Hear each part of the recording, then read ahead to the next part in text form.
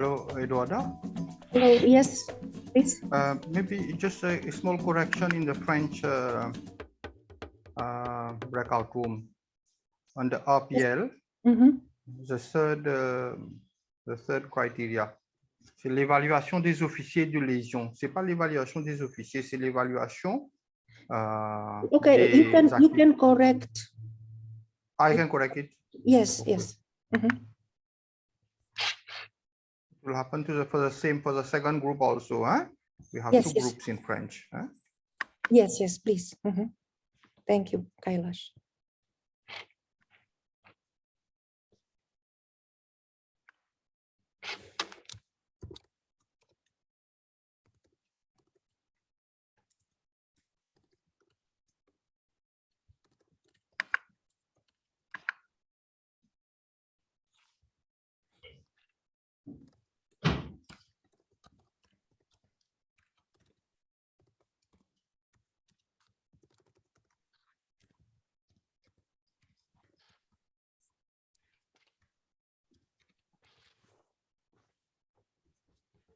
Bonjour, Abdou Malik, comment allez-vous? How are you doing, Abdou Malik? Good morning, Eduardo. Good morning, Dr. Mukwana. How are you doing? I came in a little late. Sorry, I joined late, but I'm here. Okay. We will talk during the break, Dr. Mukwana, then. Okay, thank you. Yeah, Eduardo, good morning. Good morning, Deodon. We will talk during the break. Ready for the day. Yes.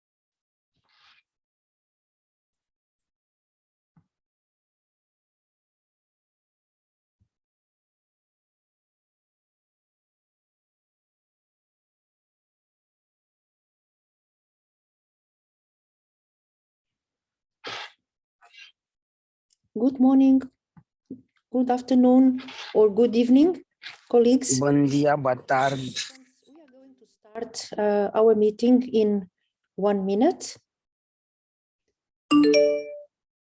Salutations à tout le monde. Soyez les bienvenus. Nous allons commencer dans 1 minute. Merci d'être là. Vamos começar dentro de 1 minuto. Obrigada a todos e todas por estarem presentes. Bom dia.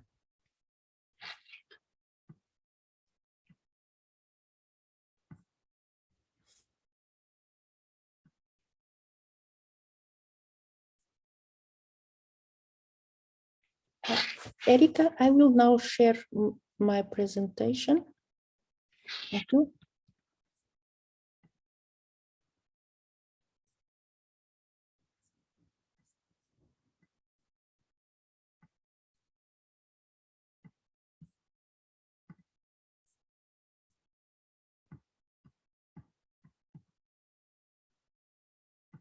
I hope you can all see it well. Yes, Eduardo, we can see. Okay.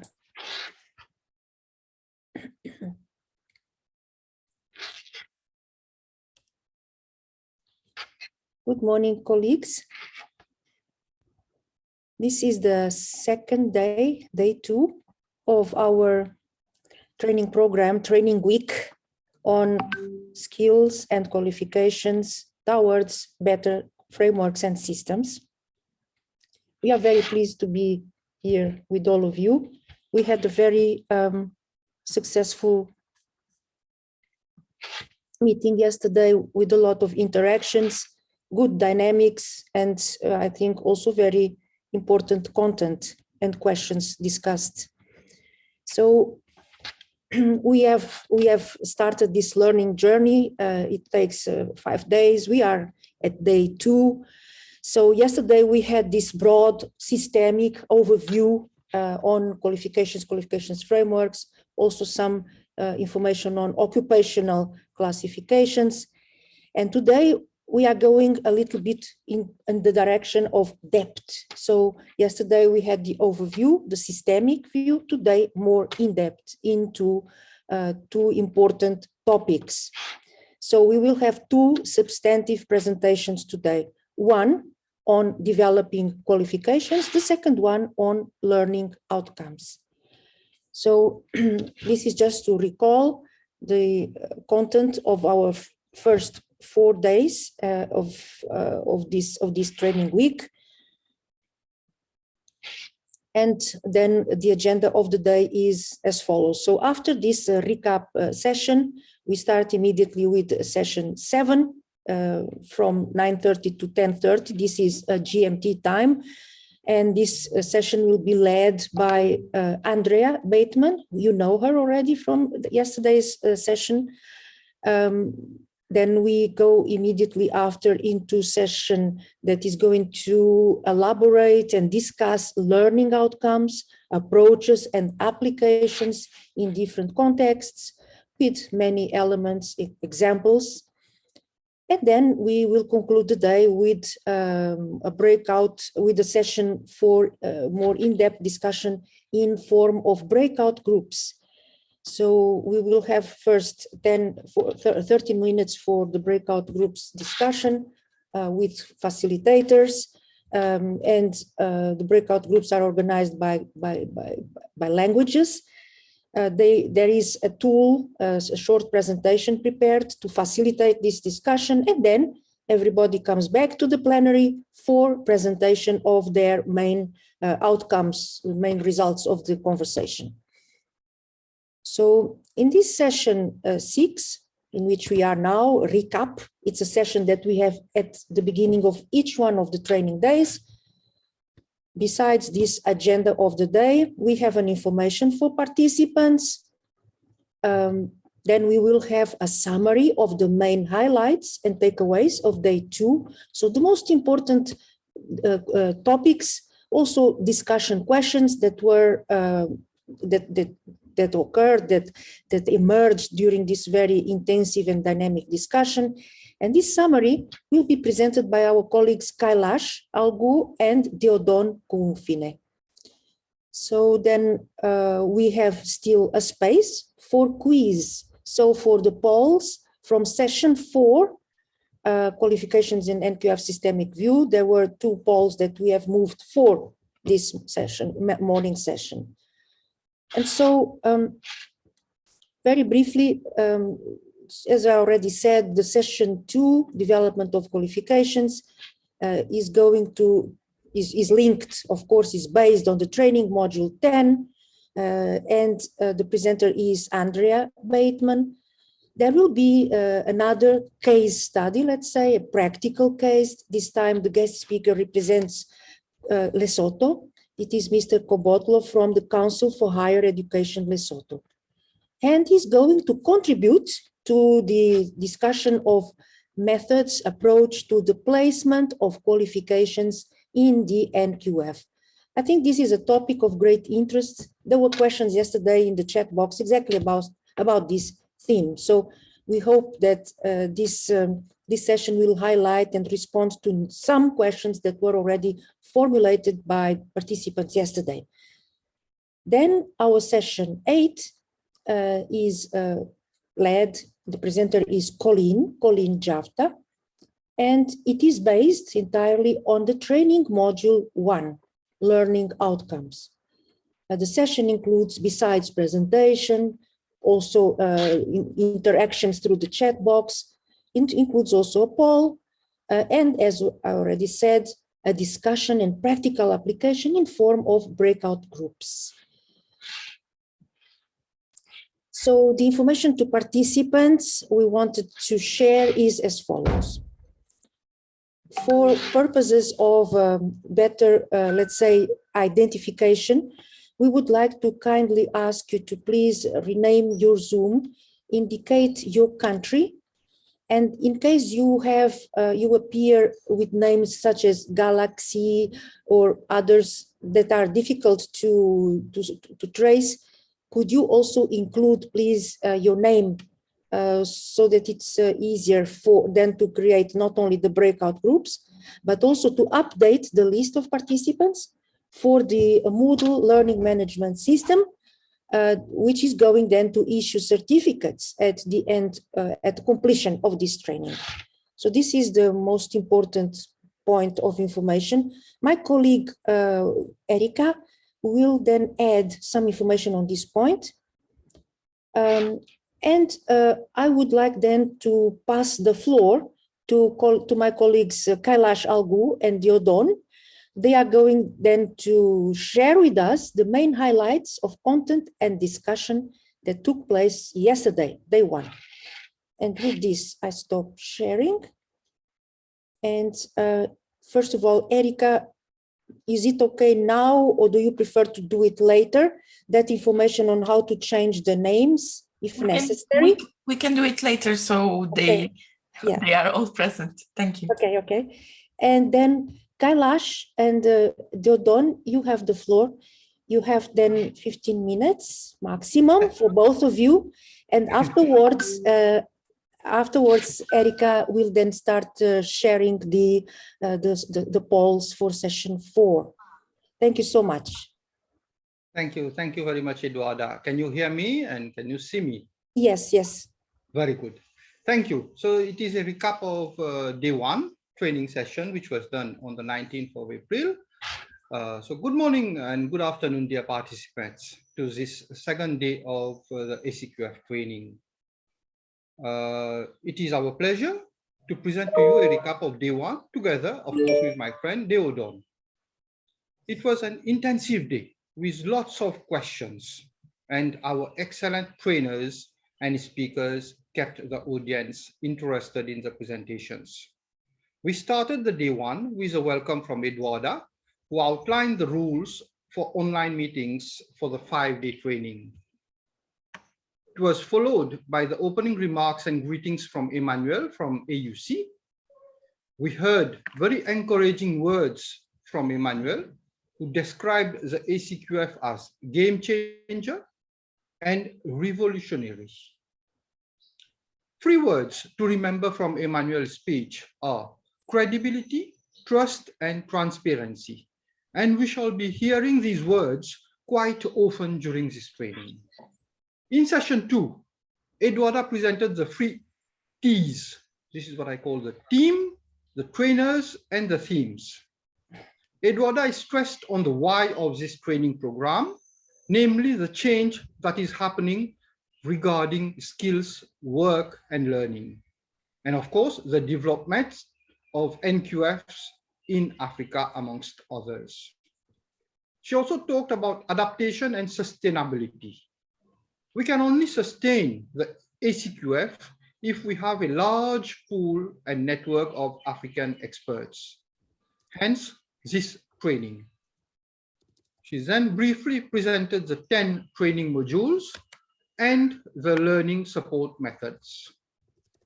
In session 3, which was co-presented by Eduarda and Dr. Mukwana, they spoke about how the ACQF creates mutual trust.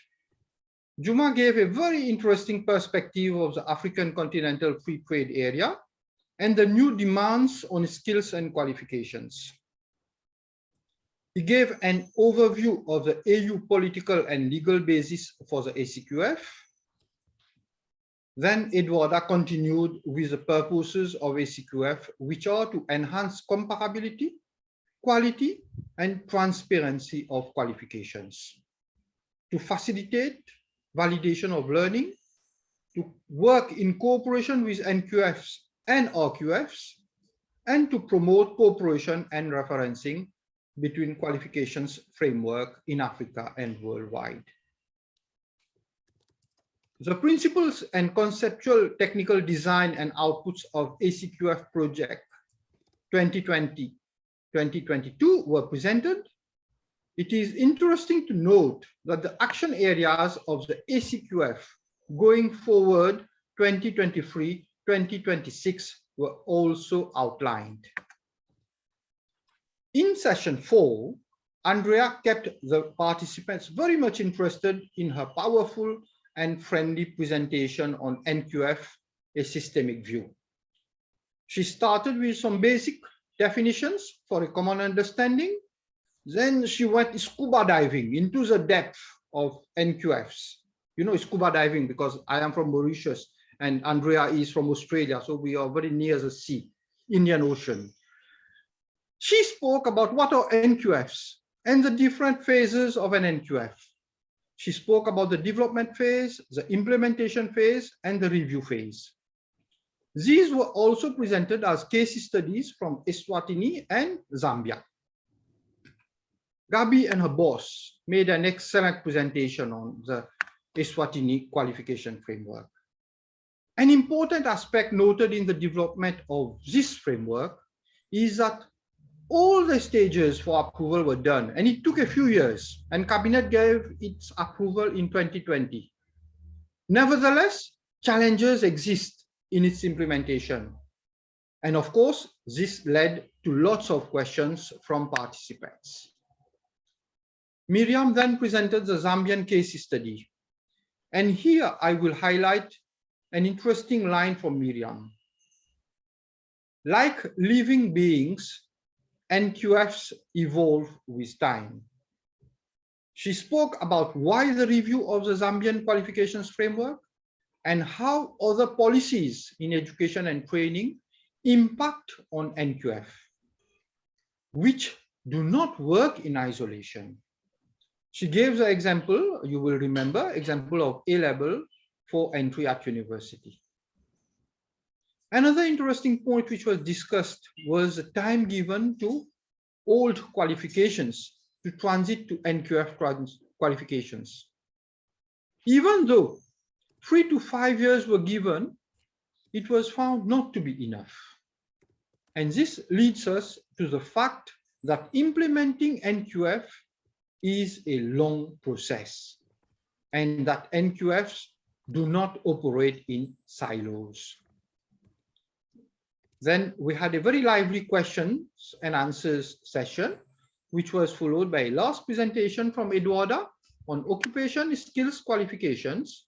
She gave an overview of qualifications of Classification and Taxonomies of Occupations. She presented the ISCO 08 from ILO, the ESCO from the European Union, and the ONET from the United States. With that, I end my presentation and I have the pleasure to ask Deodon to give you the main takeaways from day one. Thank you for your attention. Thank you. Thank you.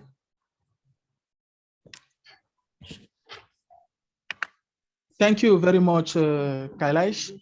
Et c'est un grand plaisir de vous présenter. It's a great pleasure to present to you what we can retain from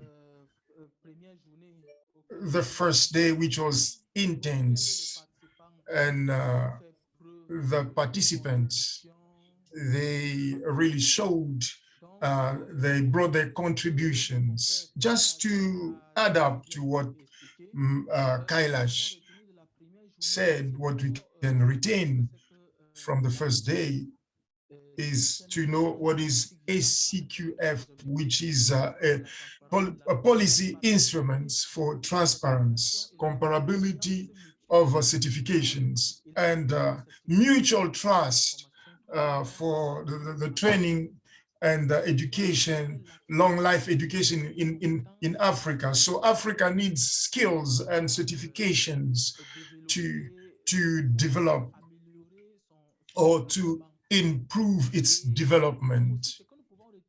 So what we can also know is that through the building of trust, mutual trust, ACQF plays an important role, because ACQF will work on comparability and also the validation of certificates and degrees, and mainly the mobility of the workforce, and working in complementarity with the framework, regional frameworks, and promote cooperation between regional, national, and African frameworks, and also in the world. What we can also retain is that the reason why we are in this training, it is to learn from one another, and also to fast track mutual trust. And what we also learned in the first day, it is the definition that was given on the national frameworks of and the NQF, and the definition of qualification, which is a system of qualification regarding the design and also national framework. We had three things: the phase of consultation, the phase official stage of establishment and adoption. And also during the intervention of Andrea, she said that the implementation should be contextualized. We can't take a framework that is existing somewhere and just copy it in another country. We should contextualize. So these are some of the points that I can bring about. So we had a very exciting first day, very enriched information. Thank you so much, Eduarda. Thank you so much, Diodon. Now the possibility to respond to some of the questions that we had yesterday in our chat box. And Andrea has already taken note of those questions from the saved chat box list. So Andrea, would you like then to take the floor and to mention the questions and also the responses, please? Thank you. Okay. Thank you, Eduarda. Just to let you know that we will answer these questions and then will not do the polls. But there's a question there from Tefo, and it was, do qualifications registered in the NQF belong to individual HEIs, higher education institutes, or are they national qualifications will all HEIs have access to them.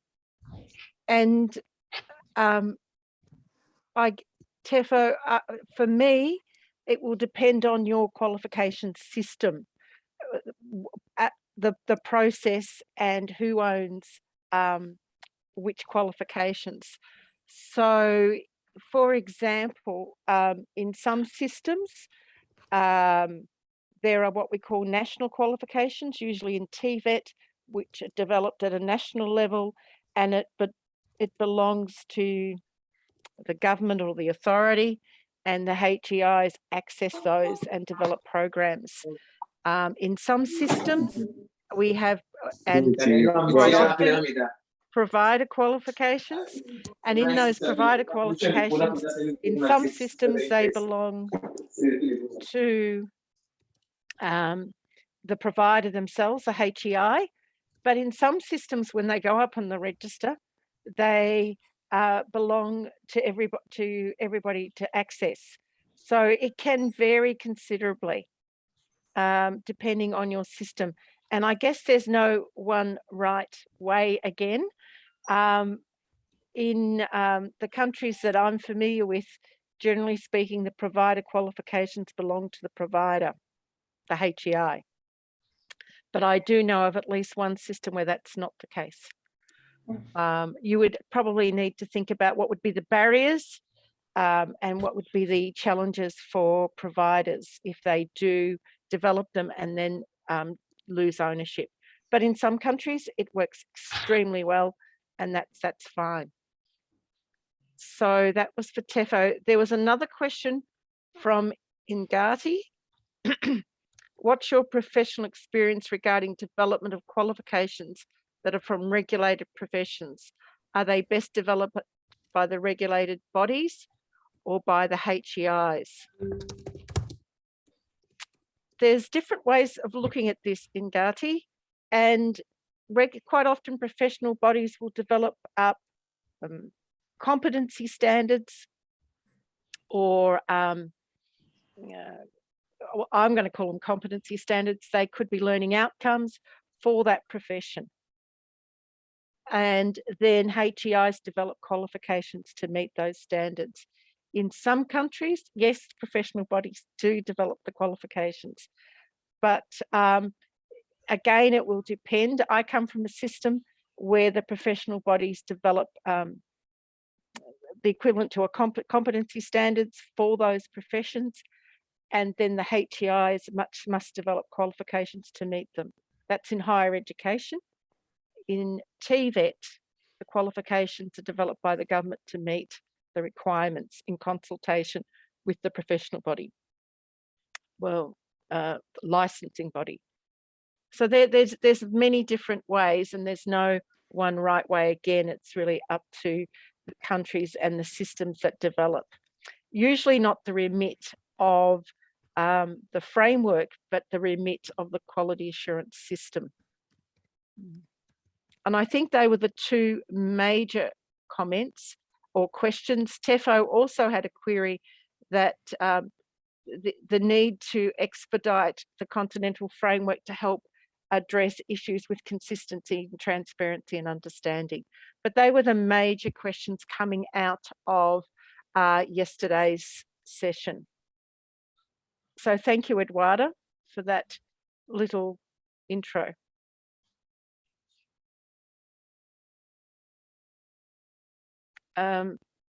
Eduardo, you're on mute. Thank you so much for noting that. So just to note one point made here in the chat box concerning, let's say, the ownership of the qualifications. You can see, for example, in the case of South Africa, it's clearly written in their also regulations. Qualifications in the register, they are national. They are for, let's say, everybody in a way. It's public good. And this happens certainly also in many countries. Yeah, that's why, for example, you can also see full information on the qualifications available in these continental or cross-country registers. So the information is there, all transparent. So thank you for Yes, this. Ireland is a clear example of it working extremely well, I believe.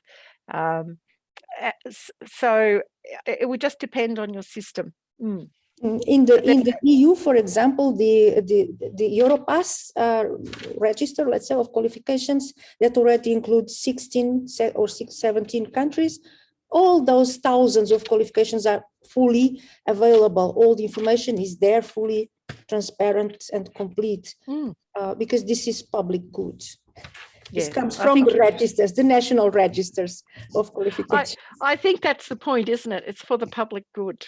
And it's for the improvement of your system and the transparency of your qualifications and international recognition of your citizens' qualifications. So, all I'm saying is that all countries vary, but the better good is a good way to phrase it. Okay. Maybe we can use this opportunity to still ask if there is any additional question regarding the content and the issues, topics of yesterday. I see a raised hand. Jean-Pierre from Cameroon, please. Thank you. Vous avez la parole. Oui, bonjour. Good morning. Yesterday, I attended to this enriching session, and at a certain time, I wanted to have some answers, immediate answers, because yesterday, Andrea, she listed some specificities. She talked about the non-obligation of a national case to lean on, to only deal with qualifications and not other areas. So in our first workshop on training with the assistance of OEF, when we're working with other actors, basic education, high school, and higher education, we notice that in Cameroon, what we can call NQF and qualification. So the specificity of Cameroon means that we should take into account all the learning situations, formal or informal education. So that's why national certification and qualification framework. So what she was talking about learning credits. She talked about European system of credits where some points were allocated. She gave some examples by country, but I also know that the European Union has put in place European credits for education and training. So I want to know, because she did not allude to that, I want to know what is the place of TVETs in the implementation of our national qualification framework, because in Cameroon, we see the higher education, but when we look at the TVETs, how to link the credits in Cameroon, we notice that 15 notional hours would be allocated one credit. So that's what I wanted to have. If you don't mind. Jean-Pierre, donc pour la deuxième question qui concerne le ECVET. So, Jean-Pierre, I want us to talk about TVET. I want to talk in bilateral. I want to explain to you that there were some changes at the European level regarding EGVET. So we will talk in bilateral. But for the first question, yes, I think that Andrea can answer. That somehow it was being suggested that the qualifications framework national does not need necessarily to address all the continuum of education and training. So could you clarify? Thank you. Okay, so for me, we talk about the education and training system. So that goes from what I would call kindergarten, 4-year-olds, 3-year-olds, through to a doctorate. So the whole education and training system spans all the formal learning. And I'll clarify that in a minute. So all I am saying is a qualification system can be a smaller component of that. It doesn't need to include kindergarten. It doesn't need to include grade 1 in primary school.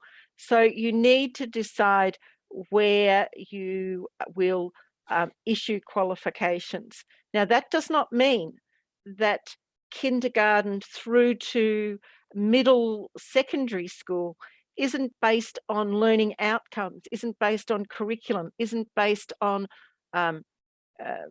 framework standards, depending on your country, what you use. But when we talk about a qualifications system, you do not necessarily have to think the whole of your education and training system.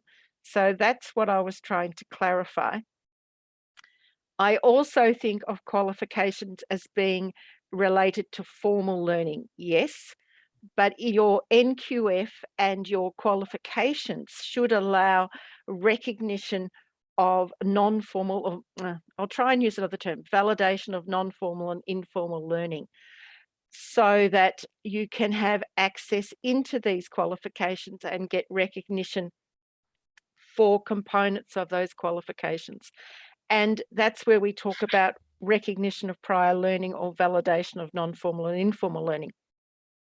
So for me, if I'm assessed through recognition processes of RPL, then I would be getting part or all of my qualification through that process. So formally recognized.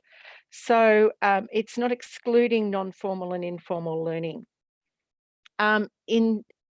Is that sufficient, Eduarda, or do I need to add anything extra there? So, merci bien. No, I think it's okay, Andrea. For the second question on ECVET, we agreed that I will talk with the team, Cameroon team, about this, because there have been some changes related to ECVET. I hope it is more or less clear. So the qualifications framework, the national qualifications framework, currently in the world, most of the qualifications frameworks national are comprehensive, but they can decide at which point and which parts of the education and training system are to be included and which are not, such as, for example, kindergarten. So but in principle, qualifications frameworks everywhere tend to be nowadays comprehensive, inclusive of all levels, the entire continuum, plus non-formal and informal modes of learning. So reaching qualifications, whatever the modes of learning. Thank you. So I see a distinction between a qualifications framework and my education and training system, and they don't necessarily have to cover both. And I don't want to confuse anybody, but I don't see the logic of handing out a qualification to a kindergarten student. Not saying they haven't achieved learning, but I think it goes back to what is a qualification, which is, again, part of the conversation today. Okay. Thank you, Andrea. But let's keep in mind that qualifications frameworks tend to be comprehensive and inclusive. That's why they are important. is to talk and to integrate, to create the permeability.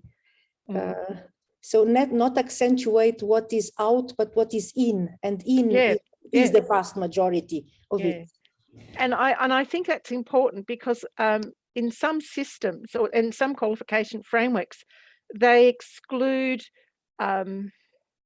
sectors that aren't seen as traditional or academic. For example, training through the ministries of labour, I see that a lot, whereas for me, that is excluding a sector that should clearly be included.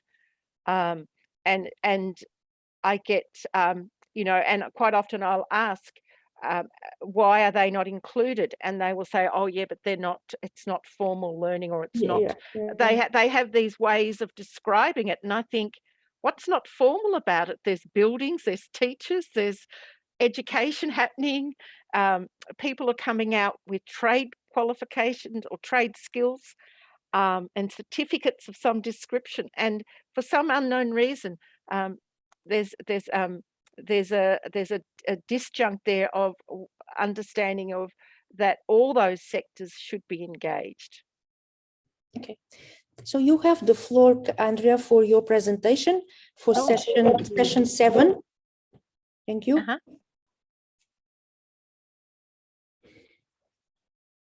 I think you should be able to see my screen. Can you? Yes. Yes. Thank you. Okay, that's good.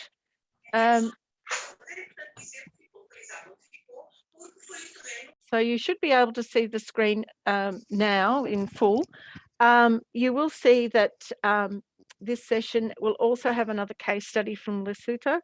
And we're very, very grateful, because I think this will be a really interesting discussion around qualifications and how we determine what they are, whether they're a bachelor or, you know, what type they are. So I think this one is something that I see as being a really important area when we talk about qualifications and developing qualifications. And you did see this slide yesterday. This slide is asking you about what is a qualification. And when I talk about a qualification, I see it as a specification of learning outcomes. So it's a document that is being formulated and developed to meet a need. And it's accredited. And I've tried not to use the word accredited or registered very much. And the reason being that what I think is accredited may not be what you think it is accredited. And we all start to bring our preconceptions to the table. So I've tried to use the term approved. And whatever that may mean within your country. And so that's what we're talking about today. And we're also thinking about what that might be. Qualifications could be, as in this definition, for example, a macro credential, so a large credential, but then it could also be micro credentials as well. And micro credentials is the topic of conversation, as you all know. And there are questions about how they can be included on your framework, what is the purpose of them, how they might be recognised, how they might be approved. But I think we need to think flexibly about what we think is a qualification. One of the things that in this discussion, I'm wanting to separate the two things. One, the qualification specification is the document describing the learning outcomes to meet a specified need.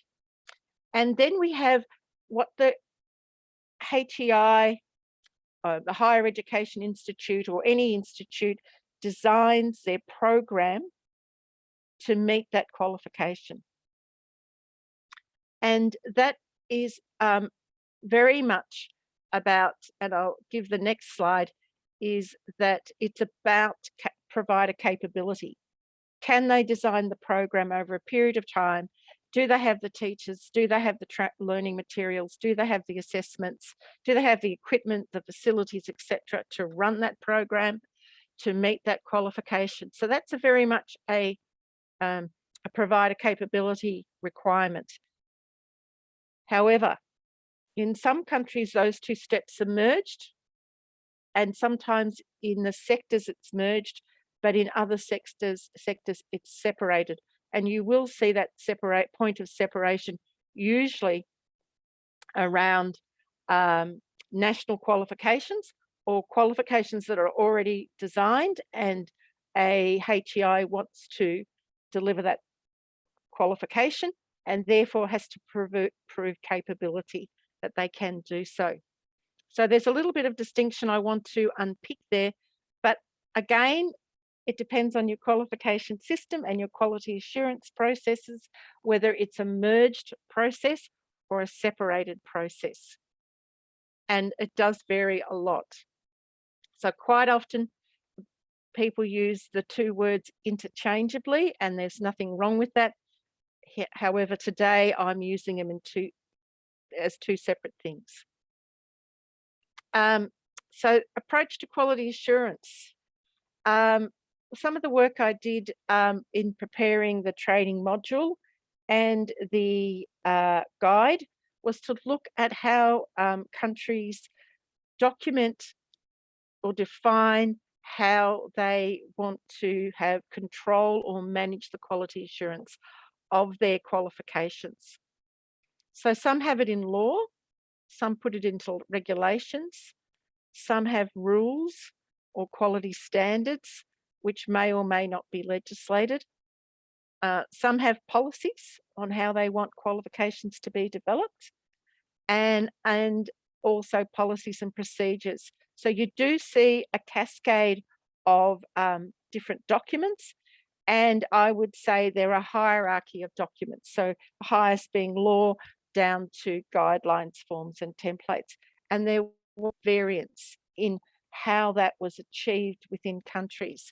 So my first question to the group today, and I know it's now a large group, is very quickly in the chat, think about your qualification system.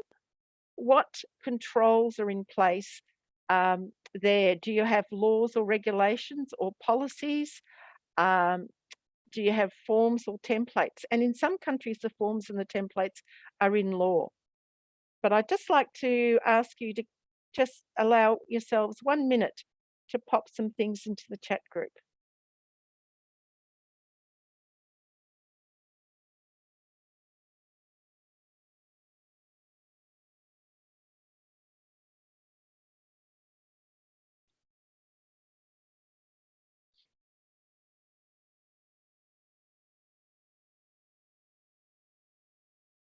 Any comments from anybody?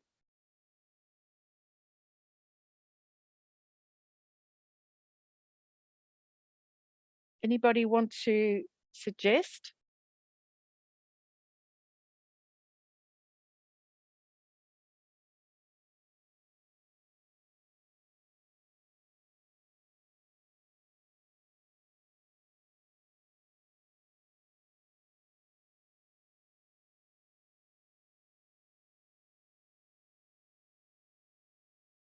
Seychelles has an act, a regulations, policies, manuals and guidelines. So you can see that cascading of documents.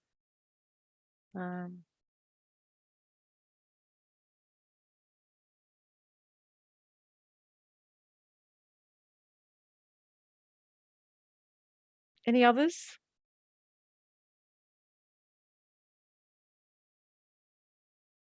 Cape Verde?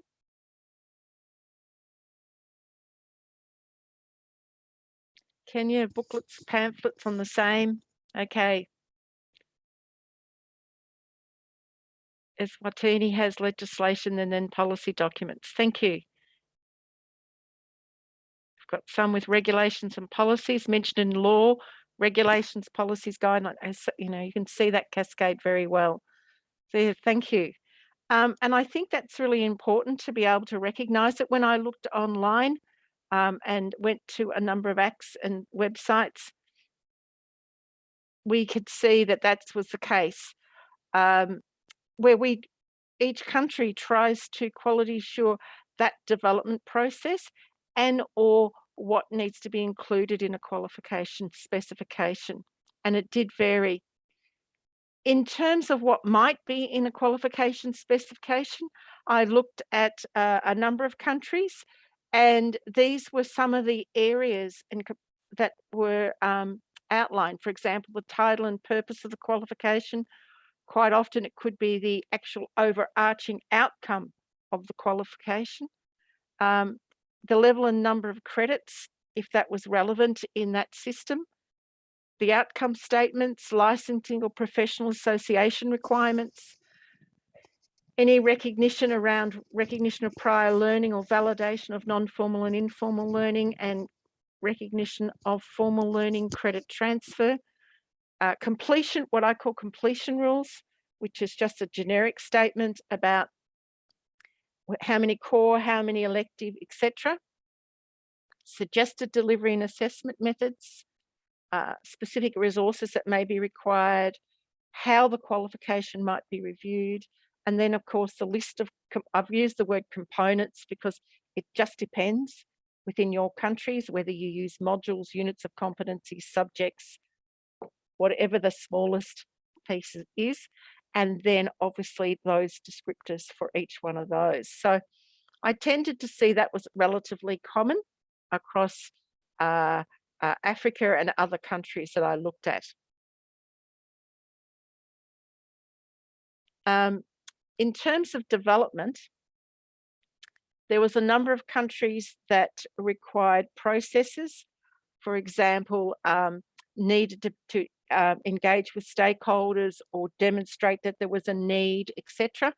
And I went looking for a generic process because sometimes the ones around TVET are very focused on job outcomes and job tasks, and then higher ed was quite sometimes less specific. So I ended up with one called the Tuning Project, which is European. And you can see that the first step was, is there a need? Is there enough interest to actually provide that qualification? A qualification profile, which could have been maybe the overarching outcomes, description of the objectives, the learning outcomes, any identification of generic and subject-related competencies, and then translating that into content and topics to be covered and structures. And then it moved into more about translating that qualification then into a program. So there was variances. I'd be interested now in the chat facility again to see if your countries have a similar process or is it different. It really doesn't matter, but we're just trying to see how it's working in countries.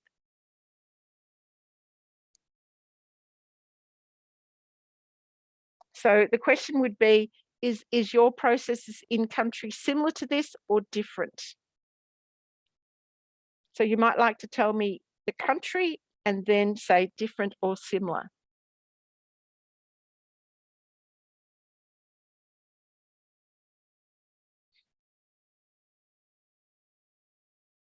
Any thoughts? South Africa, some similarities. Thank you. Any other countries?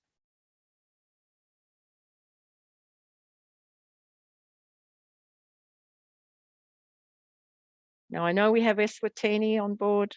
Seychelles is similar. Cameroon, there's some variances. Seychelles, some similarities.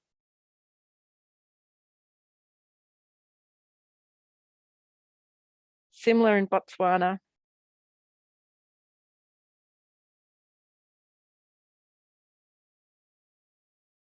Kenya is similar.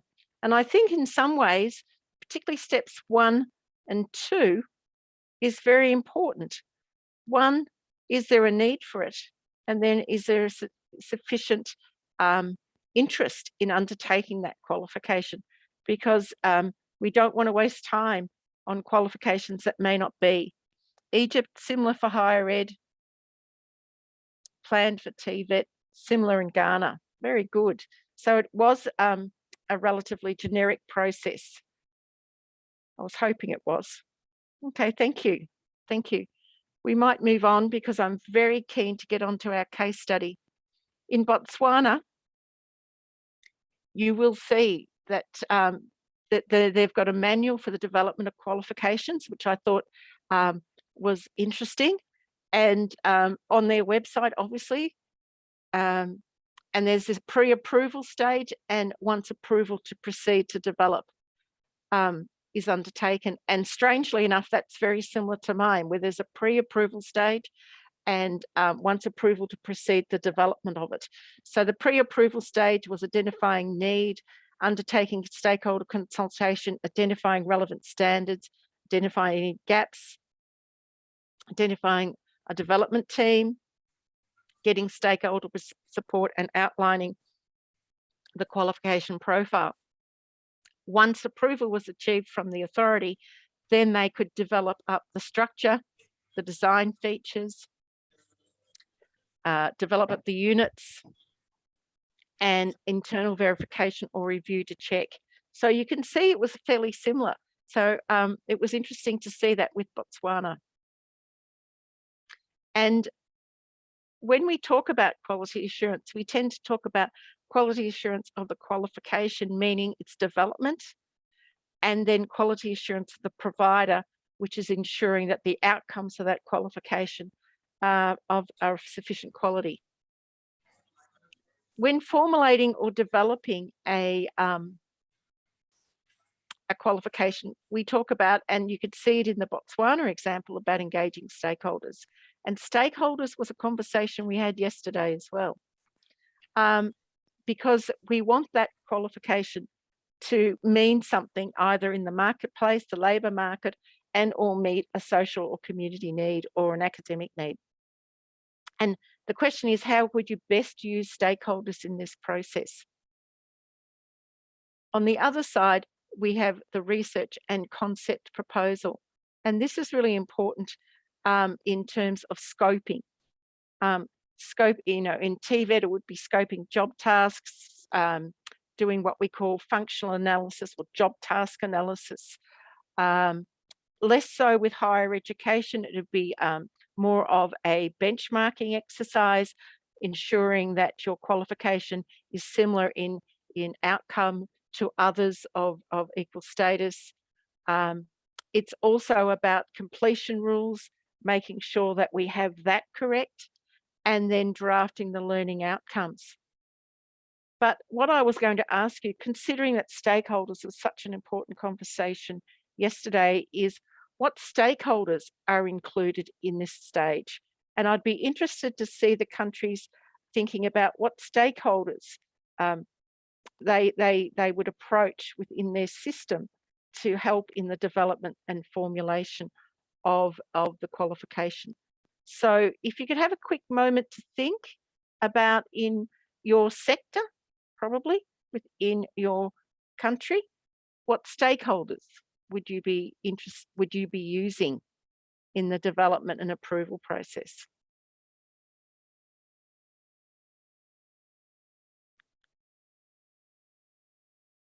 I think this is the last chat question, so don't run out of steam on me.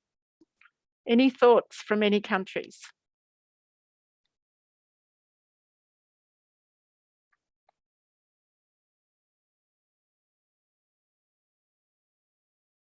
Any responses? I can't see any at this point.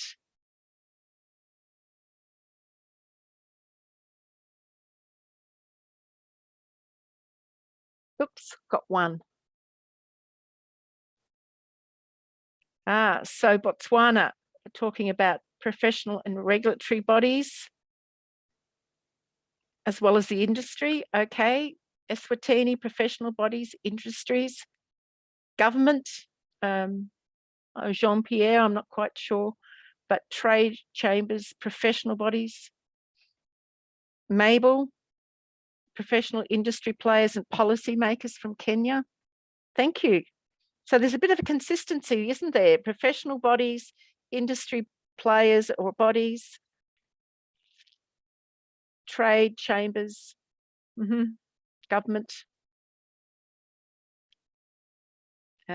Seychelles, we involve industry, professional bodies, councils, presumably industry councils or trade councils, I'm not sure, training institutions, and that's different to all the others. That's a new grouping there. TVET in Mozambique, private sector company, trades and ministries. Technical trainers, so there are a few using the institutions as well, the training institutions as well. Okay, very similar. A regulatory body, if it exists. I think, Maha, that's correct. If the qualification you're developing is to meet a regulatory need or is controlled by a regulatory body, yes, very important.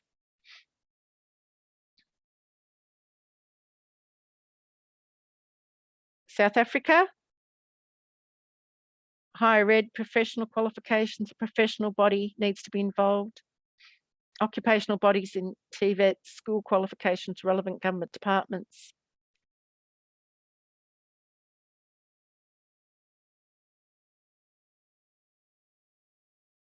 Okay. Syndicates. Consumers. Kenya, that's a new one. Where is the role of a sector skills council is from KNQA. Not all countries or all sectors will have skills councils or similar. They tend to be the developers, skills councils, or manage the development of what I would say national qualifications, but they in turn would need to consult in that process. So basically, there's a 4-step process that we've got here, though I didn't put 3 and 4 on it, I will admit. It's awful when you see an error in your own work. But they are the 4 key stages. But stakeholders are incredibly important to ensure that qualification outcome. One of the things I do want to talk about, and I need to start moving, is when we develop up a qualification, at some stage, you need to say what qualification type it is. So at what level you will locate this qualification. It could be on a complexity level 6 or 5, and whether it meets a qualification type. And this is something that is a step that is hard to find. It's hard to see. And we're going to have a poll on this, not today, but by tomorrow morning, because I want you to think about it overnight. But it's an important step that you cannot always see. And it was interesting when I was looking at the manuals around the development of a qualification about how do we know, and I'm going to use a phrase from Australia, at the end of the day, that it is, let's say, a diploma in economics. How do we know that? How do we know that it meets the qualification type diploma? And this is a really important step that I think, and I know Colleen's online, this is the one thing that I find countries find very difficult to explain in the referencing process to a regional framework. Because sometimes we don't spell out, we don't articulate how we do it, and it will vary within country across sectors. And sometimes it's not clear at all. And so we have a speaker. And if we think about it, there's more than one way of doing it. And this is a continuum, and this is what 2 ends of the continuum. You have some countries that will say, as a whole, my qualification is at the level of complexity, in a broad terms, let's say level 5, and it meets the specifications of my type. And then on the other side, at the total other end of the scale, you can use your credit point system, which is the level of your qualification and your credits. And your credits, if you use a credit point system, you know, that 1 to 10 or 1 to 34 hours, you actually have that as describing your type. And you could you could just use it as a numerical exercise. Having said that, I don't know any country that does just purely do that, because it's not just about numbers. It's about a coherent whole, a coherent outcome. And your credit points and your levels of your components, which is your smaller units or whatever, will help you make that decision, but it may not drive your decision. Now, I have a poll, but it's not going to happen until tomorrow. And your question is, in your country, how are qualifications located on your NQF? So a little bit of homework today.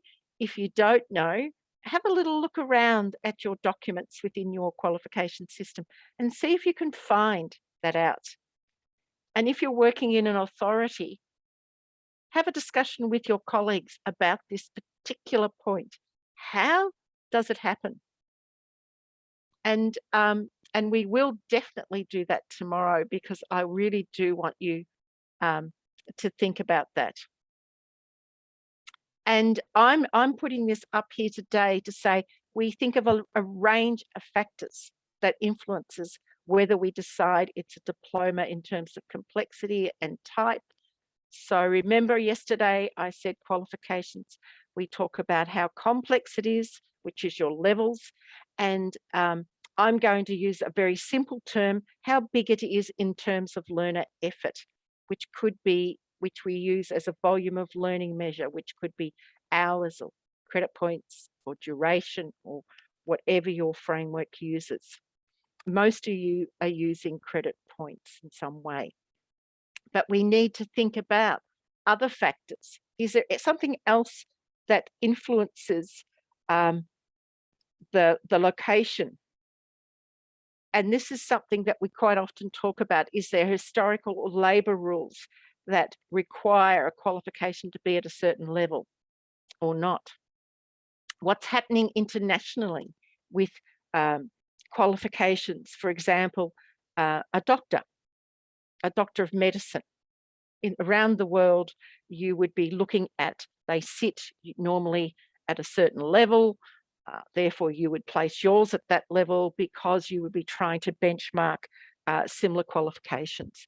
So what affects that location on your NQF is an incredibly important step. And I spent some time within the training manual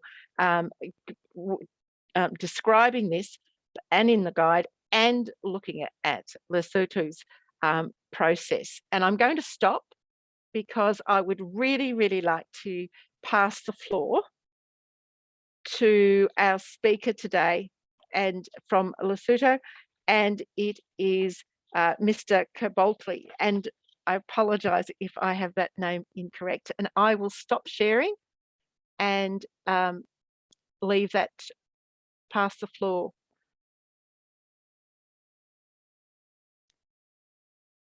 So you.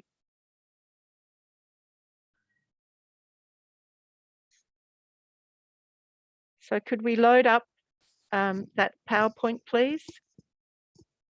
Would you like me to load it up for you? Thank you very much, Andrea. Thank you. Good afternoon, colleagues. If it's afternoon where you are and morning where it is morning. Motlalepula Khobotlo is my name, from the Council on Higher Education in the beautiful Kingdom of Lesotho. And I am here presenting on behalf of the Council on Higher Education in Lesotho. I'm trying to get the presentation loaded. If you like, I can load it for you and you can instruct me. Would that help? That would work perfectly, yes, please. Thank you. We've not met before, but we're doing okay. You should be able to see it, I think, now. Is that correct? Yes, indeed. Can we put it in a presentation mode? Yes, I think I've got that. Is that correct? Yes, yes. Okay, will you okay, you give me instructions.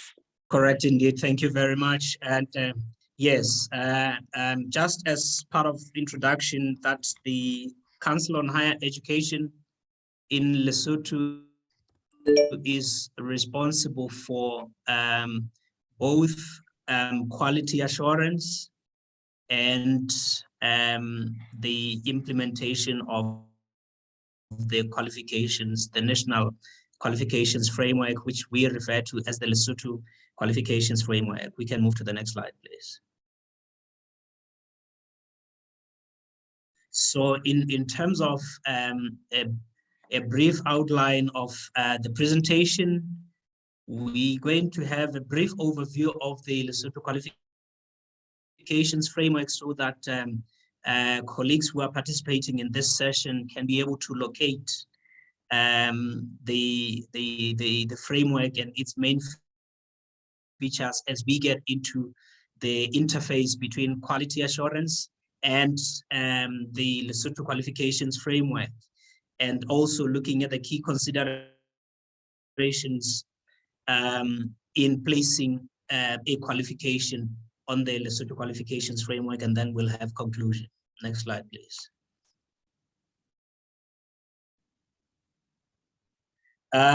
So the Lesotho Qualifications Framework, maybe it's also important, Andrea, just to indicate that as Lesotho, we are fairly new in implementing the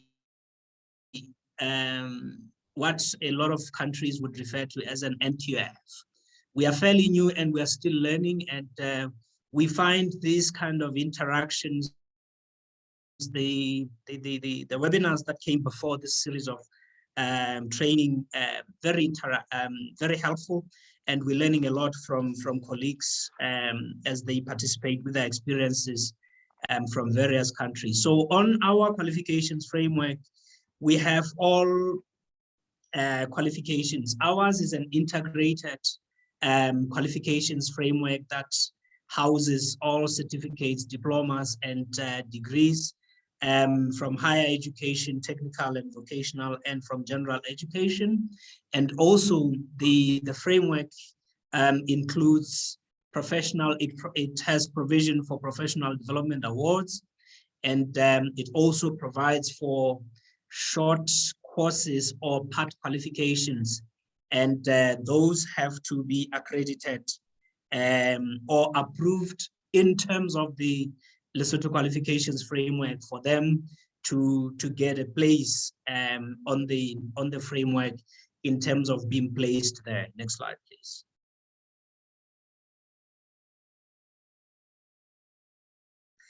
Yes, here we have just a summary of the qualifications framework, and just running very quickly through it so that colleagues have a sense. It's a 10-level qualifications framework with academic / professional track, then technical and vocational, education and training track, and then credit values on the extreme end columns. And it is in line with the SADC qualifications framework. It is aligned to the SADC qualifications framework. Of course, the rigorous process of alignment, we are still in that process towards getting an approval, an official approval from the SADC Secretariat. But in terms of general alignment, we can comfortably say this qualifications framework is aligned to the SADC qualifications framework. And what we have here are the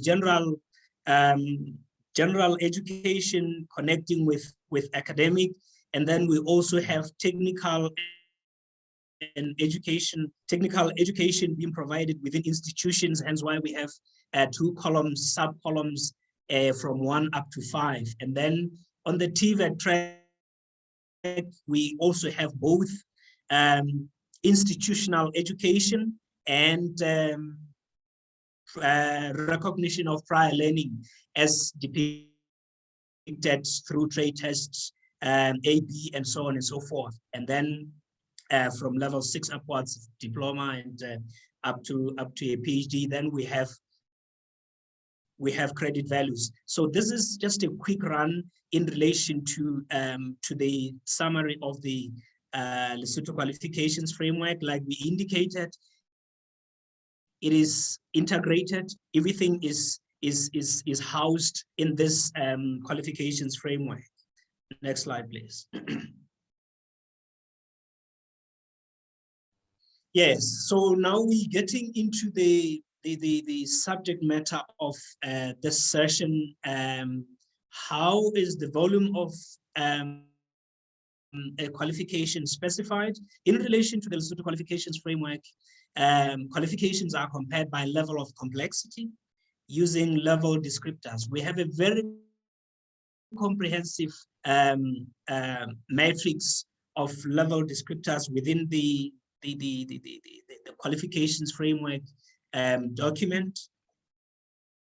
And where this level descriptors focus on knowledge, skills, and competencies.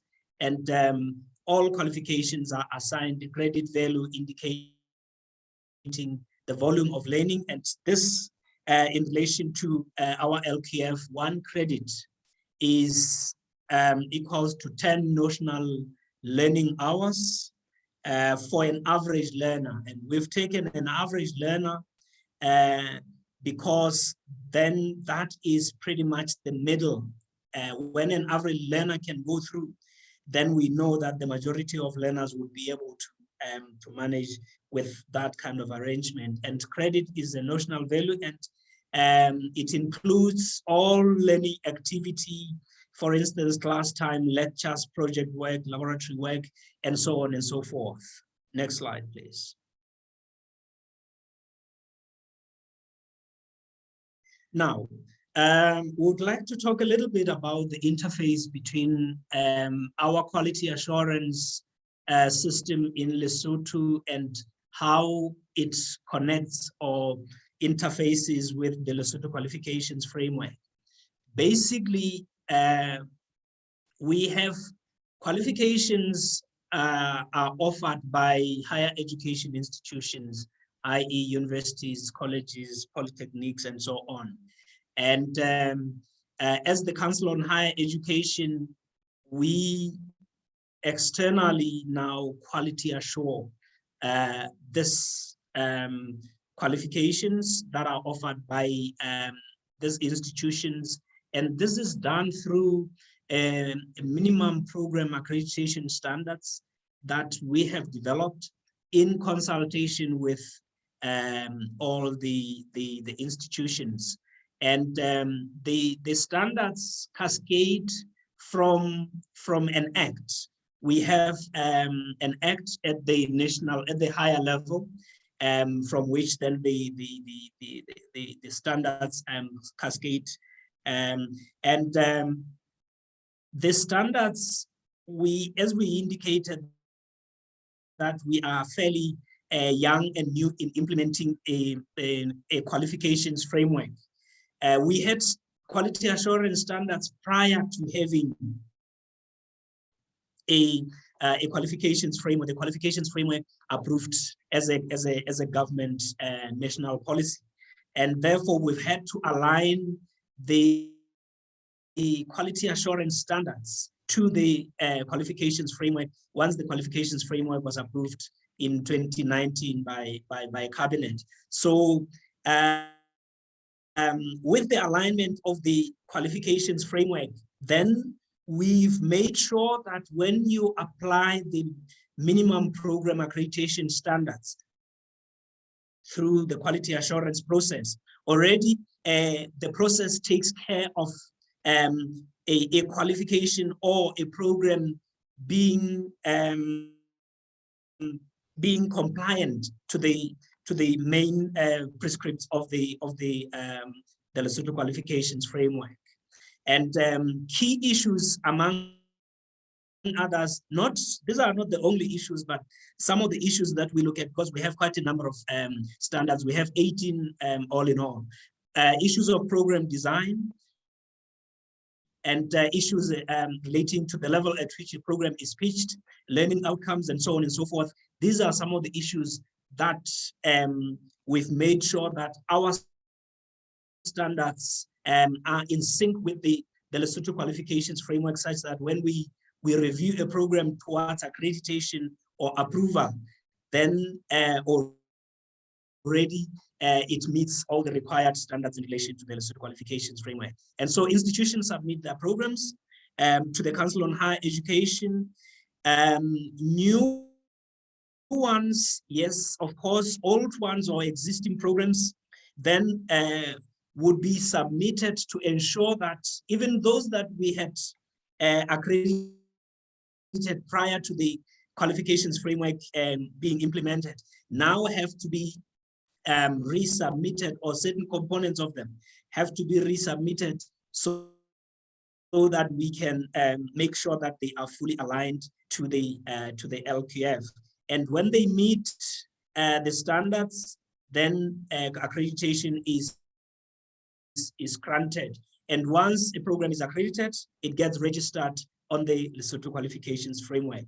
Because having gone through that process, that is already itself aligned to the LQF, then we are comfortable and confident to register such a qualification once it gets accreditation. Next slide, please. Yes, the issue of learning outcomes, we've noted that it is going to be a subject for the next session, and it's quite critical and central to the process of placement of qualifications on the qualifications framework. The learning outcomes are critical because they provide information on the knowledge, skills, and competencies that will be achieved on successful completion of a qualification. And therefore, it is critical that all qualifications on the LQF specify learning outcomes appropriate to the level descriptor and specific to the qualification. So we look at when an institution submits, we look at their submission, we look at the content of the program, and among other things, we look at the learning outcomes and relate the learning outcomes to the level descriptors in the qualifications framework, such that then we can be able to say that, yes, indeed, this level descriptors, or rather this learning outcomes are aligned to the level descriptors at the level at which the provider of the qualification wants to pitch it.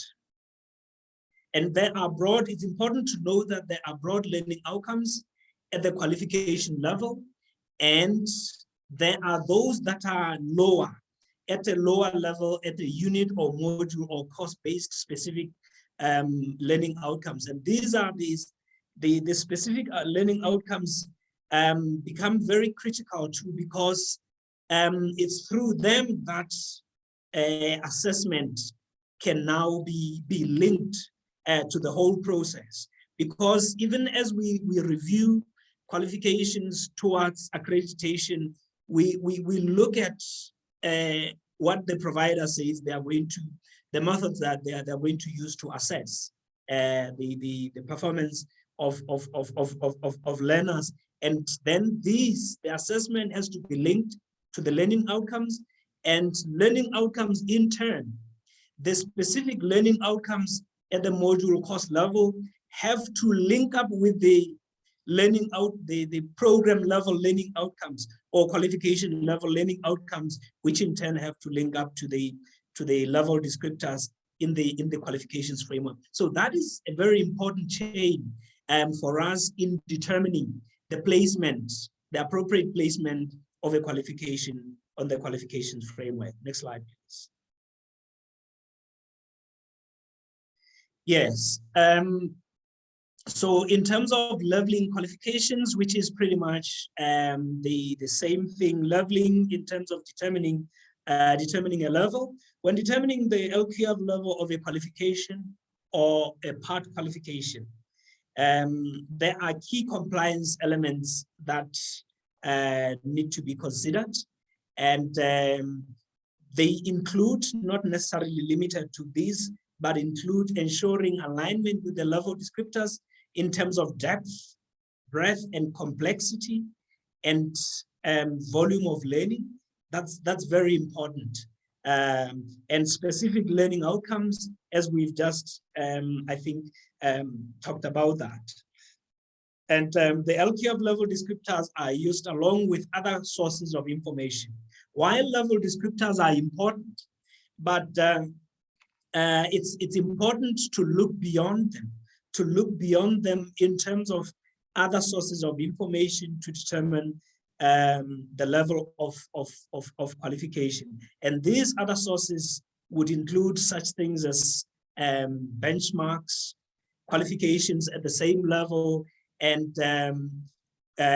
comparable qualifications on other frameworks. So that process and exercise is very important.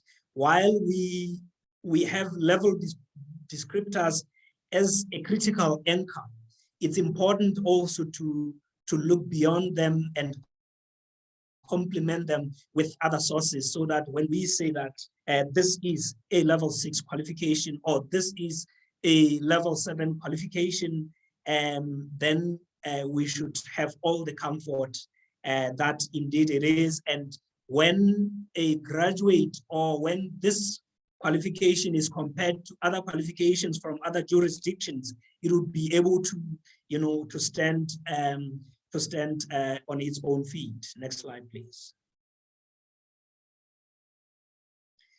Yes, and continuing with regard to leveling, determining the level of LQF is influenced mainly by the learning outcomes, as we've indicated, and assessment methods, and other factors such as complexity and depth of knowledge and understanding, and degree of independence and creativity.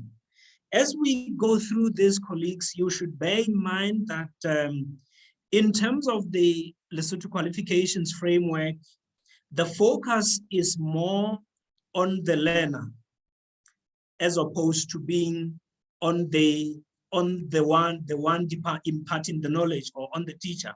The focus is on the learner. Therefore, it's critical for the learner to demonstrate knowledge and understanding at the end of a process, a teaching and learning exercise that leads to a qualification. So the complexity and depth of knowledge and understanding becomes important, and the degree of independence and creativity and range of sophistication in application and practice, and the role taken in relation to others in carrying out tasks. That would be having gone through the teaching and learning process. Does a graduate, at what level would a graduate come in relation to this key point?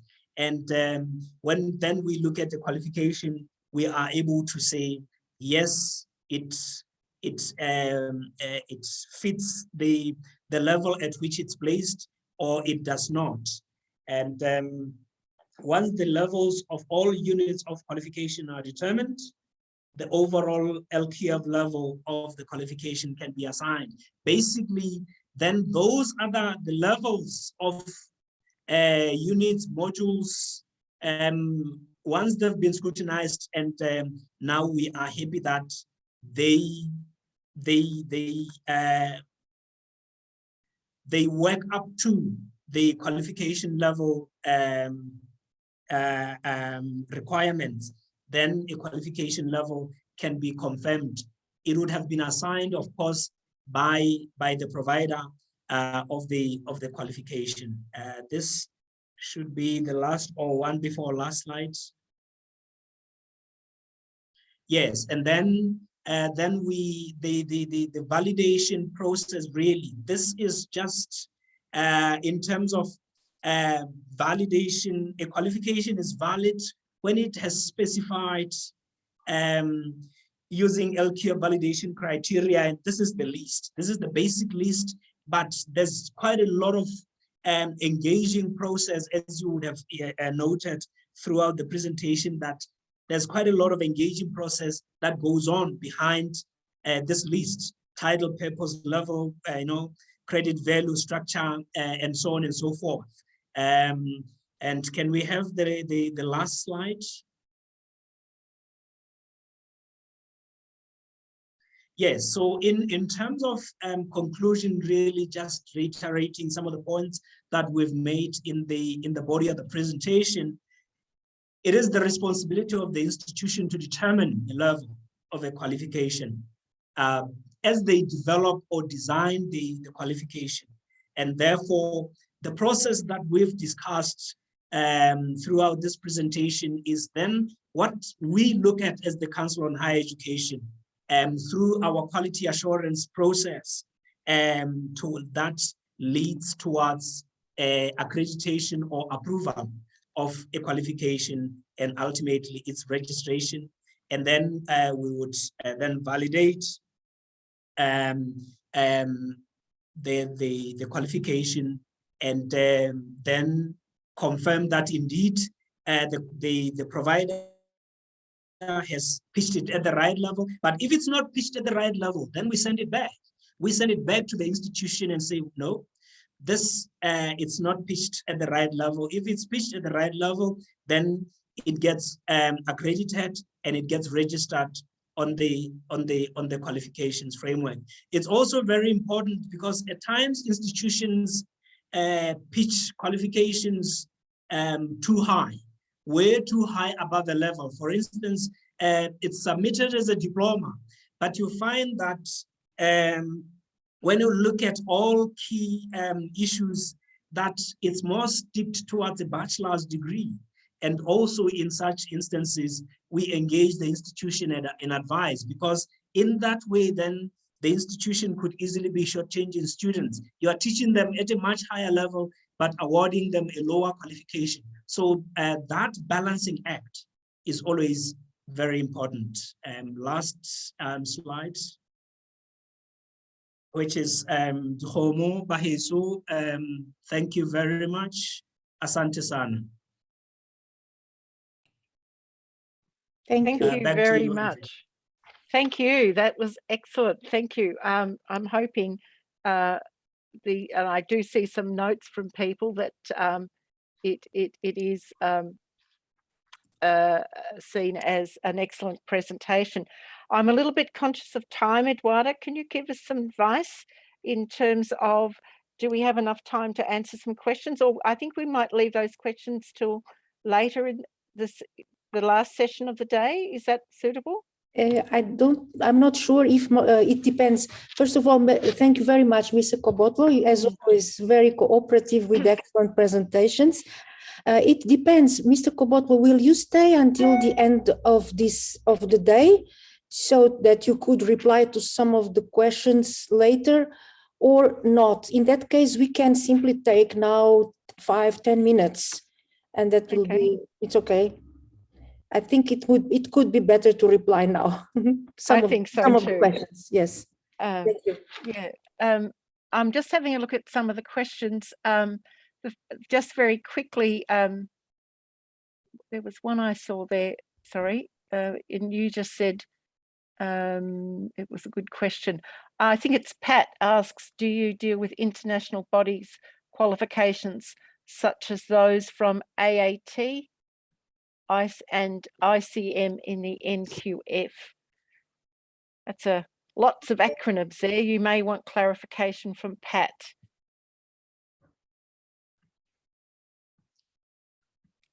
So, do you deal with international bodies? I think, Andrea, if we can take a few yes, questions so that when we answer them, we respond to a number of them. Yes. I think that's probably the main one. There are several in the chat box. Yep. For example, how the question related to the, there is one fundamental question, as always. It was explained in the presentation, but maybe Mr. Kobotlo would like to accept to give a compliment. It is about how do you link the level descriptors and the learning outcomes? The question from Tunisia. But then, yeah, a couple of questions. And we also have at least one participant with raised hand, notably from Ghana, is Isaac. Isaac, do you want to ask your question and then? Yeah, thank you. My question is, he mentioned that institutions determine the level of the qualifications they submit for review. So does it happen that sometimes after the review, a different level will be assigned? And if it happens, so how do they handle the possible resistance that will arise?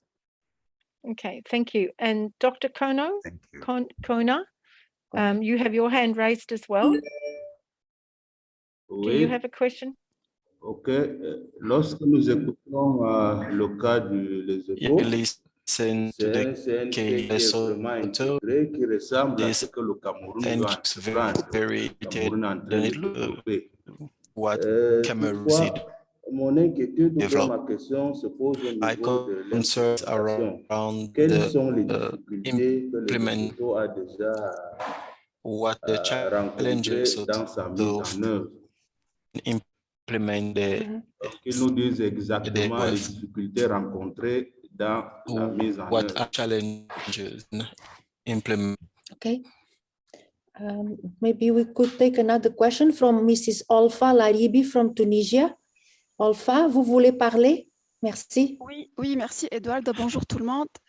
Déjà, je vous félicite pour cette session de formation et pour la présentation du Lesotho, c'est très riche. En fait, ma question, parce que c'est le grand débat en Tunisie par rapport au cadre national tunisien, lors de la présentation, ça a été mentionné que le cadre, il intègre les diplômes, les degrés, certificats. En plus, il y a la formation de courte durée ainsi que les qualifications partielles.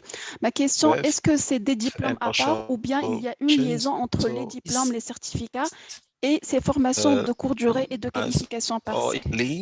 Merci.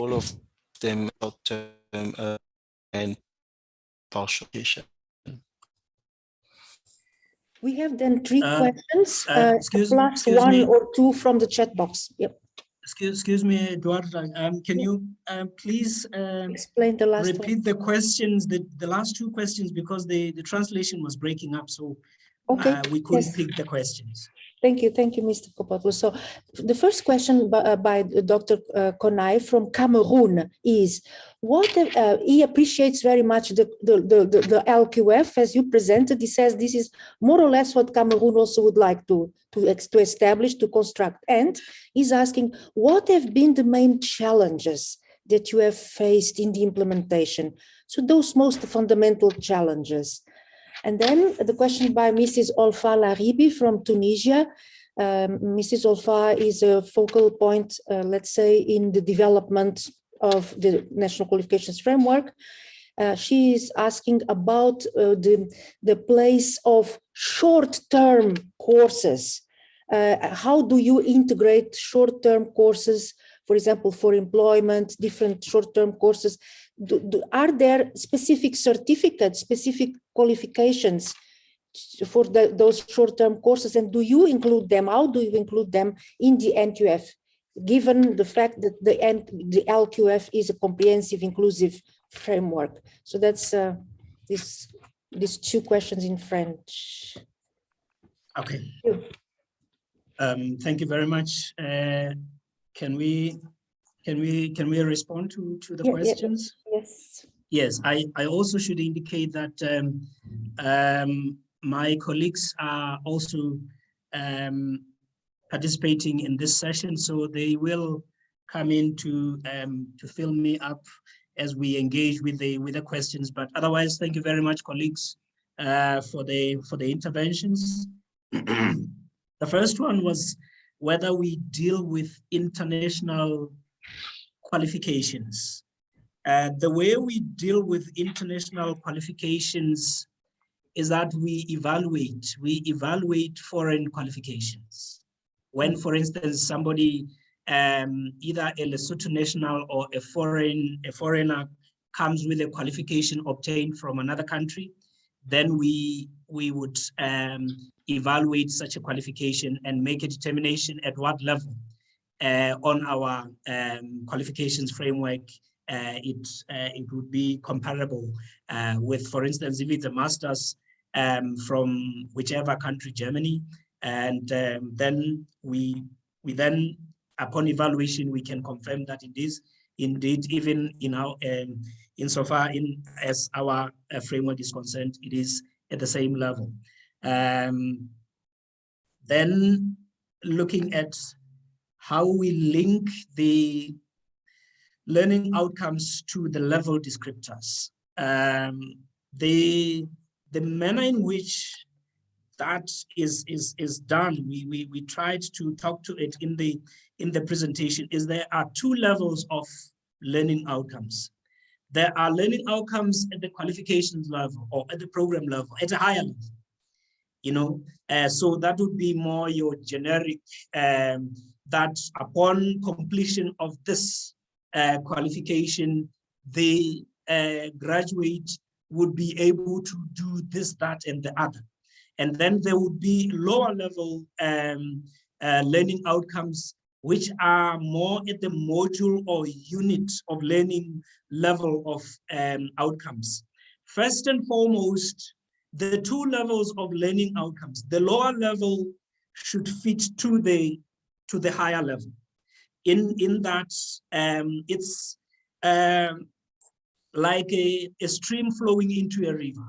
You know, when you have a number of streams flowing into the main river, so the lower level learning outcomes would be your stream kind of flowing into the main ones, because they should fit into that one. And then the higher level learning outcomes, the way we look at them is then they have to respond and connect with the level descriptors, because the level descriptors are basically indicating that for a level 7 qualification, then a graduate has to be, you know, if they describe the form and shape of a graduate coming out of a qualification at that level. So that is how we look at, we link those two. Then after review, can a different level be assigned? Yes, our review is quite, how do I say this? Our review is, it's engaging of institutions. We engage with institutions, and upon engagement, as during the process of review, then a level, when a level is, a different level is assigned, then the institution would either have to go back and review their submission, or take the reassigned level, but they cannot continue as if nothing has happened. So basically, that is then how it would go. If, for instance, they would have submitted a qualification as a bachelor's degree, and upon review, then a diploma is assigned. Then we don't just condemn them to that level. That's where the kind of the engagement comes in, and then they might want to go back and say, no, we want to go back and review and relook at this, and then resubmit. In terms of the challenges that we've come across, we coming across quite a number of challenges. Like we indicated, we are fairly new in this space, and we're still grappling with some of these challenges. Perhaps one of the first would be in relation to the last question, because the last question was saying placement of short courses. We haven't placed short courses yet, and therefore we still it's an area that we're still grappling with in terms of how we'll place them. We have a general idea, but in terms of having, you know, the concrete, real road posts, very clear posts that we've yet to get to. That is one of the key challenges. The other is ensuring that everybody comes on board, every stakeholder. The presentation by Andrea talked about stakeholders and their importance. When you have an integrated framework and you wanting to ensure that everybody comes on board in terms of implementation and appreciation of the framework, that in itself remains quite a challenge. And also learning from the masters, learning from those that are ahead. Because as you start, at times you make expensive mistakes, and we try to avoid those by engaging on these platforms. This is why we engaged, we indicated at the beginning that we've benefited a lot from this kind of engagement and from interactions with our colleagues in the SADC region and in Africa in relation to this platform, ACQF, and the SADC committee dealing with qualifications framework, our neighbor here, Republic of South Africa, and you know, a number of other players. So we keep learning from colleagues how they've dealt with these issues, but there are, of course, quite a number of challenges that we come across. I think we've dealt with the last question in relation to the short courses. We haven't yet got into that, even though our framework that does provide for that. We are only in the process of developing the standards for short courses, and it's only when we are done that we'll be able to be in a position to say concretely how we deal with them. I just would like to check if my colleagues would like to add to what I've said. Colleagues? Hello. Hello, Dr. Ford. Yes, ma'am. Yes, ma'am. You may proceed, colleagues. This is my colleague, Mrs. Muima, Director, Quality Assurance and Standards. Over to you, ma'am. Thank you. Thank you. I think I just hello everybody. Hello. Masitako Muima from Lesotho has indicated. I think one of the major challenges that we are meeting is actually now to have an interface that connects the program with the qualification.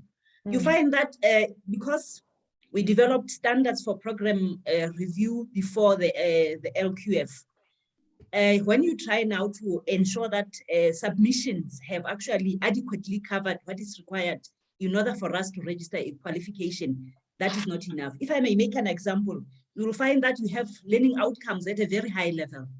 And then you have a set of modules or courses which are listed and they don't have learning outcomes.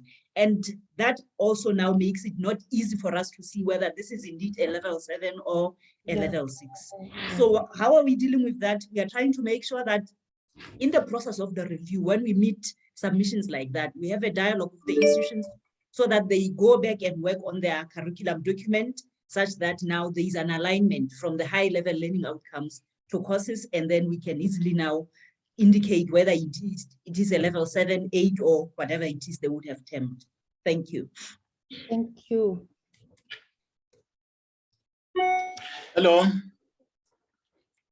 Yes. Please. Yes, Dr. Duffy, you may proceed. This is my other colleague, Dr. Ndlapo, responsible for the qualifications framework. Over to you, Dr. Ndlapo. Okay, hello everyone. My name is Ndlapo, like it's been mentioned. We have quite a number of challenges. I don't think we'll be able to list them all here, but I'm just going to list the 2 of them that are common. Because it has been mentioned that the Lesotho Qualification Framework encompasses all the qualifications. You'll find that we have about 3 sectors in the country.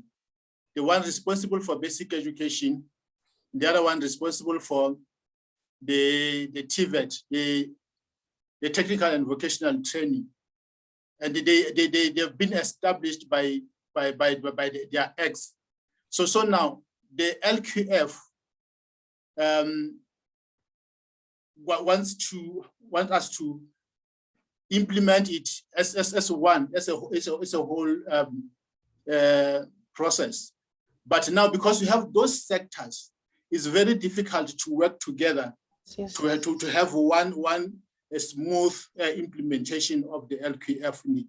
The other one is the issue of fees. That one is multifaceted, because when we deal with verifications, especially, there are fees that are charged.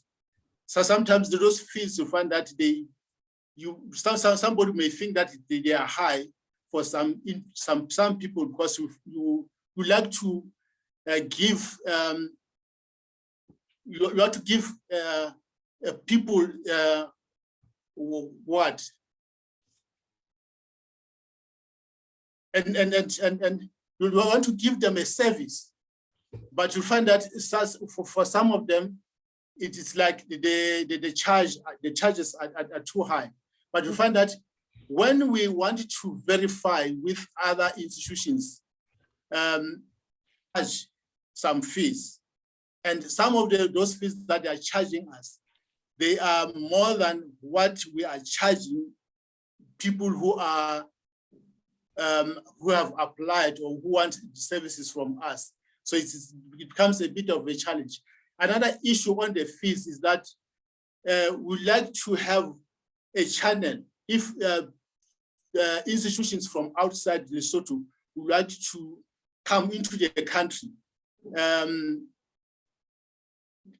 think it would be better if they come through the Council on Higher Education. But the problem is that there are so many authorized and unauthorized institutions that are doing verification.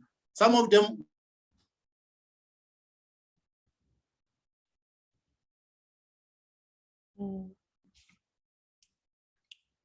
maybe it's broken for a little while. In principle, we would like. Okay. Thank you.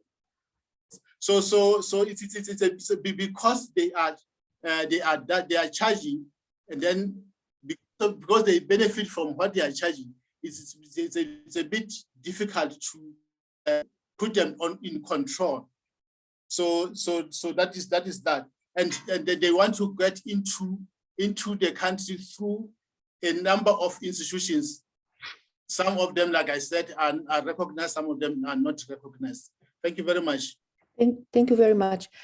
In principle, we would need now to close this session to start the session on learning outcomes.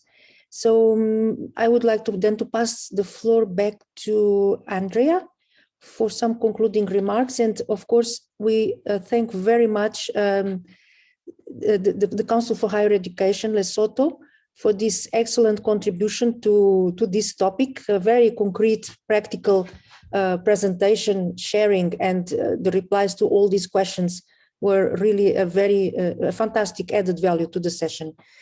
So, Andrea, would you like to then conclude?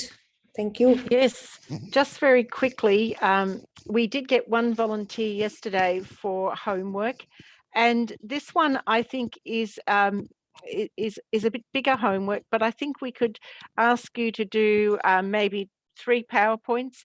Imagine you're explaining your quality assurance system to me from Australia late at night, and I need it very simply. So what does your qualifications framework look like? How many levels? What qualifications are on the framework? Whether it's has a credit base description or duration? Who are the responsible bodies for quality assurance within your country? And it could be multiple quality assurance bodies.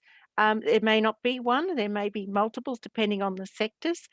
And the critical question is, how do you quality assure that formulation and development of the framework? So any volunteers, let Eduarda and myself know.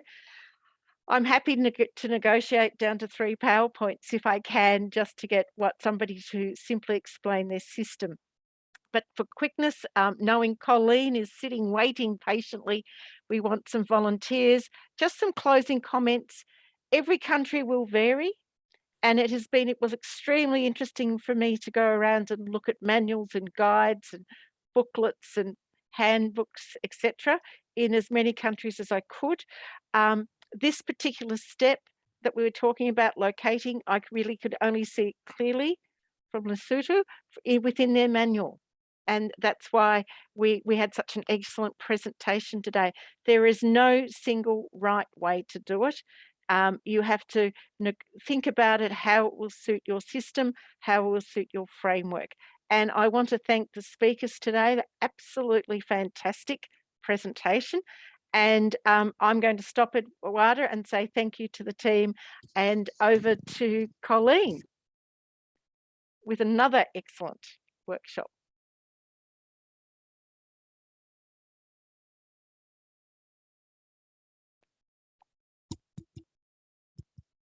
Yeah, thank you very much, colleagues.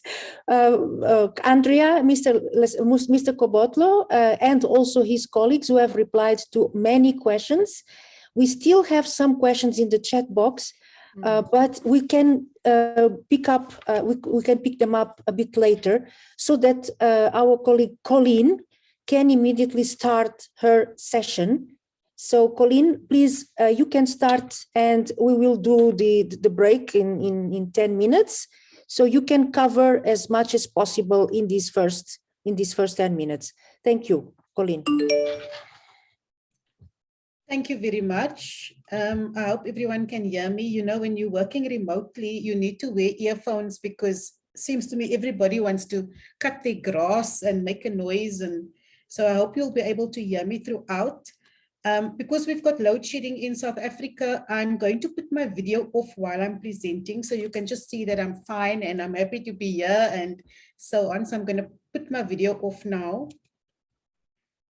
So this session is about learning outcomes, and I'm very glad that Andrea has already set the scene, and also our colleagues from Lesotho.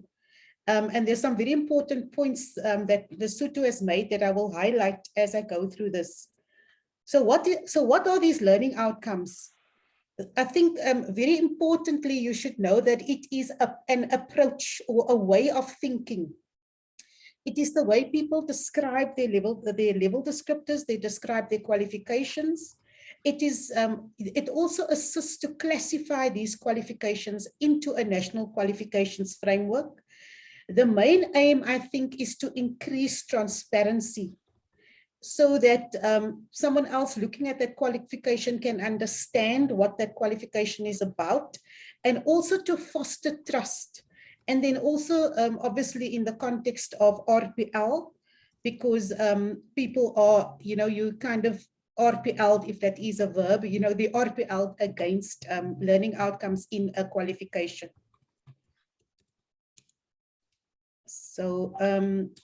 But my presentation will cover the key elements of learning outcomes, the various applications of learning outcomes, and then I will also be taking you through some clear formulations of learning outcomes in qualifications. Then we will talk about the issues and solutions, because with something as complex as learning outcomes, there are bound to be some issues with that. Then we will look at what is the link between the learning outcomes and the African Continental Qualifications Framework. And then we will conclude the session with a group exercise. We will be splitting into 8 breakaway groups. So if you remember nothing about what I'm telling you today, I would like you to just remember this one thing. If somebody asks you what is a learning outcome, all you need to say at the most basic level, it is what a learner knows, understands, and is able to do. Very, very basic. And then we can build from there. But at the basic level, that is what it is. Now, I'm looking at the definitions of learning outcomes, and in each country, you will have you will have specific definitions, but your basic definition, your core of what the learner knows, understands, and is able to do is there. You can see here, I'm using two examples, one from CEDEFOP and the other one from the Addis Convention, and the core is there. It is a result of what a learner knows, understands, and is able to do. And then the CEDEFOP definition just goes into a little bit more detail to say that the learning outcomes can be either achieved formally, non-formally, or informally, but the basic is there. So when people are saying, we made a shift to a learning outcomes approach, so what does that actually mean? So here you have this graduate, he has this qualification, and what does it mean when someone says we've moved towards a learning outcomes approach? I think a key question is, we are not so much interested in what did this graduate do to get this qualification. Did he do geography, mathematics, English? We're not really, it's important, but we are more interested in, so yes, you've done English, you've got the mathematics, you've done these subjects, but what can you actually do? How can you use what you've learned? What can you do now that you've got the qualification? That is the main, I think, a shift. It's away from what was taught to what did you actually learn. So it is a more learner-centered approach. And where we find evidence of these, of what the graduate is able to do, we can actually look at the learning outcomes in the different contexts. And something very important that Lesotho mentioned in their presentation, when someone asked the question, how do you differentiate between the learning outcome and the level descriptor? And I'm very glad that when Lesotho responded, they said that the learning outcome, there's a learning outcome at the level of the level descriptor, and then there's a learning outcome at the level of the qualification. So these are all learning outcomes. So it's not a learning outcome versus a level descriptor. It's learning outcomes in level descriptors, learning outcomes in qualifications, learning outcomes in occupational standards. It is all a learning outcomes approach.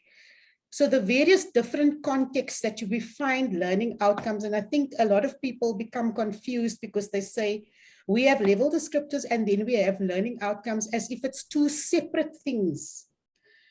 These learning outcomes at the level of level descriptors, it is a type of learning outcome or how the learning outcome is used at the level of the framework.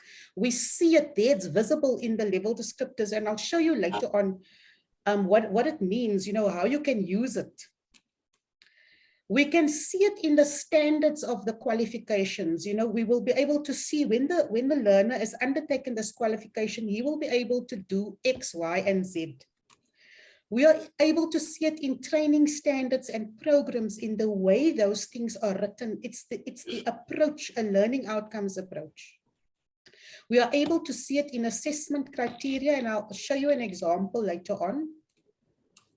Also, and as I mentioned, in the RPL processes and standards, because learners are kind of RPL'd against existing learning outcomes, and we show through the experience and the knowledge that they have obtained formally and non-formally and informally, we kind of do a matching there. And then in your qualification document, it's a proxy for what learning outcomes are associated with those qualifications. And then also very important, and Andrea also mentioned this, is that we look for some kind of common language. It's like the learning outcomes is a common language that in a database or in a register of qualifications, it helps to make that qualifications a little bit more transparent. So these are all the different contexts that we can find learning outcomes that this is where it is. So we've already said that it encourages a more systematic approach to qualifications design. And then when we have the systematic approach to a qualifications design, it's actually a little bit easier to compare these qualifications, whether it is compared to another qualification in the country or compared to a qualification from another country, because we've got the kind of a system in which we are, it's a kind of a common approach. So it's a common language for describing and comparing qualifications. Very importantly, for facilitators, teachers, lecturers, it provides an understanding of what will be learned and what is the best way to achieve it. So the expectations are set there. It guides the teaching and learning, and it also helps with assessment. For learners, because learning outcomes is a learner-centered approach, when learners are able to see what the learning outcomes are that are associated with that qualification, they are much clearer about their learning expectations, and they can actually be encouraged. I mean, I'm not sure if they will actually do this, but they can actually take initiative and responsibility for their own learning, because they know exactly what they will be achieving at the end of that qualification. I've heard a lot of people talking about how qualifications, people actually said it's the source of happiness. It's a personal achievement. There's a lot of celebration around your achievement, your qualification, because it also indicates, you know, that you've moved up a level. So it signals some kind of achievement when you have this qualification award. We heard earlier on that a lot of these learning outcomes support some kind of a credit or notional learning hours.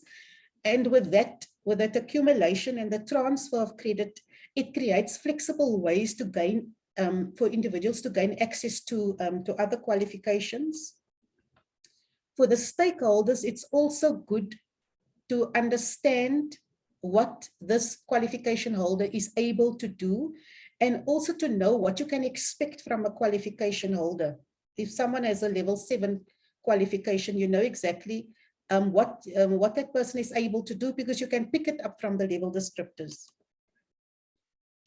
And then, as I said before, it allows a bit easier the evaluation and the comparison of the qualification for work or study purposes, whether it is locally or internationally. The third important point, I think what you're going to take away from this is there is a loop, a kind of relationship loop between what is the desired or expected learning outcome. So that is what you set before you start the teaching and the learning. So you say, this is what you hope to achieve. This is the expected learning outcome. And then once the learner has actually learned all of these things, you know, teaching and learning has taken place, assessment has taken place, we then say that that learning outcome is achieved. So it's a feedback loop, and you can read a little bit more about it in CEDEFOP's handbooks. So there's a loop between what is expected and what is achieved. And later on, I'll show you how what is obtained, the achieved learning outcome or the obtained learning outcome, how it feeds into this expected learning outcome to create a continuous improvement of the learning outcome process. It's now 1:04. Eduardo, do you think we should have that short break and come back? Or shall I carry on until after the principles? No, let us make the break if you feel comfortable now. Yeah. Stopping here because you reached a certain logic block. Then we can do now the break. So the break will be then approximately 11-12 minutes. So if possible, let us all come back at 13, my time 13, which means 11:15 for GMT time, if that's okay. So now we have done the break. Erika, I don't know if you want to place the slide. Yes, of course. I was seeing Colin's slide, but I will put it up. Okay. So colleagues, we have now a break. Please take your coffee, water, juice, And we meet again, yeah, in 10 minutes. Thank you.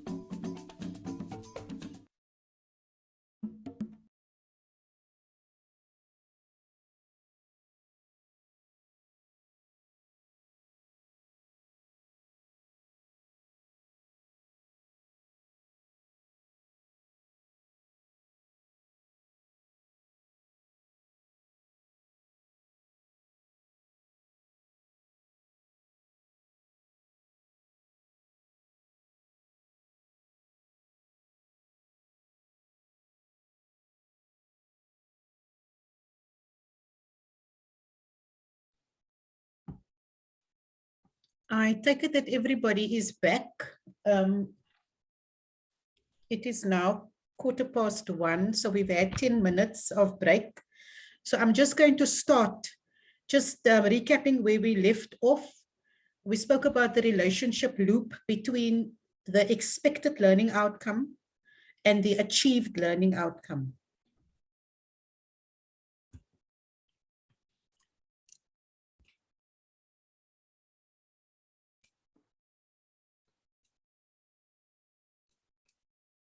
I hope everybody's still there. I'm just going to continue, and you can just interrupt me if I'm not with everyone. So learning outcomes operates within an ecosystem. We've already said that it is a common currency that enhances transparency. These learning outcomes, and you've seen the different contexts in which learning outcomes are used, from level descriptors, occupational standards, qualification standards, etc. So it becomes almost essential building blocks, or what people have called glue. It becomes the glue that binds all these policies around qualifications together, and it allows these learning outcomes used in the various contexts to speak to each other. In Lesotho's presentation, they spoke about different rivers running into each other. So it is a way that these different systems can communicate. It also provides coherence. Now it guides, and we've heard it in the previous session. So it guides the classification of qualifications in the National Qualifications Framework. It guides the writing of learning outcome statements. It guides teaching and learning. It guides assessment, and it guides certification. And then very importantly, in terms of the quality assurance, and we've spoken about that, there's the expected outcome, and then after learning and assessment, there's an achieved outcome. So this feedback loop provides also this continuous improvement and the quality assurance of the learning outcomes. So this is the ecosystem of learning outcomes.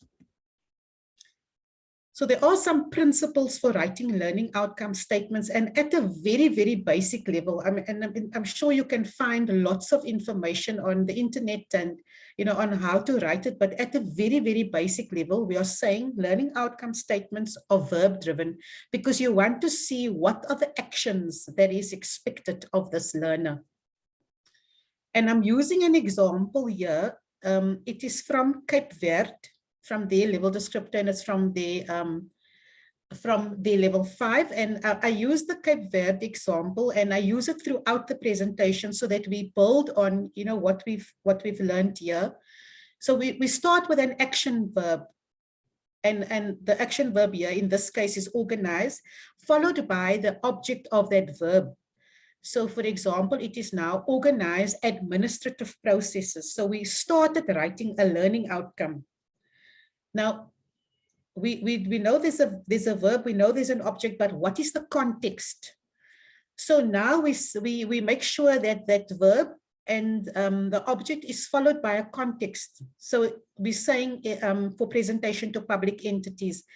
And the example of the full learning outcome is organize administrative processes for presentation to public entities. This is actually one of the in a level 5 qualification. It's actually, I've taken it from one of the level 5 qualifications. So there is an example of a very simple learning outcome. I'm continuing in, looking at how do we, some of the principles for writing learning outcomes. So now we've got that verb-driven learning outcome statement. So what you can do there is look at, so, how will you assess that? What are you actually going to ask the learners to do? So how are you going to assess it? And then once you've got that assessment, so how are you actually going to teach? What is the teaching and learning activities that you can build from that? And you can do about maybe 3 or 4 per verb. You can look at what you can look at how you're going to do that. And the tip is always to work backwards from what the learner is required to achieve. And many institutions have developed lists of verbs that simplify this process to help people to write learning outcomes.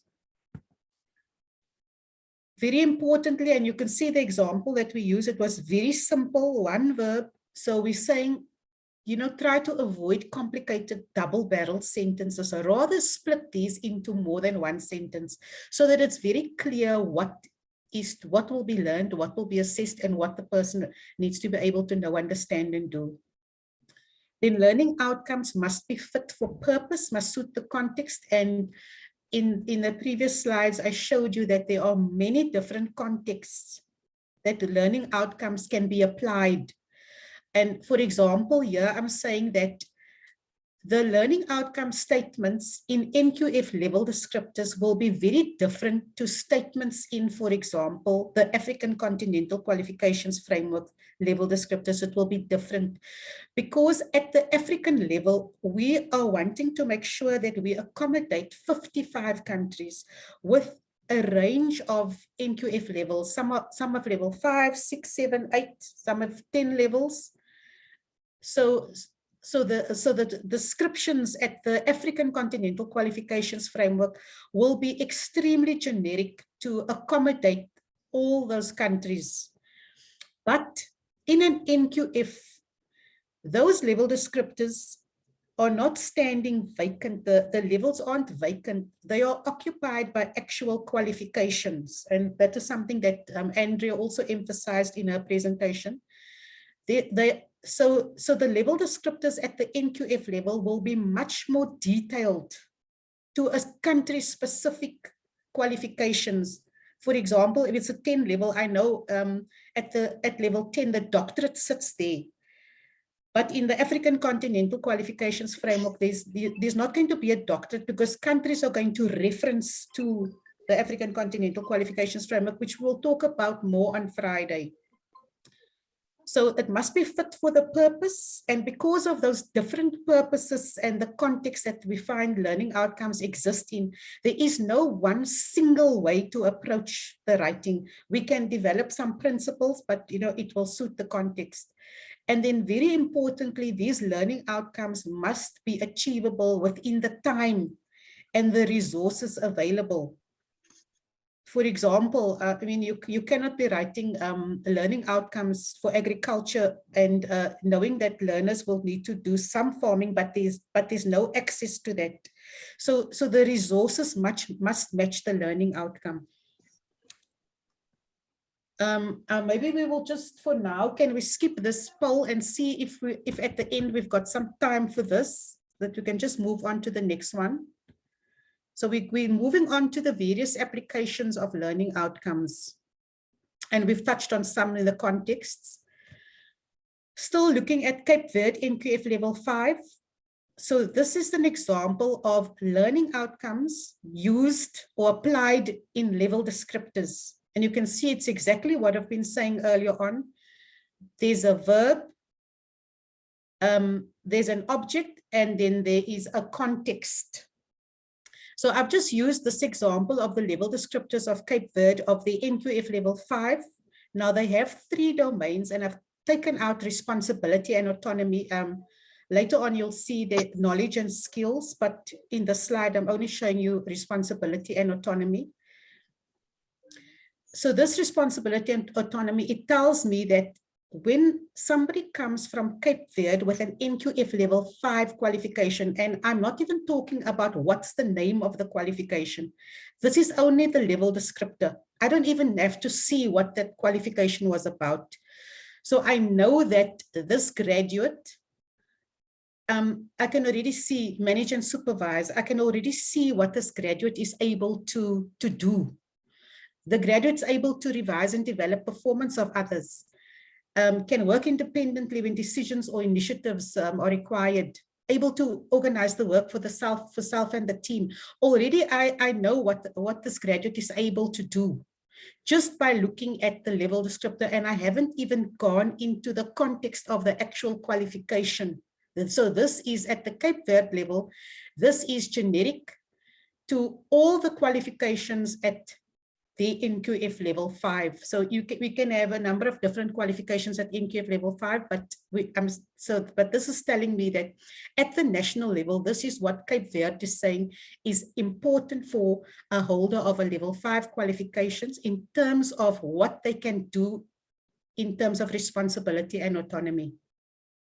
So there's the one application of learning outcomes at the level descriptors. Learning outcomes can also be used to develop common profiles of qualifications. And I'm using this example from CEDEFOP's handbook, and CEDEFOP has written a number of very good learning materials, and you can in your spare time, you can go into all of that.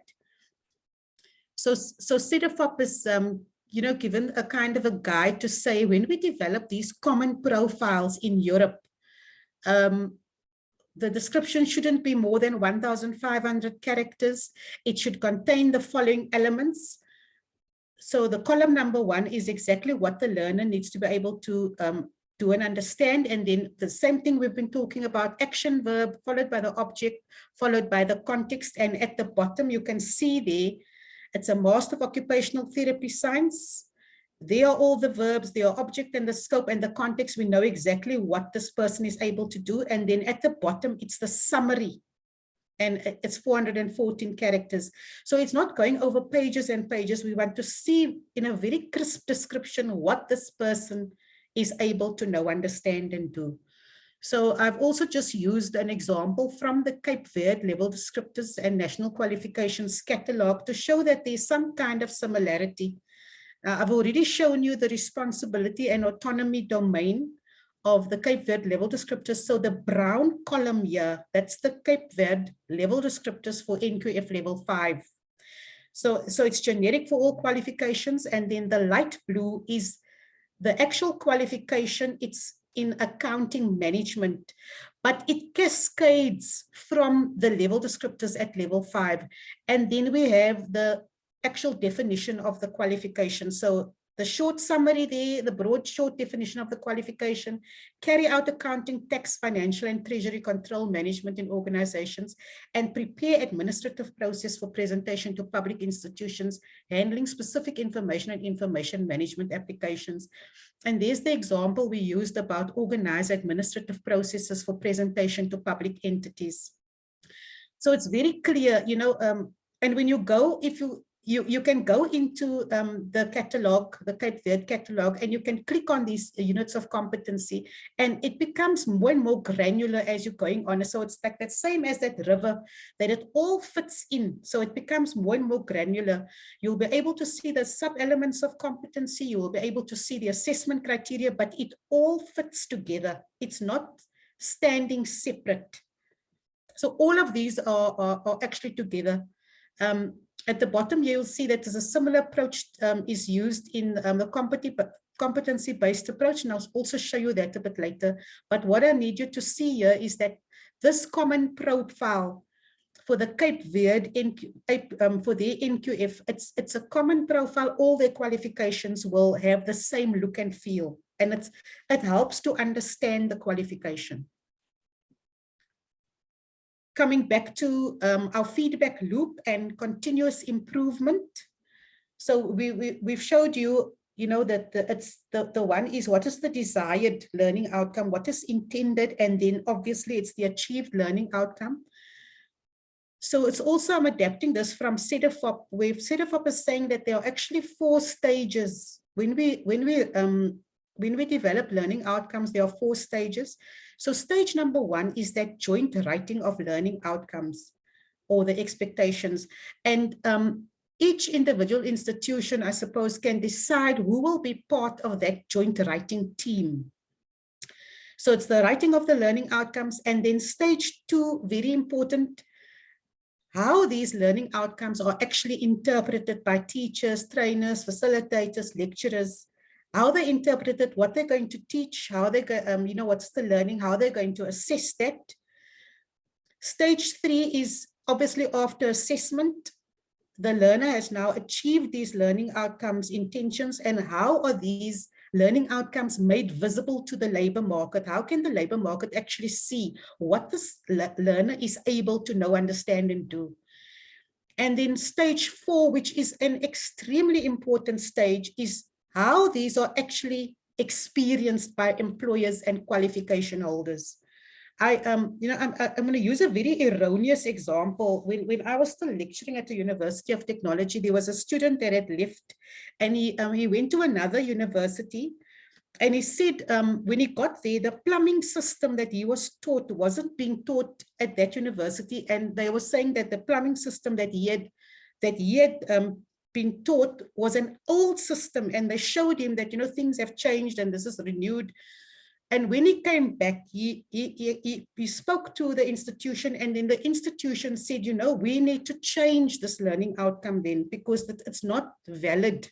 It's, we want to make sure that when we send our graduates out, that they are able to make a difference, that they are able to take on, the new challenges, whether it's greening, environment, and new digital challenges, but we need to make sure that what they are being taught is relevant.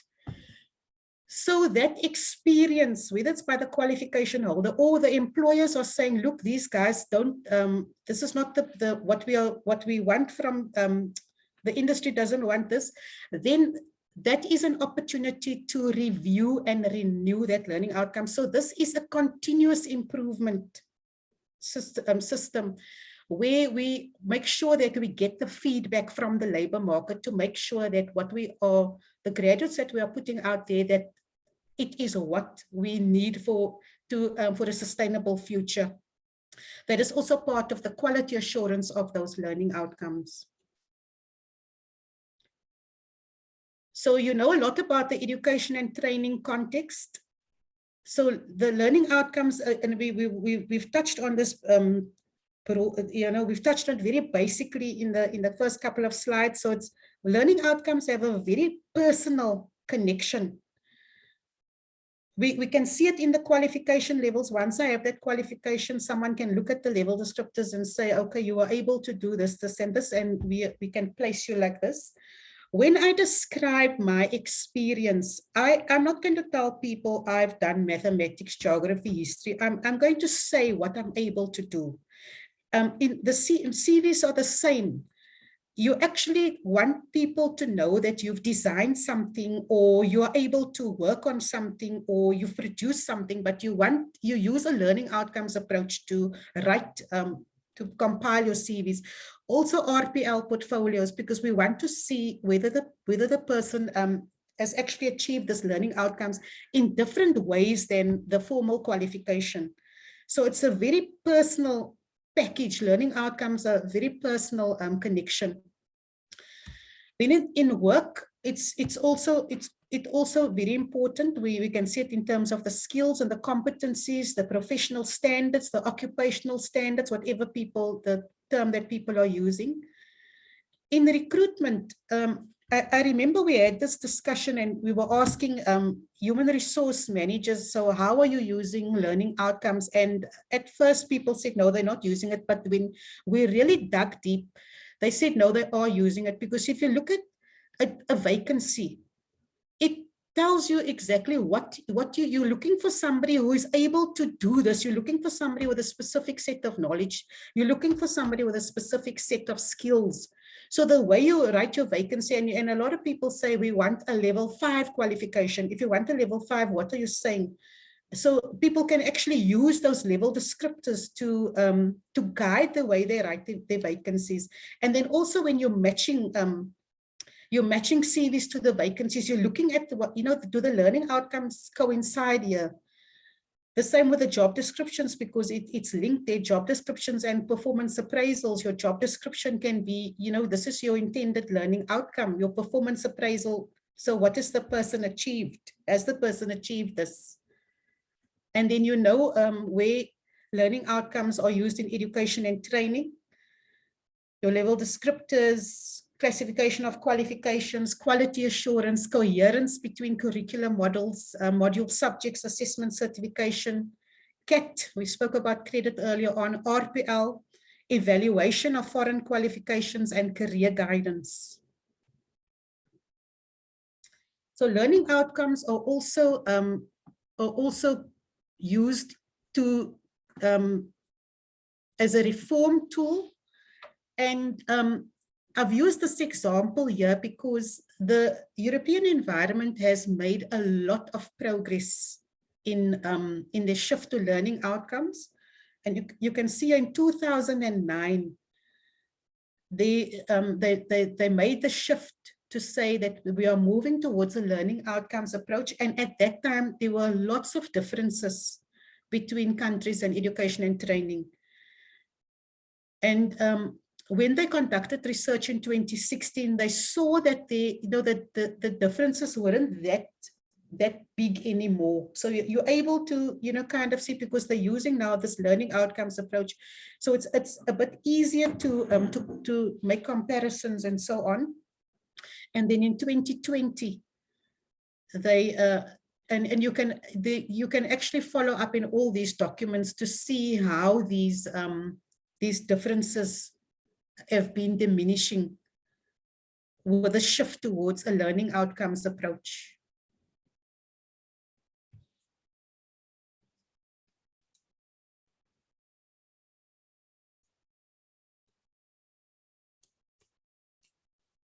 Now, we touched on this briefly.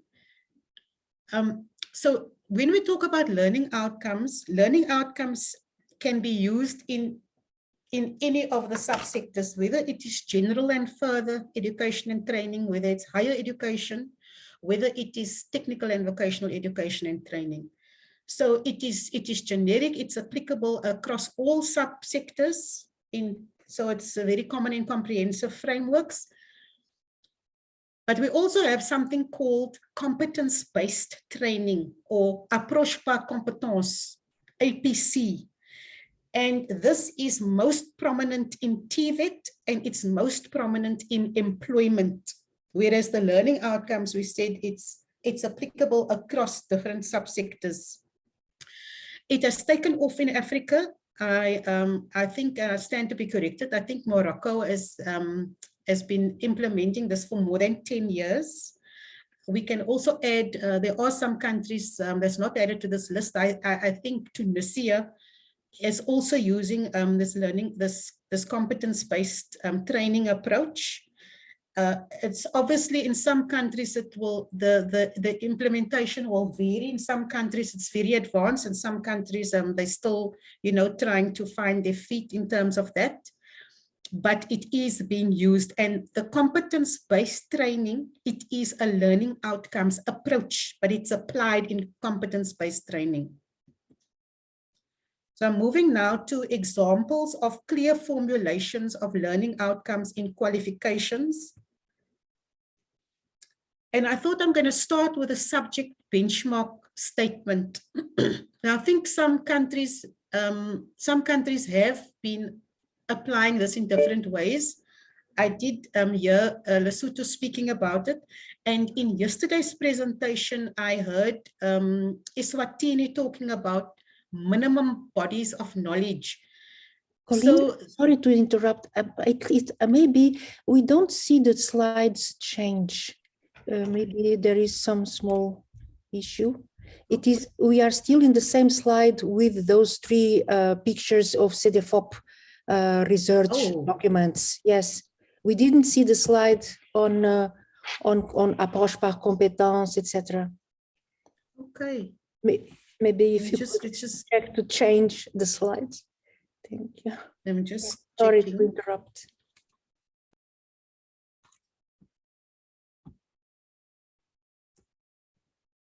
Can you see the slide now? Yes, thank you. Thank you very much. We can see. You can see. Hallelujah. Okay. Oh, the joys of this remote working, the joys.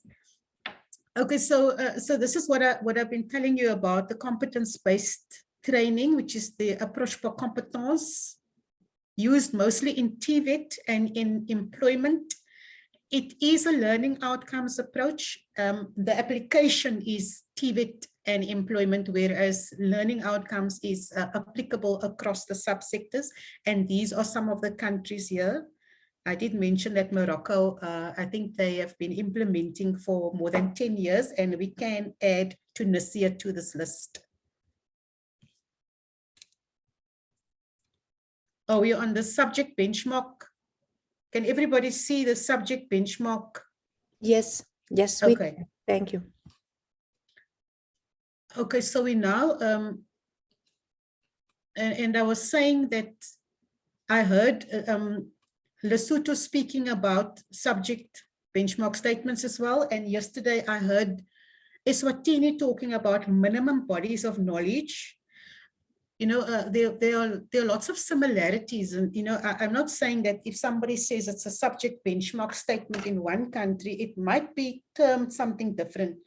And even if someone is saying, in our country, we also use subject benchmark statements, there might be some differences. But this example that I'm using here is from the Quality Assurance Agency in the United Kingdom. So this is a specific methodology that they're using. It provides guidance. Now they've written it for, there are a number of subjects that they've written these benchmark statements for. So these benchmark statements provide guidance. It does not prescribe approaches or curriculum. So it helps people to develop their learning outcomes around that area. So you know, they've taken it and they've established a framework so that you can see explicitly what in terms of the general subject-specific academic features, what is expected of graduates in a specific field. Now, these are written by subject specialists, so it's not just random, and they can be used by different people to design qualifications. I don't know why this is, I can't seem to move this thing. Yeah, it's good now. We can okay, see. So this example is for social work. Now, if you go onto this, if you go into the website, you'll see that they've added very new things in 2022. There's policing, there's criminology, there's history. So there's a number of these benchmark statements that can actually guide, you know, what is the UK deemed to be important for this subject. So this discipline here is social work. It's you know, they give a whole range of things, even what is the best way to assess social work. They talk about what are the latest regulations regarding social work, how to get registered in in Wales, in you know, so in the different areas of the UK. What is the latest legislation? What do graduates need to know?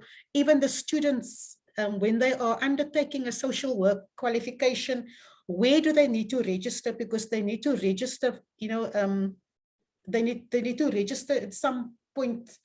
So all of these are taken up in these subject benchmark statements, and then whoever is designing this qualification, we know that it's going to meet the criteria of the country also. So it also talks about the latest, what are all the latest developments, and it's a way of keeping people up to date.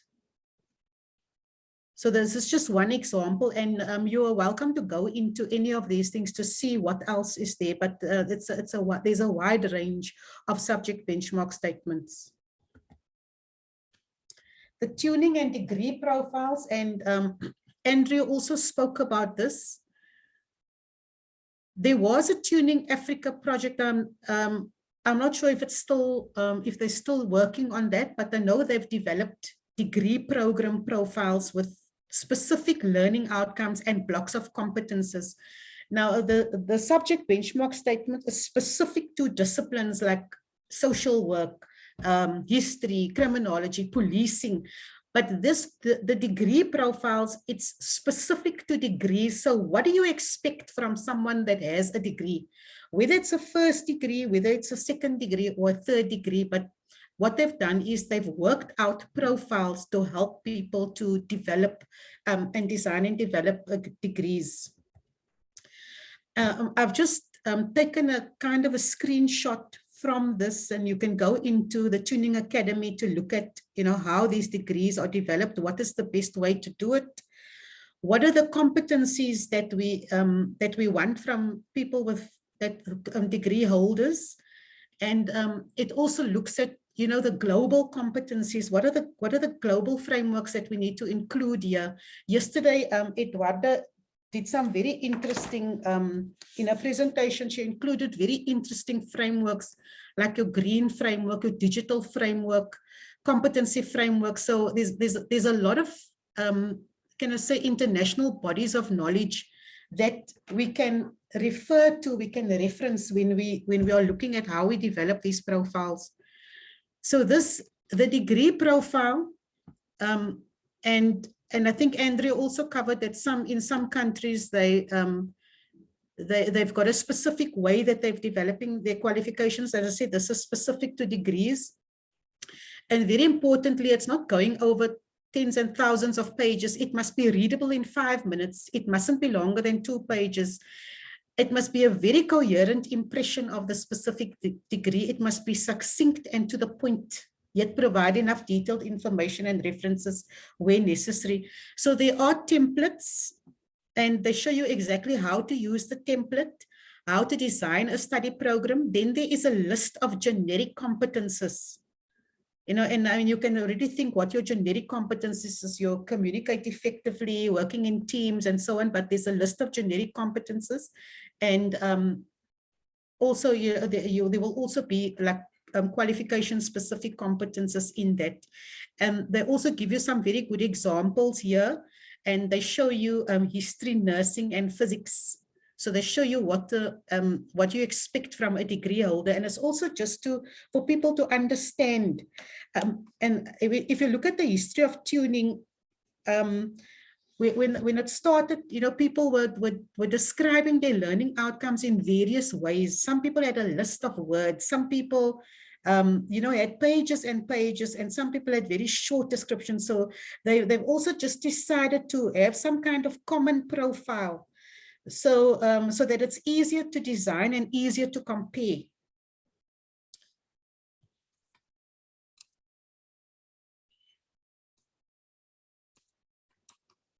Still on the Tuning Academy, and if you go into this URL, you will be able to see different reference points for different subjects, like, what do you expect from someone with a degree in civil engineering?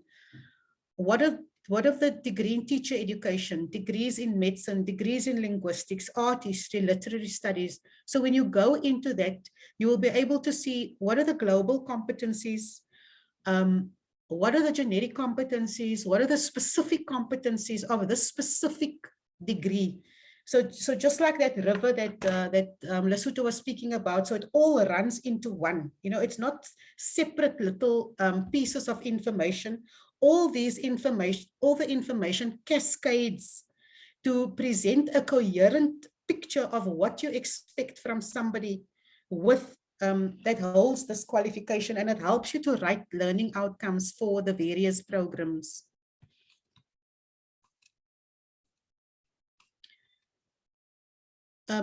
Andrea also mentioned that learning outcomes can be used in online registers of national qualifications, because and also there's a common way of writing it so that it's easier to recognize it. It's easy to understand the qualifications of the country, and it's easy to compare. So we've got four examples from Botswana, Cape Verde, Mozambique, and South Africa. And you can also go into these URLs. So we're starting off with Botswana. You can see that there's a common way that they describe the qualification. If you go into the qualifications register, you will see that all the qualifications follow the same format. I start with the rationale, the purpose of the qualification. I know Botswana and South Africa has a lot of similarities in the way they describe their qualification. And if you go here to the second column, it says graduate profile. These are the learning outcomes. So on successful completion of this qualification, the learner shall be able to, and you can see, if I'm just looking at communicate effectively, it doesn't say the learner has English, the learner has learned English. It says the learner will be able to communicate effectively. And what are the assessment criteria that we're looking at there? Speak effectively and persuasively with national and international clients, write business letters, prepare reports. So I can see already, you know, when this person comes with this qualification, this is what the person is able to do. Prepare cost analysis sheet. You can see how we can write job descriptions based on the qualifications achieved here. And it becomes very, so it's the learning outcome. Then you can see the assessment criteria speaks to that learning outcome. And I mean, in the classroom, it will be, you know, the different types of teaching and learning activities so that the learner can achieve that.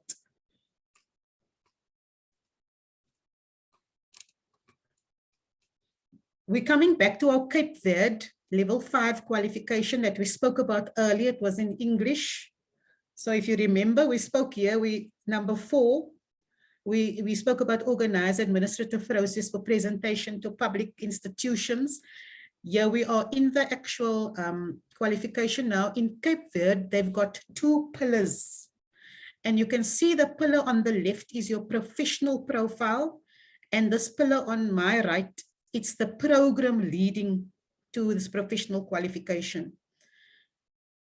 Here where it says Competence Générale, Réaliser Gestal Comptabiliste. It's what I spoke to earlier on. We said this is the summary of the qualification. So it's a specific summary. There we've got the code AGE 001_5. You know, it's in administration, it's level 5. We can see the elements of this, the competency units here. So we know exactly what this qualification is about.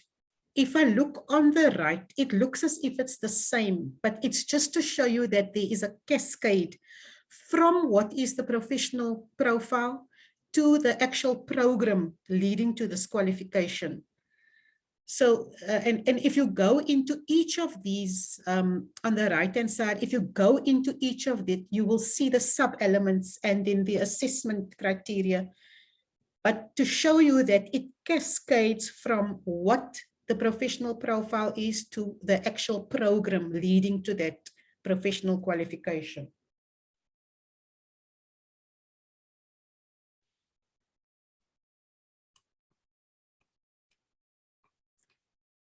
We are looking at Mozambique, accounting level 5.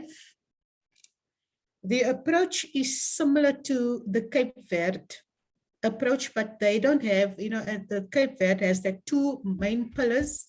The one is the professional profile and the other one is the actual program leading to that professional qualification. They've got 3 pillars here. So the one is the generic. And Eduardo, you must now help me here because I don't remember. So it's the same. And when you go into any of Mozambique's qualifications on their register, it's all written in the same way. It's not the same, but it follows the same format so that it's easy to understand. If someone is looking at the qualification, I know exactly what I'm looking for. Here I can see it is also administration. It's a level 5 qualification, 120 credits. Here, they're giving me the short description of the qualification. So it's a short description of the qualification. And then we've got this, the generic modules. We've got the modules leading to the vocational, the obligatory modules. And then at the bottom here, we've got the integrated project. We've got the integrated project. And if I'm just looking at the generic modules, which is here on the left, I can see all the credits So each one has got 2 credits, and I can see the normative hours or the notional hours. I can already see that 1 credit equals 10 normative hours because 2 obviously is 20. And it's written in a learning outcomes way, like the 4th one, produce written materials, solve problems, you know, interpret, communicate, use. So it all uses the same learning outcomes format when we're writing these generic modules. So it's not a matter of saying what the subject is. They're actually saying what the person is able to do. The same here in these modules here on the right-hand side, the vocational. Yeah. It's also apply, use, analyze, realize, organize. So it is all verb-driven statements. I can see the credits, I can see the notional hours, and the integrated project, you know, I can see it's elaborate, the integrated project. I don't know, Eduarda, because it's in Portuguese. Do you want to say anything more about the slide? Maybe what is important, and of course we have our colleagues from Mozambique here to clarify that they could do that, but just very briefly, as you just said, Colleen, there is an harmonized way of describing, presenting all the elements of a qualification, and all these qualifications of the National Professional Qualifications Framework, so level 2 to 5, which are the ones on the catalog, online catalog of Mozambique, they are all structured based on these elements. So the generic competences, knowledge, skills, competences, the vocational, the obligatory vocational, and then the integrated project and work experience. So this all together composes this qualification. And then the document itself, the qualification document is a very detailed, extensive document. So all of you who are interested, please visit the website to go really in details of even how the qualifications are developed, approved, and really all the elements down to the assessment criteria. And and today I think we have something a very nice takeaway from the day coming from Lesotho, this idea of streams and rivers coming together. And thanks, Colleen, for underlining this all the time. Thank you, Colleen. Thank you very much, Eduarda, for that. My last example is from South Africa, and you are welcome to go into the URL, and a lot of the things that Andrea spoken about earlier, you know, when they write the qualification, it's the purpose and the rationale. In South Africa, you'll also find the exit level outcomes, and for each exit level outcome, there will be assessment criteria. So it goes right into that kind of granular detail. And here you can see all the South African qualifications. When you go into the register, you will be able to see when the qualification starts, what's the end date of the qualification, is it still valid, and so on. So you'll be able to find all of that information, because there is an accepted way of presenting this and to make it mutually understandable. Also, the exit level outcomes all starts with the verb. You can see that. So you have your verb, your object, your context, even though some of it is a little bit long, but an advanced diploma is usually a specialized diploma. So it could, you know, it relates to the type of qualification.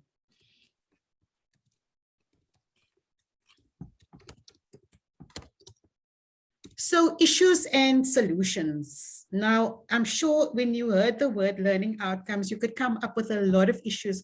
And there is a huge body of knowledge talking about learning outcomes and why it doesn't work. So I think one of the main criticisms is that a lot of these learning outcomes are so detailed and so prescriptive that they can actually undermine learning, and people have talked about it as dumbing down. That I think it's the main criticism. And one thing I haven't gone into detail in, and in the training manual, you'll pick up a little bit about it. You know, the learning outcomes has its roots in two very different schools of thought. One is the constructivist and the other one is the behaviorist. Now, without me going into too much detail, it's got a lot to do with these two different schools of thoughts, where the behaviorists are saying that, you know, with this learning outcome, we must be able to see it and we must be able to measure it. Constructivists are saying, you're dumbing down the learning. You don't have to, everything doesn't have to be measured and clearly observable. And what we're saying is, you know, you need to find a balance. Because somebody was explaining to me, if a learning outcome, for example, I use a very erroneous example. If a learning outcome is that somebody needs to be able to make photocopies, for example, A4 photocopies, it's a dumbing down.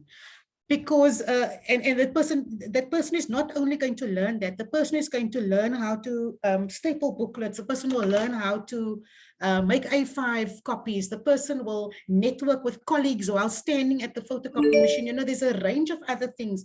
But these, so when we write these learning outcome statements, it should be regarded as the minimum threshold statement.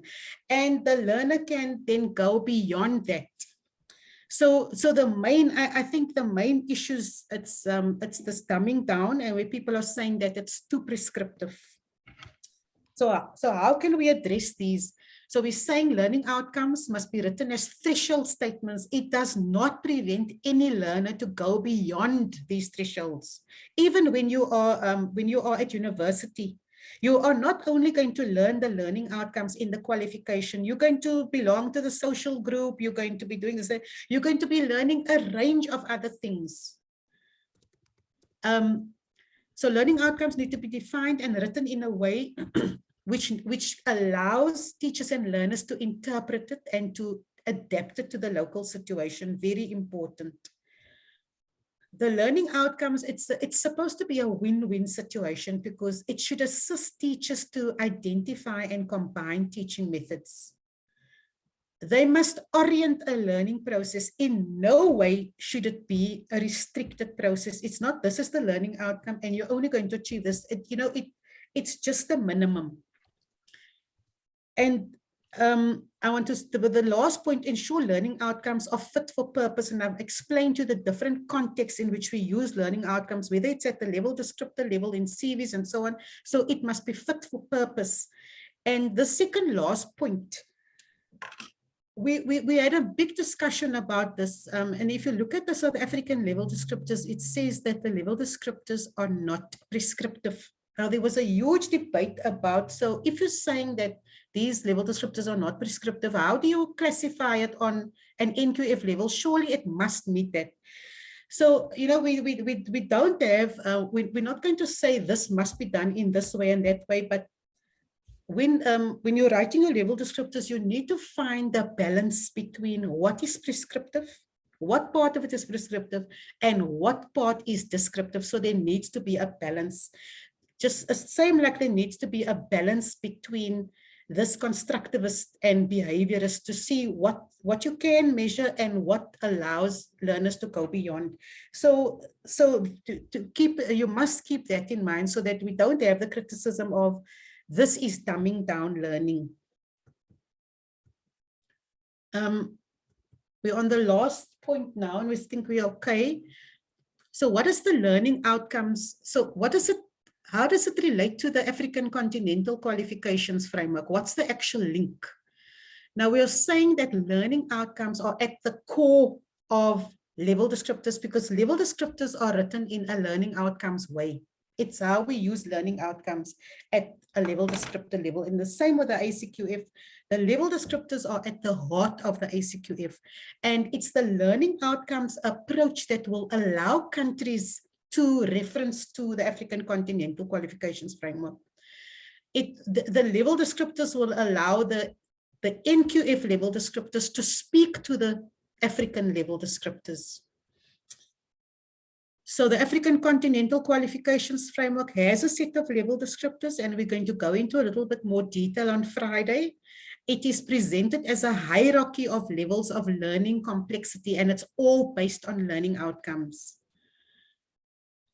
Just by us talking about the ACQF, we're already going to be encouraging a learning outcomes approach on the continent.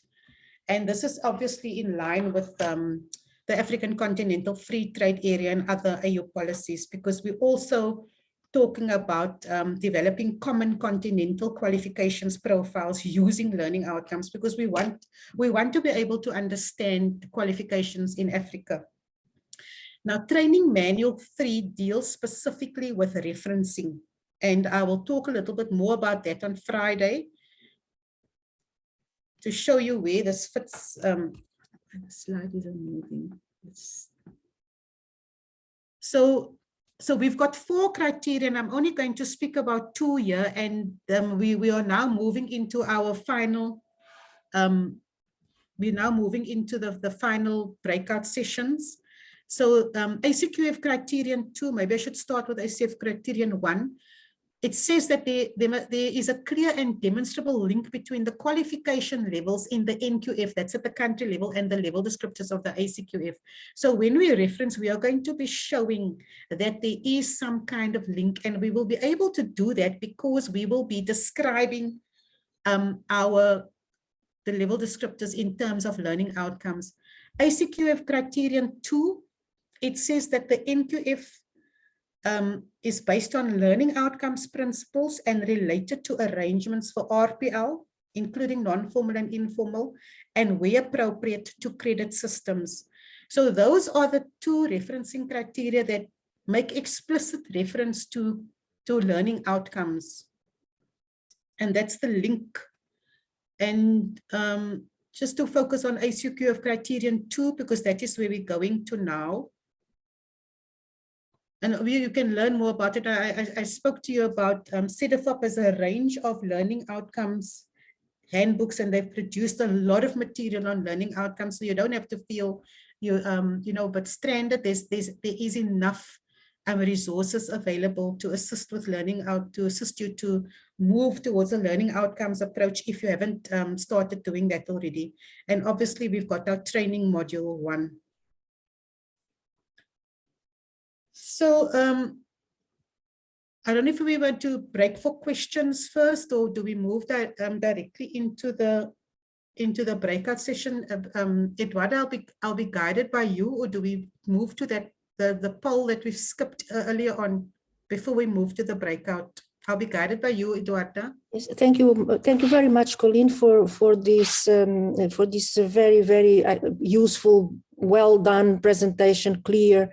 And we have now a little bit of time, and it would be good either to do the polls and also to let some space for questions before then you guide us, explain everybody about the breakout exercise, the breakout groups. So we could have now, so the breakout groups should start in 20 minutes. So now we could have, let's say, 10 minutes for questions and poll, and then you have 10 minutes to explain, and we all then go to the different groups. Is that okay? Okay.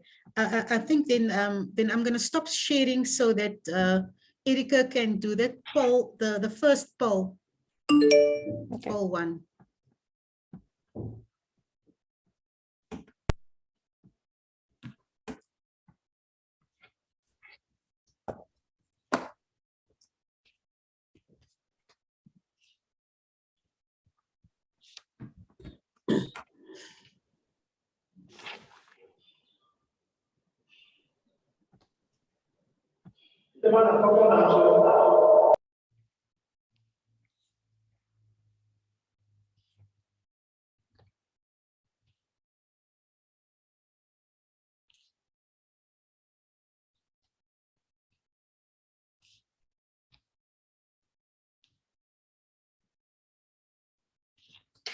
But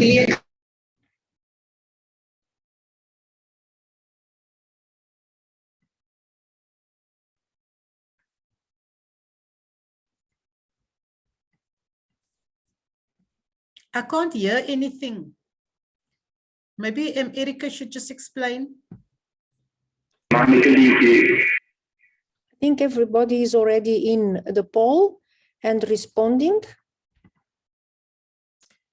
Yes, sorry, I just shared the screen. I thought that Colleen will introduce this, but in any case, I see that most of the participants are now starting to send their replies.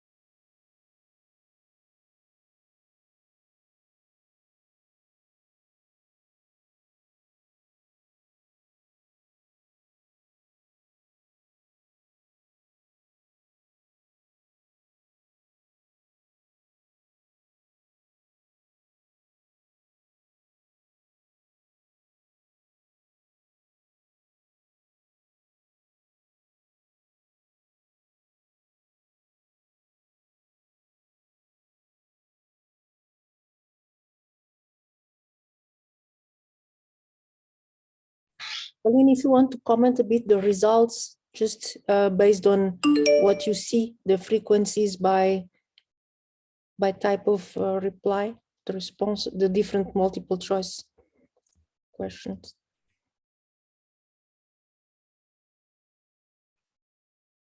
Yeah, I see professional occupational standards seems to be more popular there, and I see the least popular one. And I'm sure some of my colleagues in South Africa will agree that when you're comparing qualifications achieved in other countries, it's very difficult to use a learning outcomes approach if, you know, it depends on whether you have that information, because we've actually tried this in South Africa. If you don't have the information from that other country on the learning outcomes, it's very difficult to actually run the comparison. But when it's clear, that's why I think it's good that we are working towards a common approach. And I think if we can all describe our qualifications in a specific way, it will make it easier to compare when it comes from other countries, because you know we rely on documentation. So if you just have the qualification and you don't have even access to the level descriptors and how those qualifications are actually classified in the level into those levels, using that level descriptors is very difficult to say this qualification belongs to that system and we can trace the path. So I think I think in the training manual there is a question regarding that. You know, how easy is it to compare qualifications from other countries using a learning outcomes approach? It is in the training manual, and it will be very nice to hear some of the people's responses to that actual question.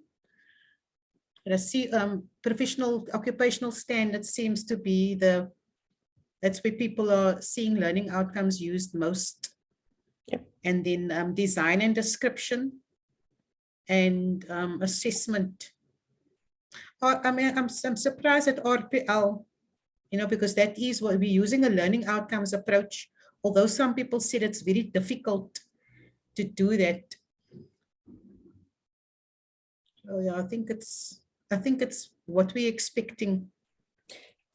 There is a question from Tefo asking to clarify on the tuning project Africa as to how level descriptors and degree profile differ. So, Eduardo, do you want to help me? I don't think that the tuning project Africa is dealing with level descriptors. It is dealing with the profiles, not with level descriptors. Yes, and maybe okay, I can also add into that because I think I attended one of these tuning workshops in Mozambique. I think it was in 2015 or 2014, and one of the questions raised by one of the participants were that he said he couldn't see their national descriptors he couldn't see how it all fitted in. But then the facilitator was very clear and said that we are talking, you know, about degrees in all countries. It's not just level descriptors to one country, like what is specific to a national. We are talking about, you know, your global competencies and all of that. And then obviously the cascade from that, from the degree profile, it cascades into the level descriptors of a specific country. But the degree profiles is not geared to a specific country. It is degrees across the board. It will be like your ACQF. It's going to be relevant to all countries in Africa, whereas your level descriptors, it's geared towards a specific country. And it should actually, you know, the one should lead into the other, like these rivers and all these little streams. I mean, that's my understanding.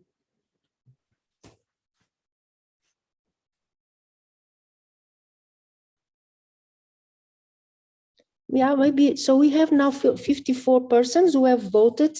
Maybe if there are other questions, or we could still address them. Otherwise, Colleen, feel free to start already thinking about presenting the breakout groups. Okay, let me just go back to sharing my screen.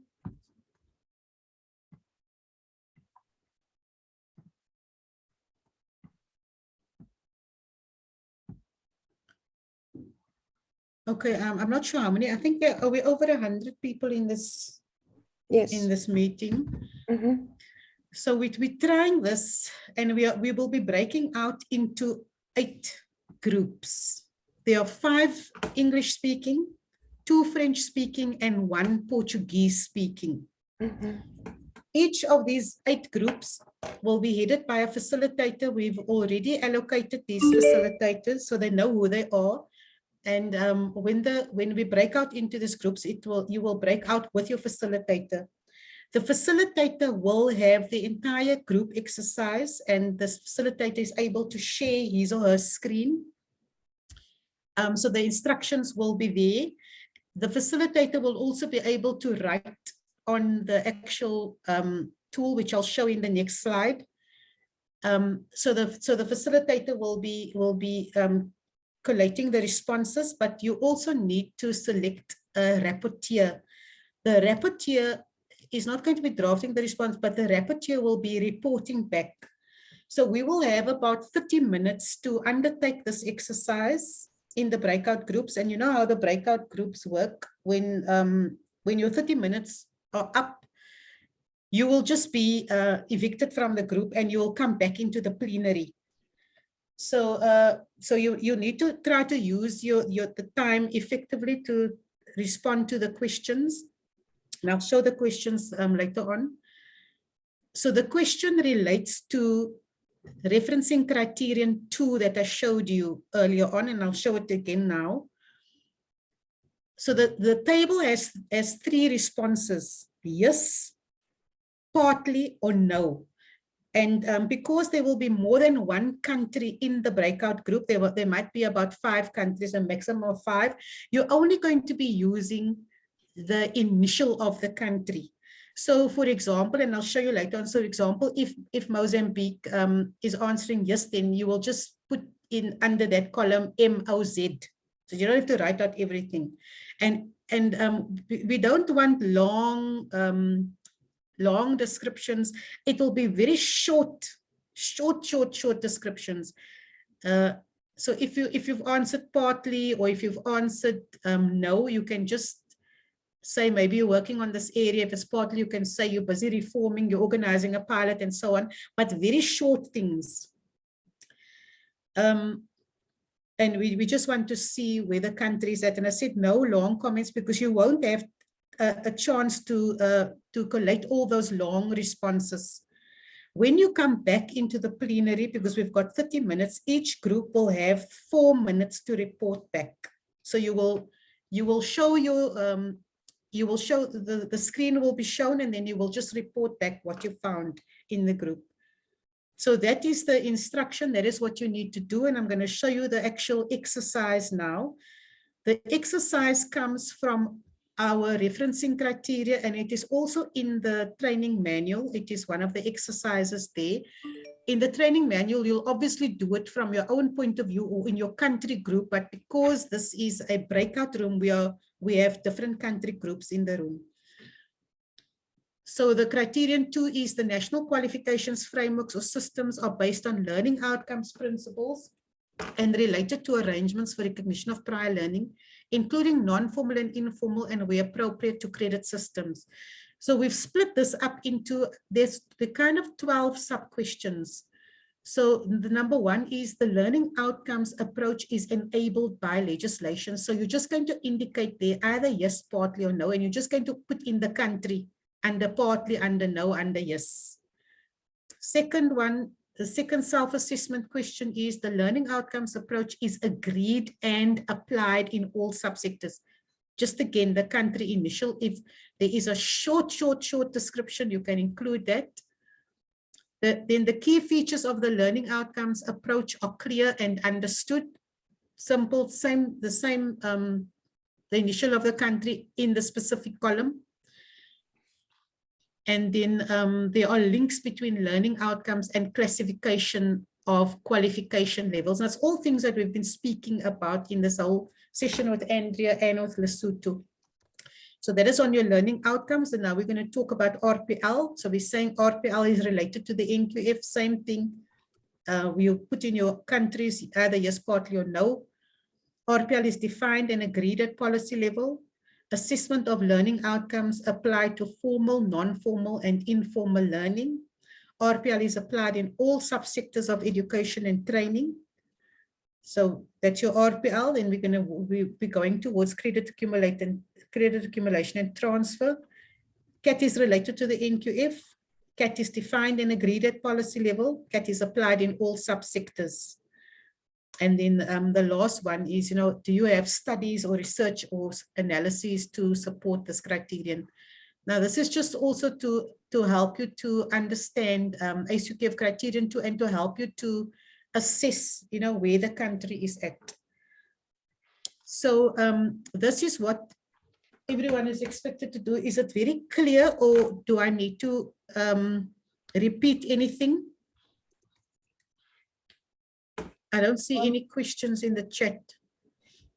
I think it is, if you allow, Colleen, in principle, it is clear. Maybe just ask the facilitators if it's also clear for them. Facilitators. Let me just see. All the facilitators here. I just want to go to the.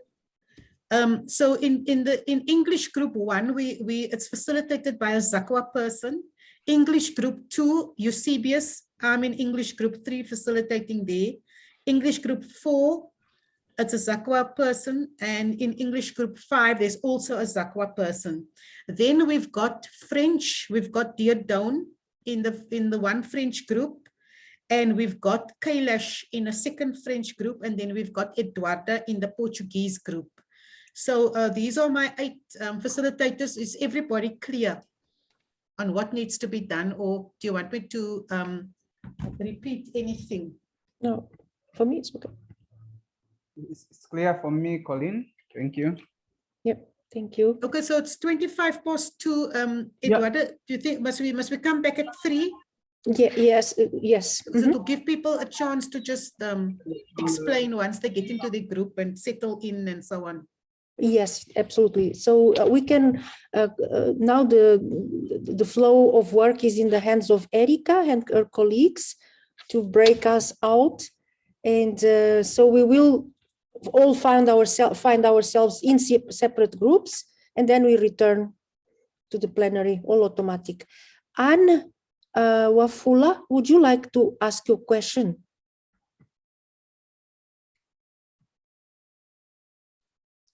Anne, you have your hand raised. Okay.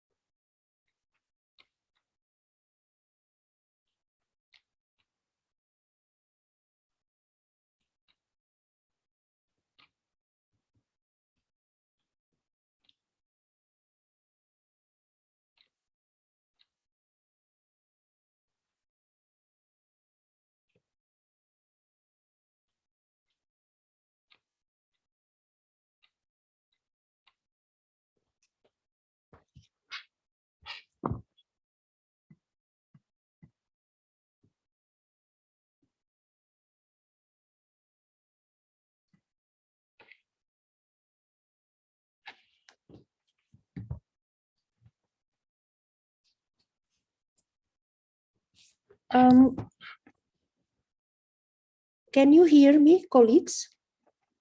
Yes, Eduarda, colleagues are currently settled down the breakout groups. You should be redirected into the Portuguese breakout groups in a second.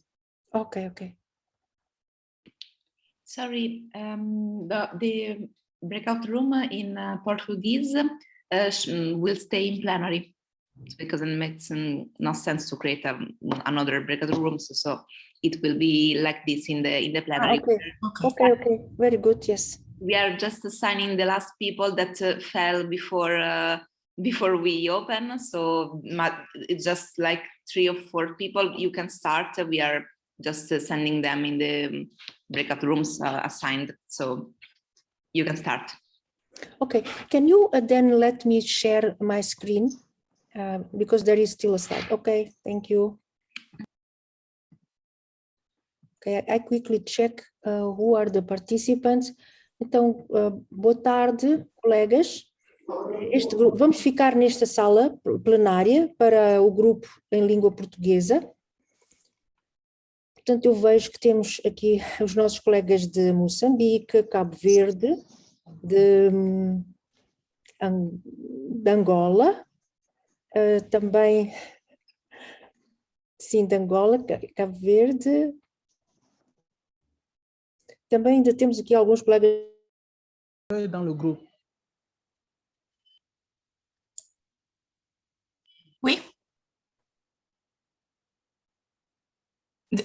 Edouarda? Oui? Yes. Oui, puisque là, il y a plusieurs pays dans le groupe, donc il faut partager le document. Normalement, ça doit être par groupe. Oui, mais il y a des problèmes avec les pays? Oui, parce que là, il y a le Cameroun, il y a la Tunisie. Olfa? Tunisie. Oui, c'est ça, je suis de la Tunisie avec Abdelkrim, Moaz, M. Moaz et M. Mustafa. On est de la Tunisie. Oui, et puis il y a aussi le Cameroun. Je crois qu'elle a proposé de mettre la première lettre de pays devant la réponse. Ah, Ah, très bien, très bien. D'accord, donc si c'est yes, je dis n'importe quoi, est-ce que les diplômes sont réalisés selon les acquis d'apprentissage? On va mettre C pour Cameroun et T pour Tunisie, c'est en partie, c'est comme ça. D'accord, ok. Merci donc beaucoup. c'est en commun, oui, c'est clair, c'est clair. Ça va. Oui, là, tu peux partager le document? En seconde. Oui.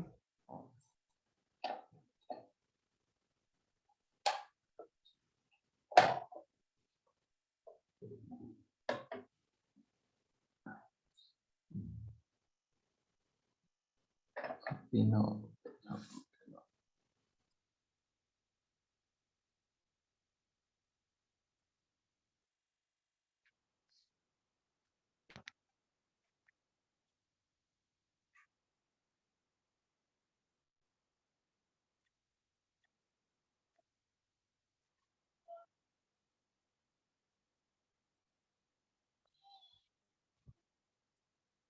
Là, on attend qu'elle partage le document. Oui, elle est en train de le faire.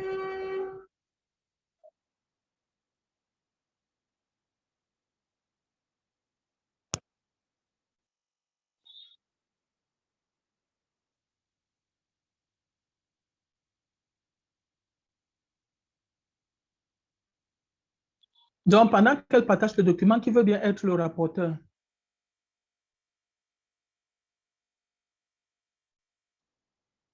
Qui va faire la présentation après? Si vous voulez, je le fais. D'accord. Olfa. OK. D'accord, oui.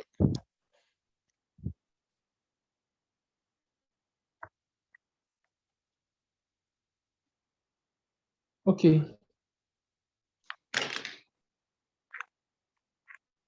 OK, donc voilà, donc on va donc commencer par l'acquis d'apprentissage. L'approche LO est permise par la législation. Oui, pour la Tunisie. Oui, pour le Cameroun. Je confirme, pour la Tunisie. Tout à fait. Pour la Tunisie. Oui.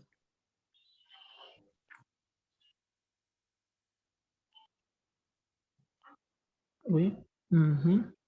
Et là, qui remplit le tableau? Tout à fait. Qui va remplir le tableau?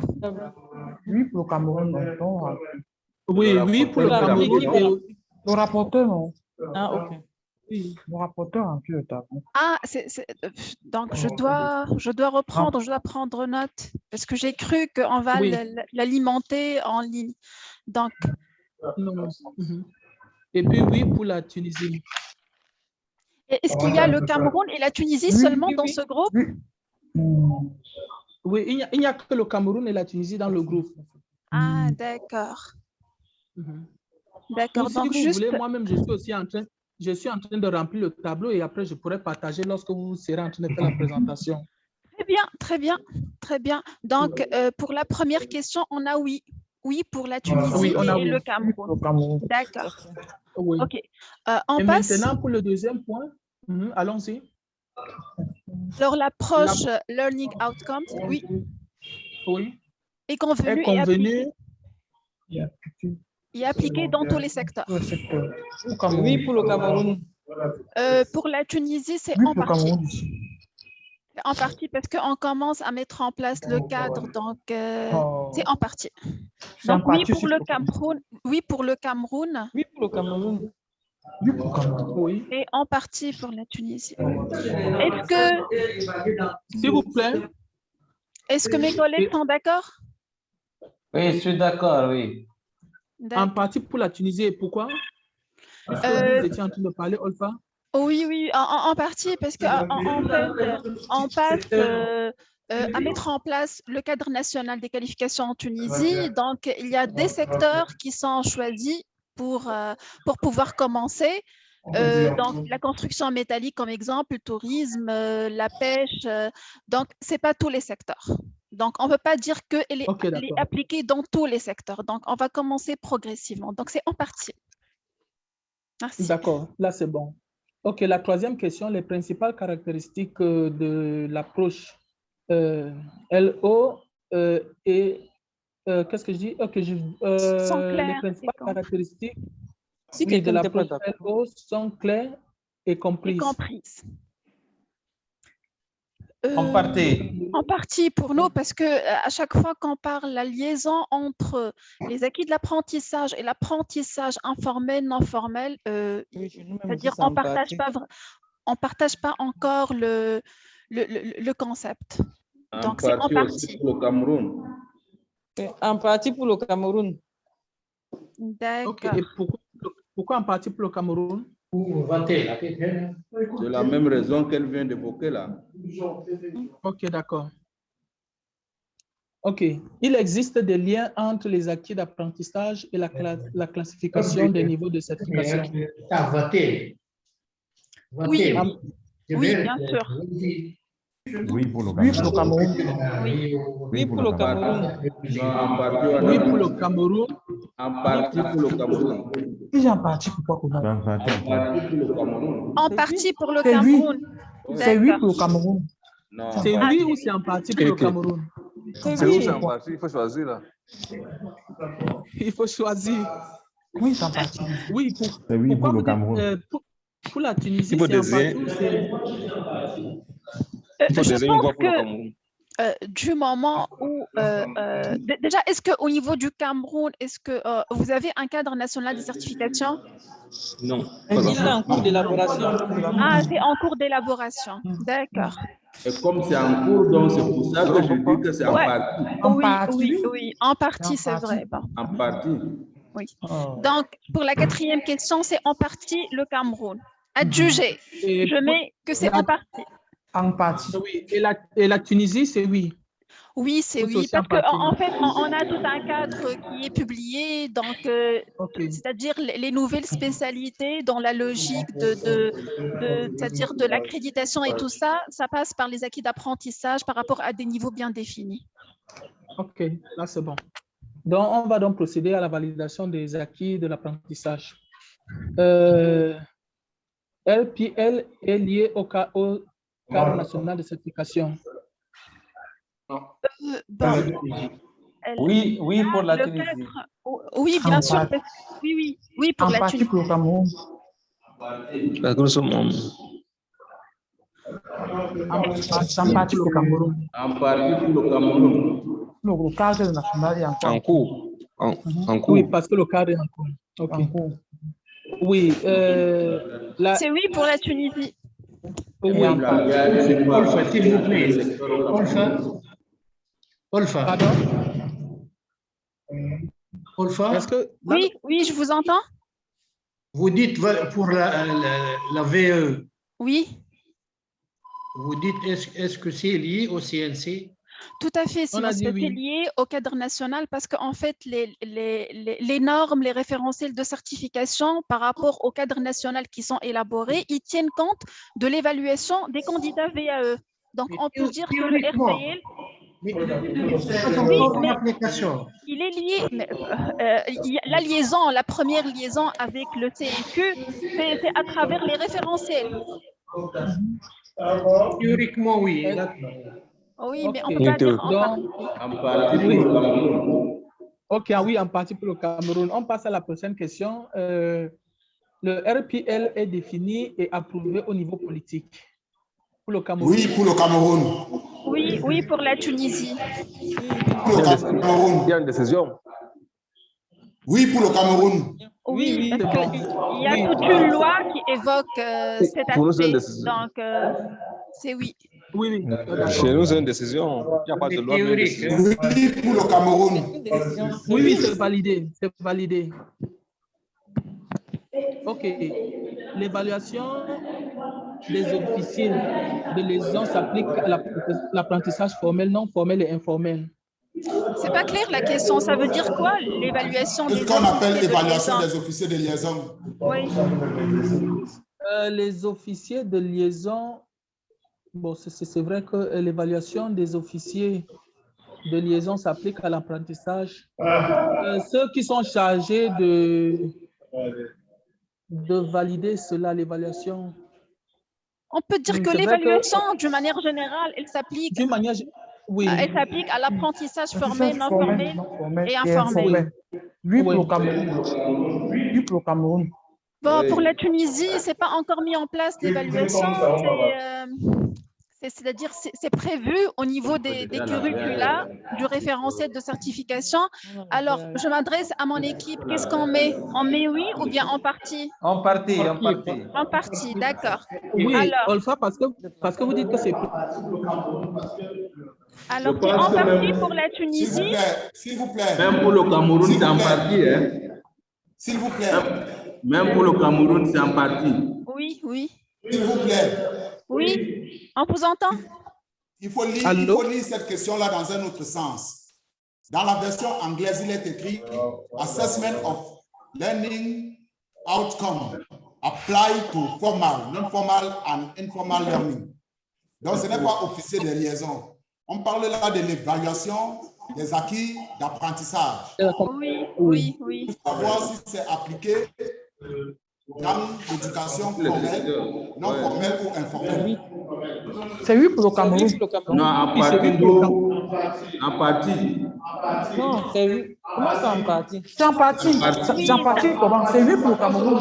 Est-ce que la VA est appliquée dans tous les secteurs au Cameroun? Est-ce qu'elle est appliquée la VA ou non? Non, en partie. C'est en partie. C'est en partie. Non, la VA n'est pas appliquée partout au Cameroun. Hein. C'est appliqué partout. Ceux qui veulent bien. OK, oui. Donc, la loi, mais c'est que la loi, c'est là. Allô? L'apprentissage non formel n'est pas encore développé. Appliqué dans tous les secteurs. Mais c'est appliqué dans tous les secteurs. Il y a une loi qui parle de ça, mais elle n'est pas encore implémentée dans tous les secteurs. Oui, au Cameroun, c'est appliqué. Oui, tous ceux qui veulent se faire. Non formel. Oui. Tous ceux qui veulent se faire évaluer. Mais est-ce que c'est déjà implémenté? C'est implémenté. On a Non, c'est pas. On parle tous à la fois, vraiment. Le secteur ne l'applique pas encore. C'est appliqué dans la formation, mais pas dans l'éducation. C'est en partie. Oui, c'est en partie. C'est ça que nous avons dit en partie. S'il vous plaît. S'il vous plaît. C'est appliqué dans le secteur de la formation et non de l'éducation. Oui. C'est vrai que s'il vous plaît. Non, en partie, nous sommes d'accord, en partie. Oui, on a mis en partie pour le Cameroun et aussi en partie pour la Tunisie. Oui, nous sommes d'accord. La RPL est appliquée dans tous les secteurs de l'éducation et de la formation. En partie. Ça, c'était en partie. Alors, Oui. c'est pas appliqué pour la Tunisie, c'est pas appliqué dans l'éducation, dans l'enseignement supérieur, mais pour la formation professionnelle, Voilà. la conception, elle est assez avancée. Comme au On Cameroun. dit en partie ou bien non. Non, c'est toujours les trois secteurs. S'il vous plaît. Même chose. Ne parlons pas tous à la fois. Oui, on ne peut pas parler tous à la fois. Alors, je laisse le soin à nos homologues du Cameroun. Qu'est-ce que vous en dites? RPL is applied in all subsectors of education and training. En partie. En partie. Oui. En partie au Cameroun. En Oui, partie en partie pour au le Cameroun. Cameroun. Oui. D'accord. C'est en partie pour la Tunisie. Et pour la Tunisie, c'est en partie? Abdelkrim, Moaz, Monsieur Mosfa. Est-ce qu'on va dire en partie? Parce qu'il évoque l'éducation et la formation. On met en partie?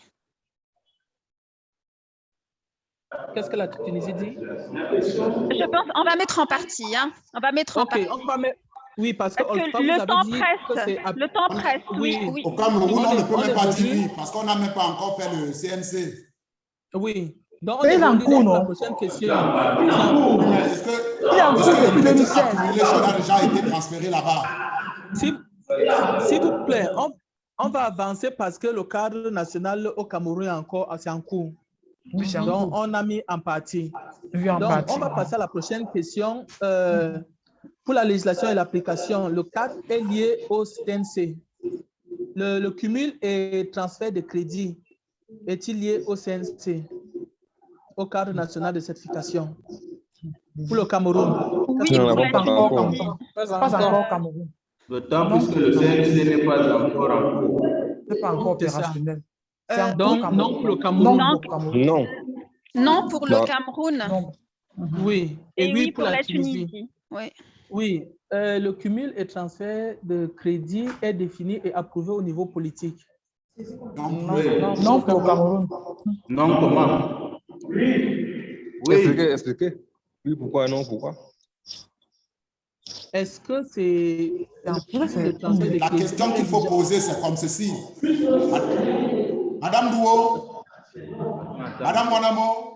Oui, directeur. nous sommes là, nous vous écoutons. Est-ce que s'il y a un candidat qui a fini une année A et avec un certain nombre de crédits validés, est-ce qu'il peut les reporter à l'année B s'il n'a pas fini tout le diplôme? C'est ça la question. Oui, même récupérer, c'est possible. C'est possible. Si c'est possible, on dit oui. Oui, pour le Cameroun. Oui, pour le Cameroun. Voilà. Et pour la Tunisie, je pense qu'on va dire partiellement, parce qu'au Minesec, ce n'est pas le cas. Voilà, monsieur Kona, tu viens de dire. On va dire en partie. Mais oui, à l'enseignement supérieur. Oui, à l'enseignement supérieur, oui, à la formation. Alors, je reviens pour la Tunisie.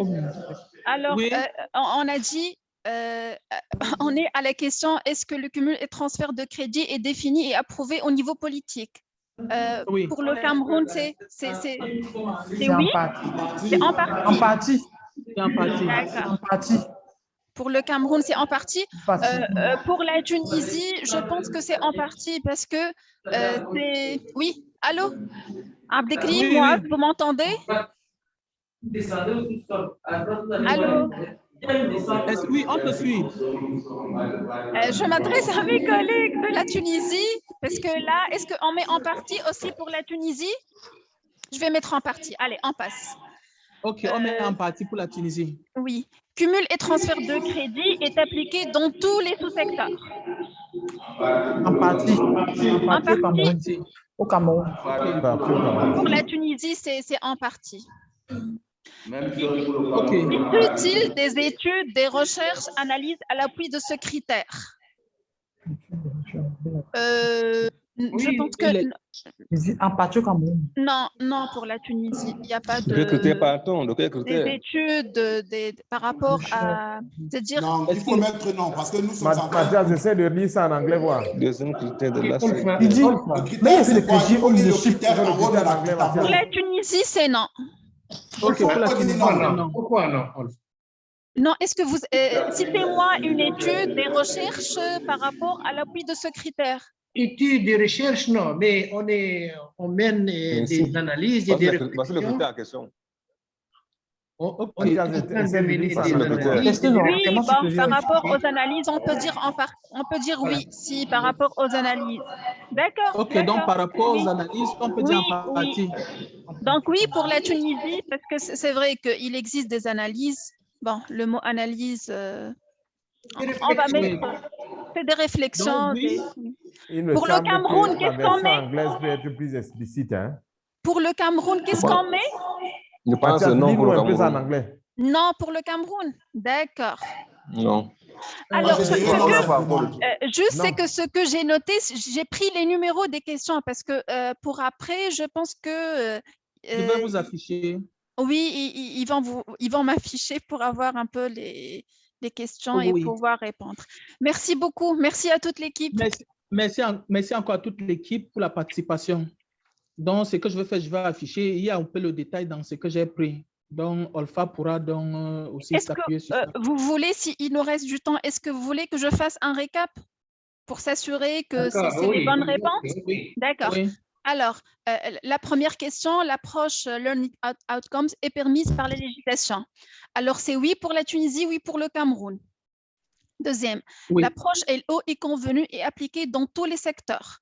Alors, oui pour le Cameroun, en partie pour la Tunisie. En partie, oui. Troisièmement, les principales caractéristiques de l'approche LO sont claires et compromises. Et c'est en partie pour la Tunisie et le Cameroun. Comprise. Comprise. Bon. Alors, c'est le ramadan, donc je peux dire autre chose. Hein. Il existe des liens entre les acquis d'apprentissage et la classification des niveaux de certification. Donc là, c'est la quatrième. Alors, c'est oui pour la Tunisie et en partie pour le Cameroun. En partie pour le Cameroun, c'est bon. Après, le LPL. LPL est lié au CNC. Alors, c'est oui pour la Tunisie, en partie pour le Cameroun. C'est bon. D'accord. Après, on a le RPL est défini et approuvé au niveau politique. Oui, Tunisie, oui pour le Cameroun. Oui. La question d'après, c'est l'évaluation des officiers de liaison. Plutôt, c'est l'évaluation des acquis d'apprentissage s'applique à l'apprentissage formel, non formel et informel, en partie Tunisie et Cameroun. Après, la huitième, la RPL est appliquée dans tous les sous-secteurs de l'éducation et de la formation. C'est en partie pour les deux, Cameroun et Tunisie. D'accord? C'est bon. En effet.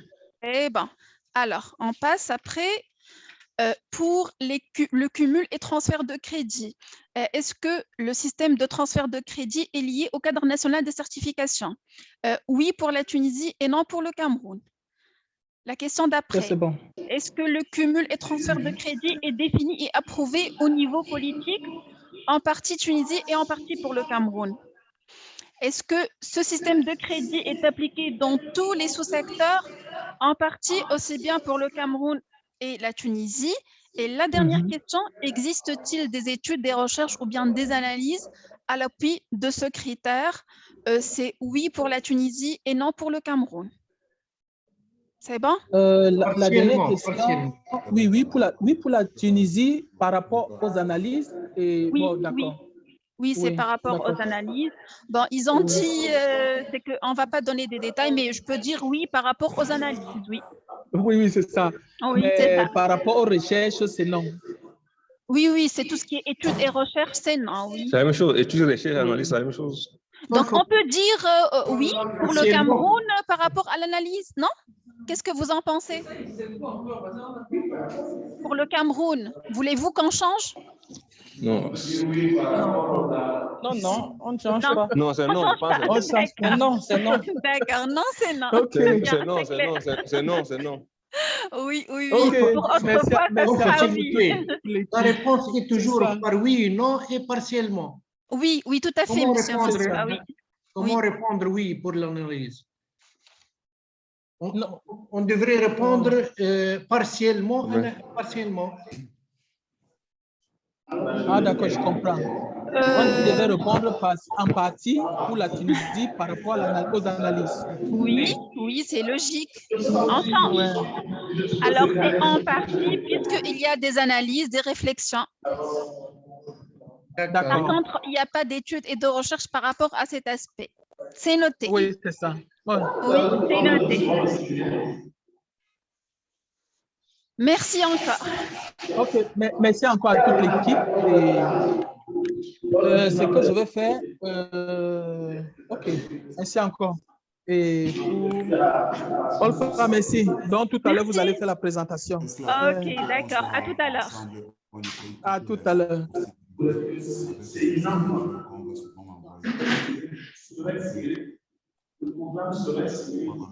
Il faut que tu... Oui. J'espère que ça vous indiquer les éléments de preuve. J'espère que ça vous indiquer les éléments de preuve dans les oui ou non. On va demander les réponses de part. C'est-à-dire qu'on me demandera toujours un numéro de téléphone, quoi. On envoie un message, on donne ça pour qu'on récupère. Je te rappelle qu'une fois, quand tu étais à Douala, là, on faisait ça. Ce n'était pas évident parce que entre... Oui.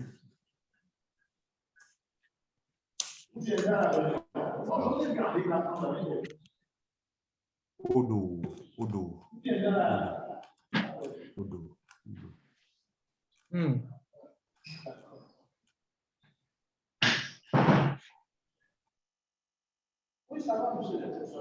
Le problème, c'est que pour me connecter, comme ce n'est pas une boîte que j'ouvre toujours, pour me connecter, il faut que j'ai tous ces éléments-là. C'est ça le plus difficile. Et donc, on va me dire, voici le code. Olavo, falas tu. A avaliação dos resultados de aprendizagem aplica-se à aprendizagem formal, não formal e informal. Sim. Vamos dizer que sim, sobretudo neste caso de TVET. É aplicada em todos os subsetores, vamos dizer que é em parte, não é? Porque não é em todos os subsetores. Sim. Ok. Relativamente a Angola e Guiné-Bissau, por enquanto continuamos a dizer que não. Em relação a Angola, se os colegas angolanos não se pronunciarem, eu gostava de dizer que eles aqui já têm uma pequena experiência, embora ainda muito incipiente, mas que creio que podia-se considerar e podia-se mencionar sobre o RVCC. É uma coisa que ainda é embrionária, que é feita em alguns centros de formação, mas que eu acho que é um embrião para o futuro RPCC aqui em Angola. Então vamos colocar Angola como em parte, e vamos colocar piloto. É uma atividade piloto. Ok. Certo, Guiné-Bissau. Sim, por favor, quer falar?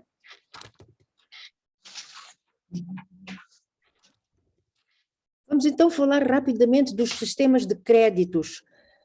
Temos no caso de Moçambique, com certeza, sistema de crédito relacionado com o QNQ.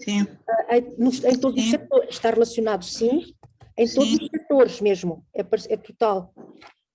Cabo Verde, podemos dizer que Cabo Verde no ensino superior tem um sistema de créditos que também se liga aos níveis, não? Aos 3 níveis superiores do quadro. Sim, sim. Sim, podemos dizer assim, ok. Não sei se... Certo. Relativamente à Angola, não sei se há uma ligação com o quadro, porque o quadro ainda não está definido. Eles têm sistema de créditos no ensino superior. Ainda não está definido, ainda não temos o quadro. Então colocamos Angola na coluna não? Ou na coluna em parte? Não. Está em desenvolvimento de prevenção, não. Sim, portanto colocamos certo. Vamos colocar sempre assim estas notas para depois o Olavo apresentar. Sim. Muito bem. Agora, a outra pergunta. O CAT, o quadro, acumulação e transferência de crédito, está acordado, definido a nível político, ou seja, há uma base legal? Sim. Isto é para Angola? Sim. Sim. Para o ensino superior está assim, uma base legal. Ok. Temos, portanto, para Moçambique também. E Moçambique. Para Angola também há para o ensino superior. No ensino superior. São 15 créditos por 15 horas normativas por crédito, mas é só no ensino superior. E então, aqui pergunta se está aplicado em todos os subsetores. Bom, vamos dizer que Moçambique sim. Eu estou aqui assim a dizer Cabo Verde... Moçambique, o ensino geral não, mas não sei muito bem como é que se faz no ensino geral. Agora, o ensino superior e o técnico profissional, sim. Ok. Mas acho que pode ficar. Acho que Cabo pode ficar, Verde, sim. em Cabo Verde é sobretudo no ensino superior, não é? É no ensino superior, sim. O sistema de créditos é apenas no ensino superior. Para Angola temos no ensino superior, também já está dito. E há alguns estudos, investigações, análises para apoiar este critério? Se vocês fazem diferentes, não sei, pesquisas, estudos de impacto ou de eficácia? Nós temos estudos de seguimento dos graduados, tentamos relacionar com os resultados da aprendizagem. Já fizemos no TIVET, não é? 3 estudos, o último foi em 2019 e vamos lançar agora outro estudo de seguimento dos graduados. Ok, estou aqui a mencionar. Em Cabo Verde já fizemos em 2019 também, dos diplomados, lançamos um inquérito, fizemos em 2019, fizemos um estudo. Sim, senhora, então estou aqui E temos, já também estamos, em 2020 iniciamos com a avaliação dos ciclos de estudos também, que inclui um dos indicadores também que é de empregabilidade e tudo, da avaliação dos diplomados. Ok, sim, senhor, está aqui mencionado. Não sei se está tudo mais ou menos claro. Depois também, se houver necessidade, fala-se rapidamente se houver alguma coisa a completar. Base.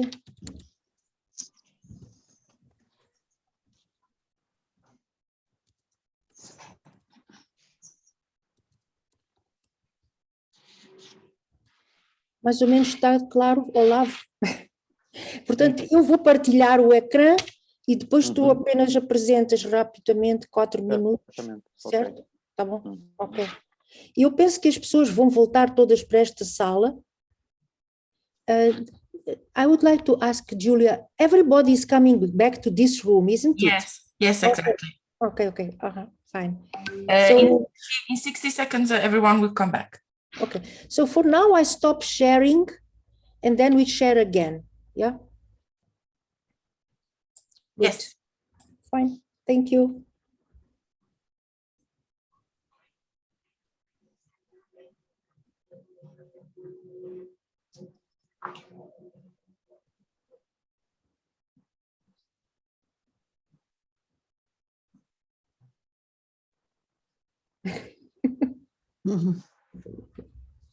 Estou aqui a rir porque havia pessoas perdidas. Isso acontece sempre que há salas de grupo.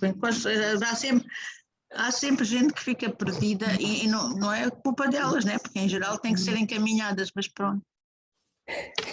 Exato, é porque muitas pessoas aparecem, não têm os seus nomes devidamente identificados. Exato. E, portanto, é difícil colocá-los nos grupos que tinham sido definidos por países, etc. Exato. We are back. Yes, good, all right.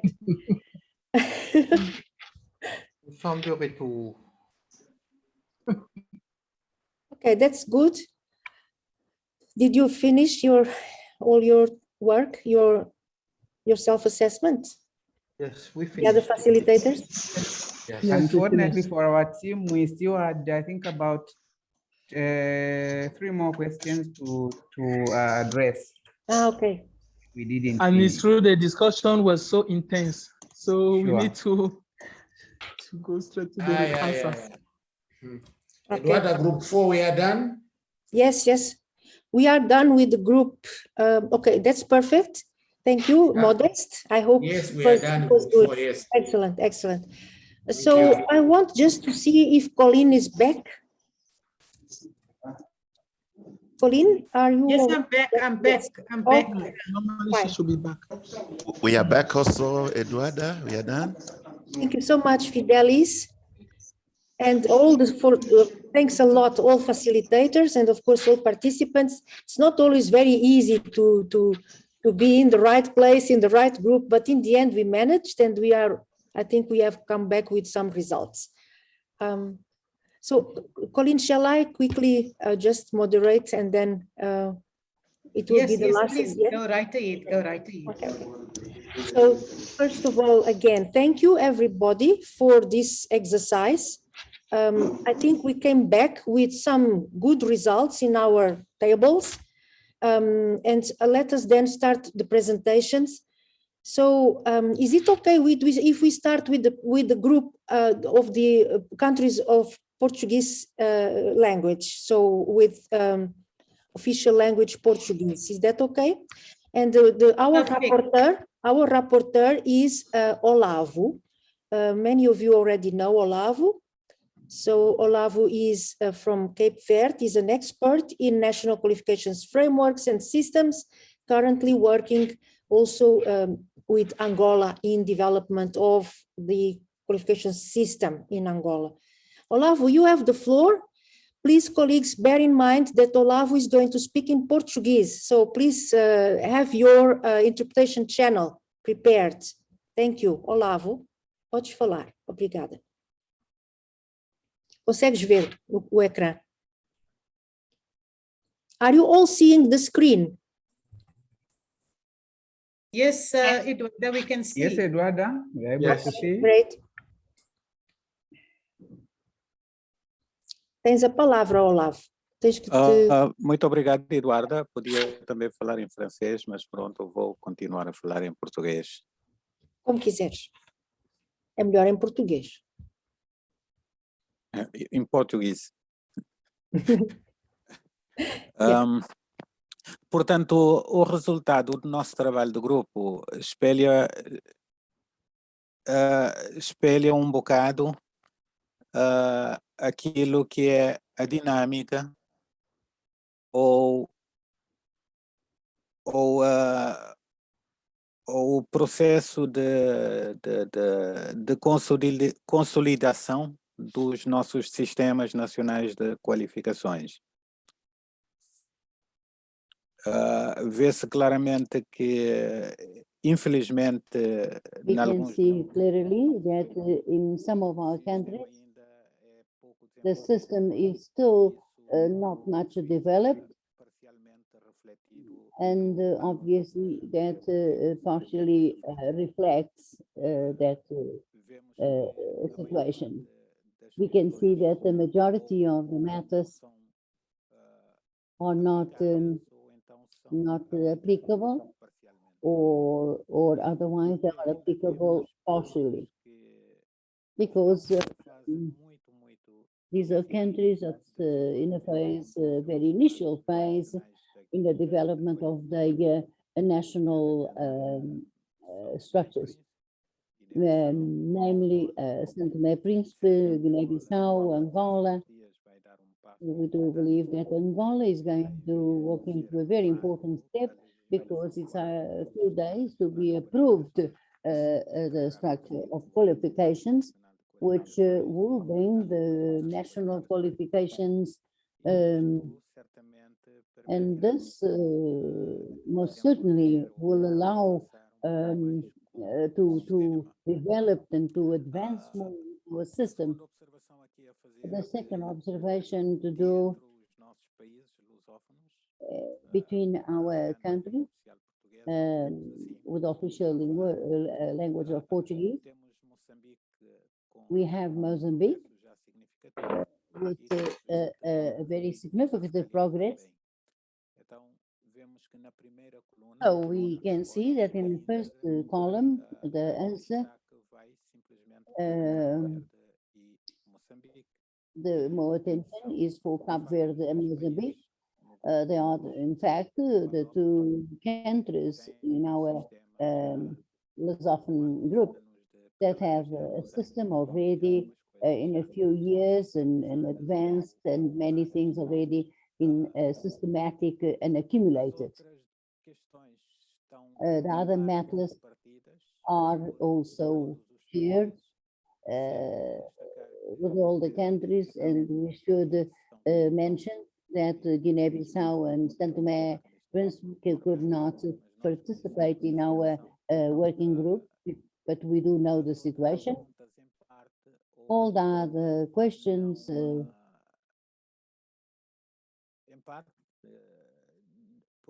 in a way, because we don't have proof elements, so we cannot, because Guinea-Bissau could not be here, and they still haven't got the qualifications structure. But we do believe that Guinea-Bissau will advance the quickest as possible, so that in the next opportunity we could they could present indications more positive, more advanced.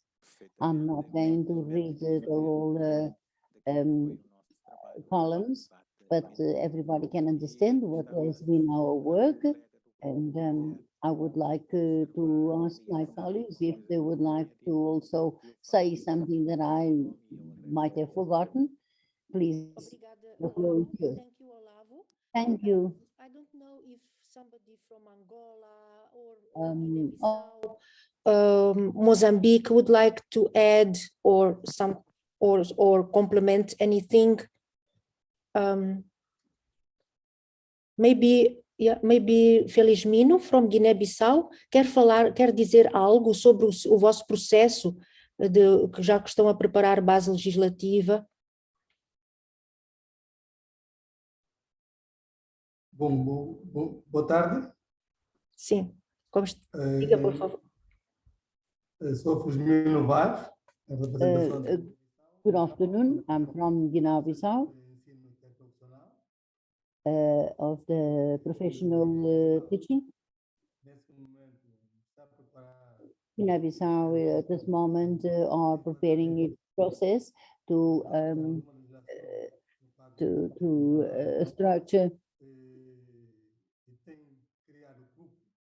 and it has to create the group on all these sectors, especially on the professional and also the higher education, and with the intervention of syndicates, unions. So thank you very much. We stop sharing and then we pass the floor to any other group who would like to start. Please, the floor is yours. Facilitators, who would like to start? Modest, maybe? If you would like also to share your results, Modest. Yes, Eduarda, we are ready to share the results. Please. Let me just put the screen.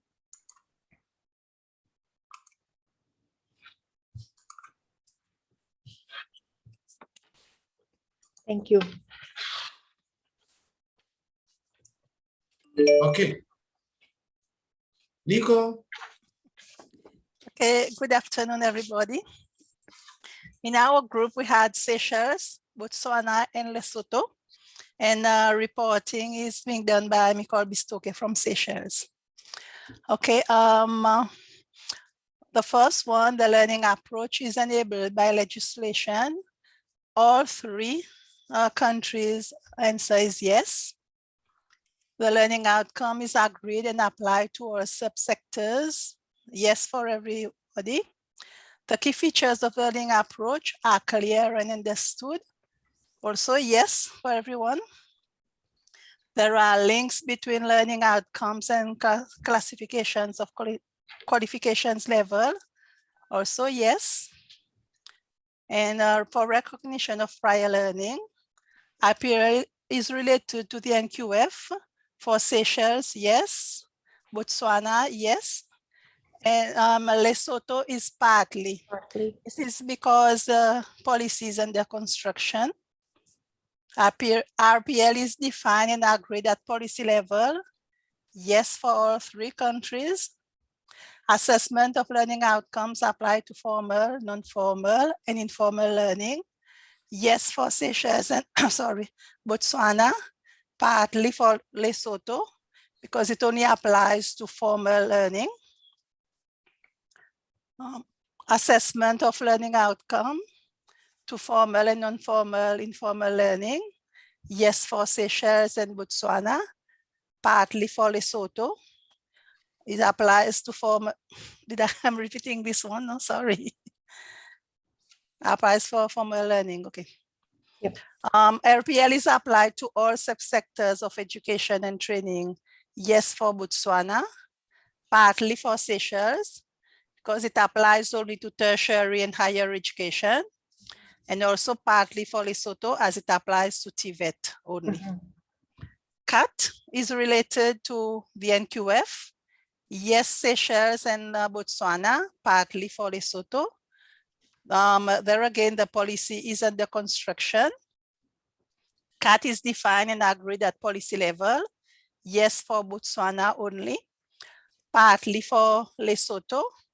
Again, policy is still under construction, and no for Seychelles because there's no policy yet in place. CAT is applied to all subsectors, yes for Botswana, and no for Seychelles and Lesotho. Seychelles, again, no policy, and for Lesotho, the policy is under construction. There are studies, research, analysis to support this criterion. Yes, Lesotho and for Botswana. Seychelles, no, because there's no studies which has taken place yet. Thank you very much. That's it from our group. And if anyone would like to elaborate on the comments, please do so. Thank you. Thank you very much. This was excellent. Very, very clear presentation. Thank you so much. Congratulations for this excellent result. Any additions from the group before we move to another group presentation? No? In that case, may I then invite our colleague Fidelis? Please, would you like to to share your screen, Fidelis? Indeed, Eduardo will be sharing shortly. Thank you so much.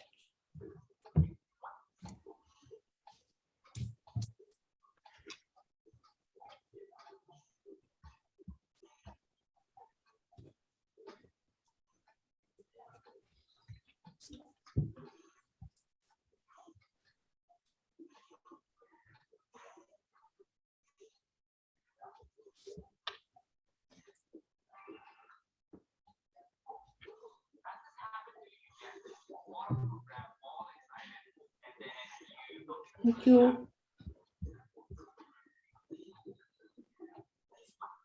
I invite Annie to do the presentation from the group.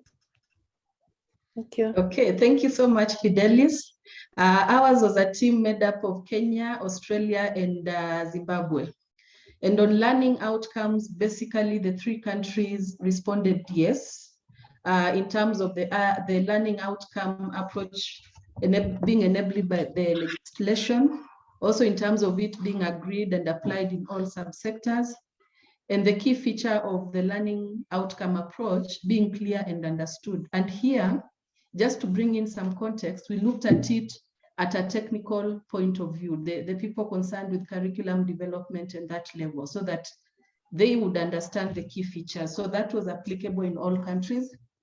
Then the linkage between the learning outcomes and classification of qualification levels, again, it was a yes for the three countries. It was an awesome team. On recognition of prior learning, again, if RPL is related to the National Qualification Framework, that was a yes for the three of us, Kenya, Australia, and Zimbabwe. Then RPL being defined and agreed at policy level, again, a yes. Sorry, Eduardo, it's Zambia, not Zimbabwe. And oh, sorry, Fidelis, I'm so sorry. I'm sorry for that. God. No problem, no problem. Yeah, we only Zambia. had one. And I'm really sorry, Fidelis.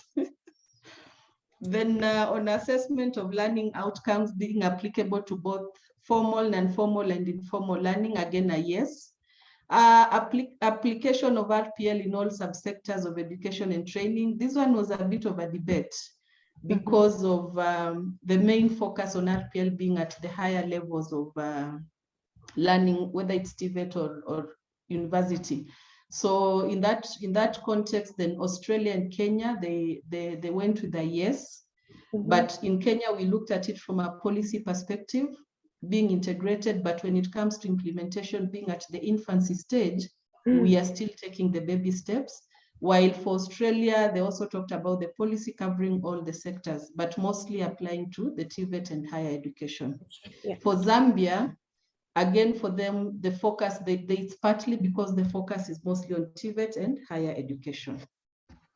Then on credit transfer, all the countries, for the first two statements, whether it's related to the National Qualification Framework and whether it's defined and agreed at policy level, for all the three countries, it was a yes. Whether it is applied in all subsectors, again, here there was a bit of discussion. But for Kenya and Australia, it was a yes. And for Zambia, again, the focus is on TVET and higher education. For studies, research and analysis, Australia, it was a yes. For Kenya and Zambia, it's partly not so much research has been conducted, but a bit of it. So that was the discussion. Unless I've left out something, Fidelis or any other group member can add. Thank you.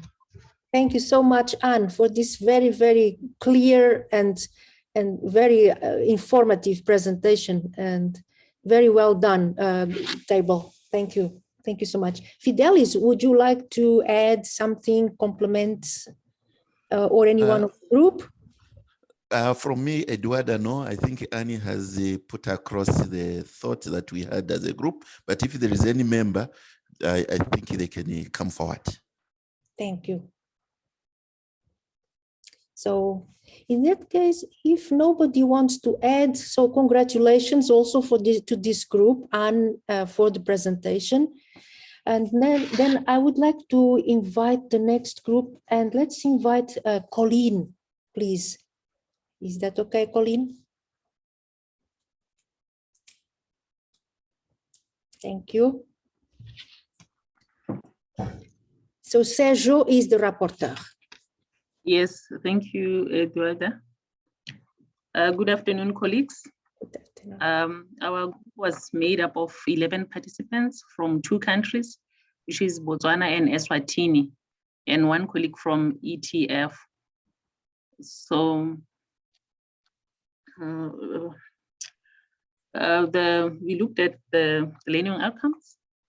So for the learning outcome approach, enabled by the legislation, Botswana, it is fully enabled, and Eswatini is work in progress. The learning outcome approach is agreed and applied in all subsectors.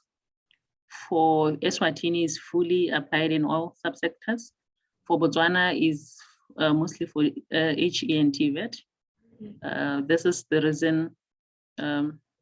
The reason for Botswana only applying to HE and TVET is that the GE is also work in progress. The key features of the learning outcome approach are clear and understood. The key features of the learning outcome approach are clear and understood. For both the Botswana and Eswatini, they are fully understood. There are links between learning outcomes and classification of qualification levels. For Botswana, it's fully, and Eswatini is still in transition. RPL is related to the NQF. For both Botswana and Eswatini is fully. RPL is defined and agreed at policy level. At Botswana, it's fully implemented from policy level. Yep. There is also an RPL policy for Botswana, and Eswatini is a work in progress. Mm-hmm. Assessment of learning outcomes applied to formal, non-formal, and informal learning. It's fully for Botswana, and for Eswatini, learning outcomes is a new approach. So for RPL is applied in all subsectors of education and training. For Botswana is fully for TVET and higher education. And then for Eswatini, it applies to some sectors only. And then for GE, it's still is not implemented at that level. For credit accumulation and transfer, CAT is related to the NQF in Botswana. Mm-hmm. And also in Eswatini, CAT is also defined and agreed at policy level for both Botswana and Eswatini. In Botswana is only for TVET and higher education. And then CAT is applied in all subsectors. For Eswatini is fully for HE and TVET as well as Botswana. And then TVET are not yet there for Botswana, and for Eswatini, it's we are not sure for general education. Mm-hmm. Can you kindly scroll for me? Oh no, I managed. It's okay. And then there are studies or research or analysis to support this criterion. For Botswana and Tibet, fully, there is some research and studies that can support this criterion, and then for Eswatini as well, for fully for Tibet and higher education. I think that's the end of the presentation. Thank you so much. Yes, I don't know if any colleagues, anybody from the group wants to add, but I think that's all from our group. Thank you. Thank you very much, Sergio. Also a very clear presentation and very nicely done, presented in colors, very clear Yes. read. Thank you. And then there is one observation that we made for both countries, that there is a pattern that you can see that most of the criterion for Botswana and Eswatini, it's mostly applied in fully for higher education and TVET, and then for general education is still work in progress, or there is nothing at all. So we just observed that is, and then for Eswatini, some of the criterions were partly or in transition or work in progress. So that's the observation we made. Thank you. Yeah, that's a very good point. Maybe it's a similar situation also in the other groups. Thank you very much. If nobody else wants to add anything in the group, then we could move to the group that was moderated by James. James, are you ready? Yes, Eduarda, thank you so much. May I just quickly point out that our group was highly democratic, and because of that, we couldn't manage to finish. I think we had 3 more questions to tackle. Nevertheless, we will proceed to present what we have worked on. Yes. And at this point in time, I call upon Privy to lead us into the presentation. Let me just share the screen. Thanks a lot. Thank you.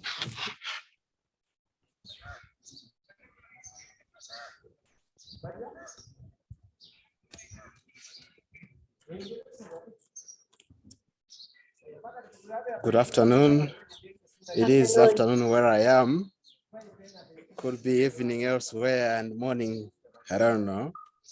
But the group was made up of 9 participants from Zambia, Malawi, Zimbabwe, Egypt, Nigeria, and also ECOWAS.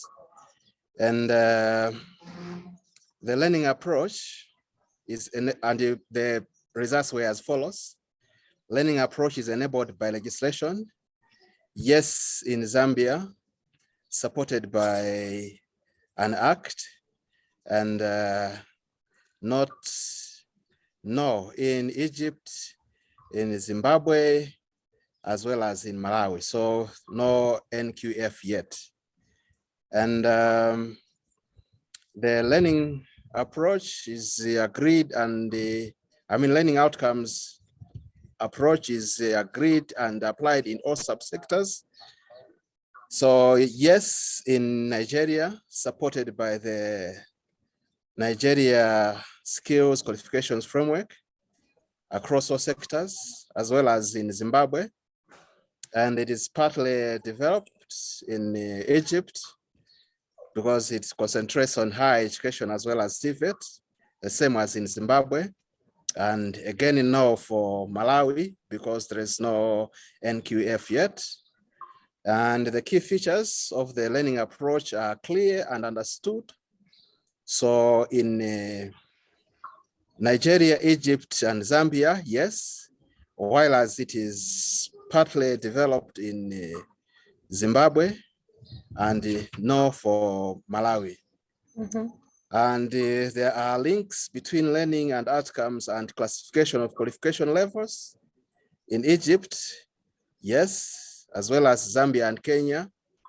And Malawi, we are saying the NQF is still under development. And the recognition of prior learning, RPL is related to NQF. So partly in Kenya, Zambia, and Nigeria, while as in Egypt and Malawi, not yet. And the RPL is defined and agreed at policy level. Zambia, yes, as well as in Kenya, while as no for Egypt and Malawi, because the documents are still under development. As well as I think Nigeria. Assessment of learning outcomes approach apply to formal, non-formal, and informal learning. In Zambia and Kenya, yes, and partly in Egypt as well as in Nigeria. No, as again for Malawi, because the document is still under development. And RPL is applied in all subsectors of education and training. So yes, in Zimbabwe, and partly in Zambia and Nigeria, while as in Egypt and Malawi, not yet. The perspectives could differ because of the concentration of the participants. So for example, in our particular group, from Malawi, we are saying I am risking to, so to say. There could be an expert in the group and could have different views. And so for credit accumulation and transfer, we only tackled one concept, as James said, that we did not have adequate time to deliberate on all the issues raised. So CAT is related to NQF, and so it is yes in Kenya and Egypt, and partly in Zambia. Okay. This is where we stopped at, and James and the other members of the group could come in and fill in what I missed. Thank you. Many thanks. It was really great. James, would you like to add anything, or colleagues of the same group? Well, nothing from me, Eduardo. I think everything has been well presented by Privy, unless, of course, my other colleagues have something to add. Thank you. Okay. So thank you, colleagues. If nobody wants to add or complement, in that case, we can move to the next group, and it is the group that was facilitated by Dr. Mukwana. Dr. Mukwana, there is Abdul Malik. Sorry, there is Abdul Malik who would like to add. Please, Abdul Malik. Yes, good afternoon once again. Good afternoon. Yes, thank you for the beautiful presentation, Mr. Privy. Now, though we couldn't finish up our work, but I just want to tip in this: for the learning outcome approach is enabled by legislation. Yes, for Nigeria, we have the NPE, the National Policy on Education. So you can just take note of that. Okay. And also, as I said yesterday, I'm standing in for the education department of the ECOWAS. I just use the opportunity because I'm here in Nigeria, I'm from Nigeria. So I use that to contribute for the discussion for my the country. Thank you, Abdul Malik. So we will just do a small change there in the first point, the first question. Okay, Dr. Mukwana, are you ready? Would you like to come in with your group? How did the discussion go, Dr. Mukwana? Okay. Fine.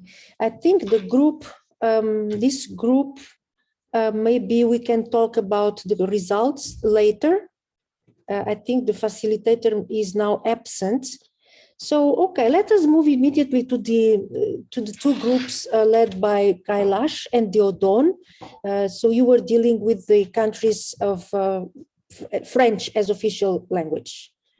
Thank you. Thank you, Eduarda. So in our group, it is Jean, our colleague from Togo, who actually will be the rapporteur. Jean, over to you. Merci, Kailash. Share the screen or you can see thank you, Kailash. no.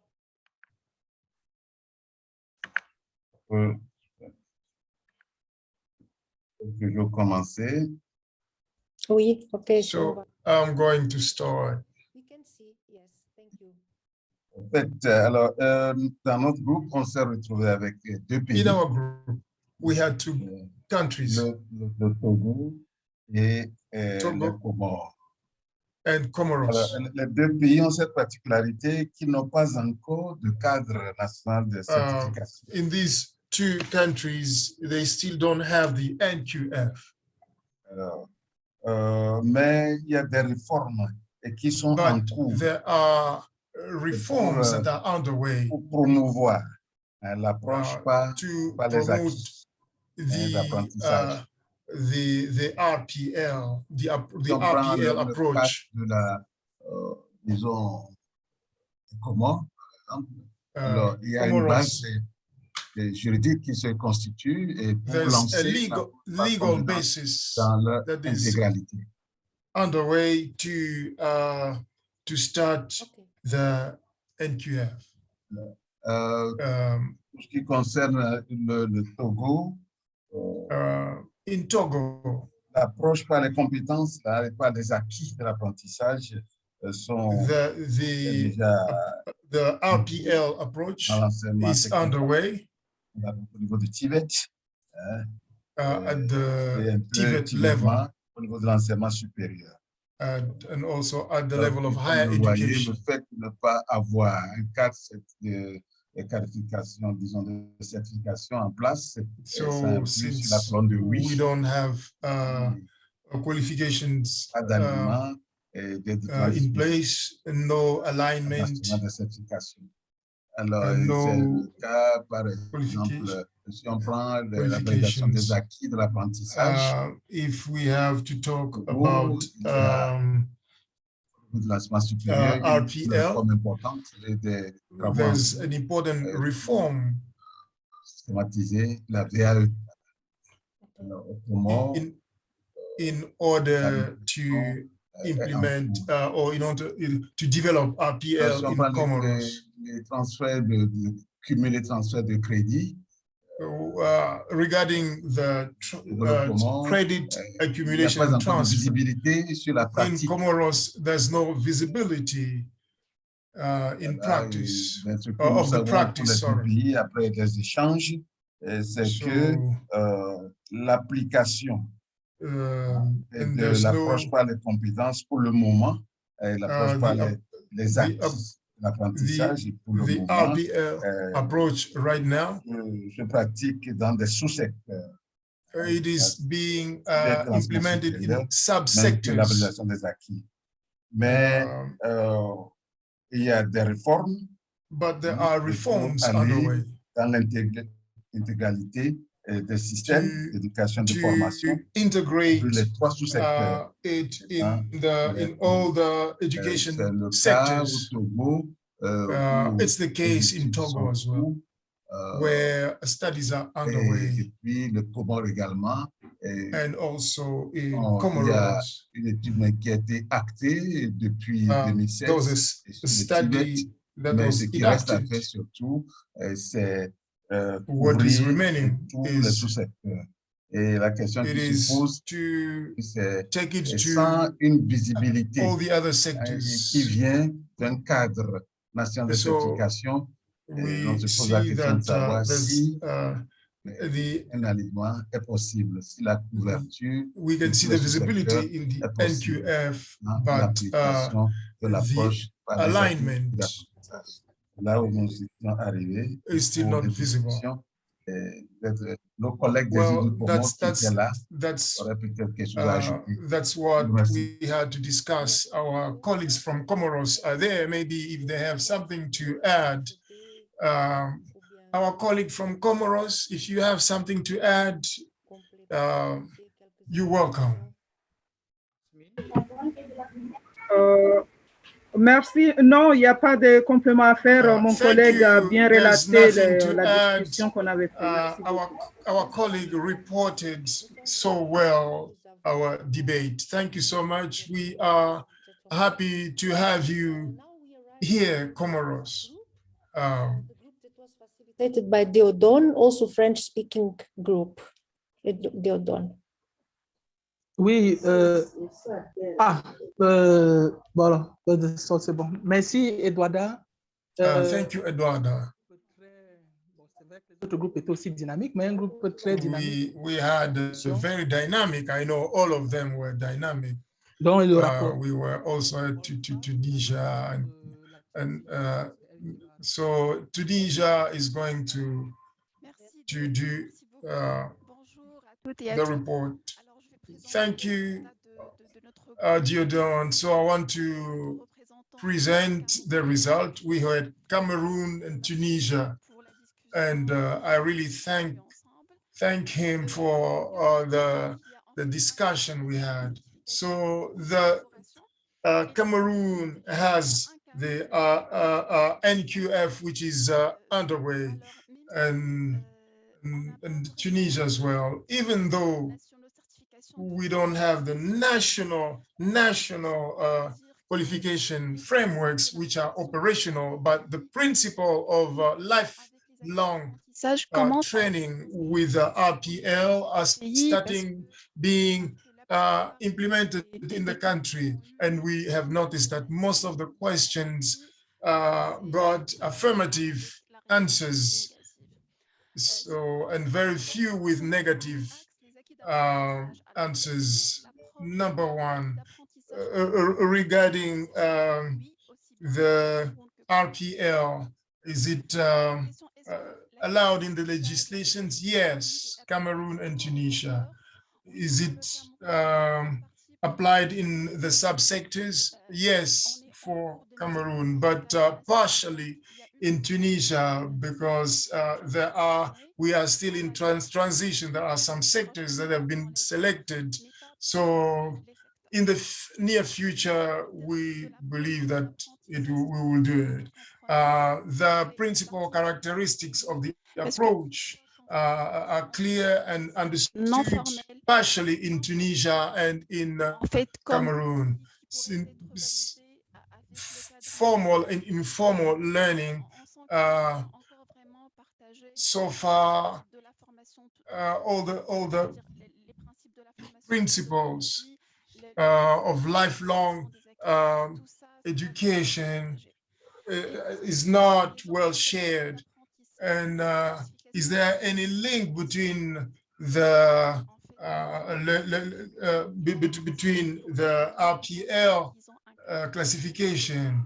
Yes, for Tunisia, but partially for Cameroon. It's underway. Valid. The RPL, is it linked to NQF? Yes, for Tunisia, because the norms are being taken into account to do the evaluation. But for Cameroon, it's partially linked. So is the RPL defined at the political level? Yes, for Cameroon. Yes, for Tunisia, because there's a law in Tunisia and a decree in Cameroon. Regarding the RPL, is it applied for the formal education, informal, partially in Tunisia and in Cameroon, as well in the subsectors, partially in Cameroon and in Tunisia. Credit accumulation and transfer, is it linked to the NQF? Yes, in Tunisia. No, for Cameroon. Is it approved at the political level? Yes, for Cameroon, and partially for Tunisia, because they are still reviewing the law, and they are going to integrate the credit transfer no for in Cameroon at the secondary school level. The credit transfer, is it applied to all the subsectors, partially for Tunisia and Cameroon? Are there any studies or research analysis? Partially in Tunisia, we have some reflection studies, but no for Cameroon. Thank you so much. Other participants can feel free to add what I did not mention. Thank you. Thank you, Alpha. It was very clear. Do we have other colleagues who want to add anything? Diodon? Non? Alors, Ok, personne du groupe, je crois que c'est bon. I think it's good. Eduarda, she presented so well. Matthias, did you want to add something? Then we will go straight to the Ghana group. Thank you, Eduarda. Thank you so much for the quality of the report. The reporter did so well. In that, just want to in that table, we can't have yes and partially at the same question. So with regards to credit transfer, you cannot have yes and partially. You either have to say partially or yes. I think we lost Matthias. Pour l'enseignement supérieur, que je voulais donner dans plan animé. Okay. That's what I wanted to add. It was on the accumulation and credit transfer. So the second question, I suggest that we put in partially in Cameroon instead of putting yes, and also no. Maxwell, now we would like them to pass you the floor for your group. Thank you so much.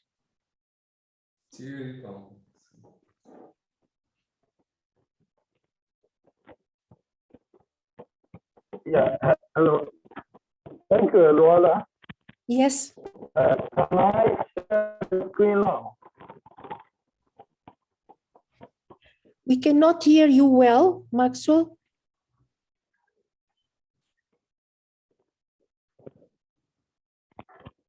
Yeah, can I share screen now? I cannot understand what. I'm so sorry, Maxwell. I'm to share my screen. Okay. Yes. Yes, we can see the screen. Yes.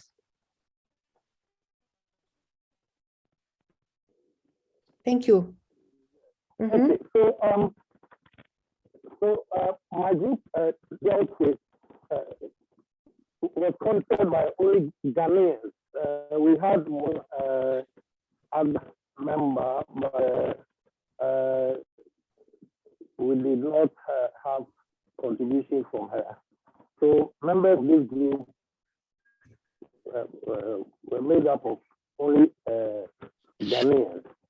So we are talking about the situation in Ghana. So I'll quickly go through.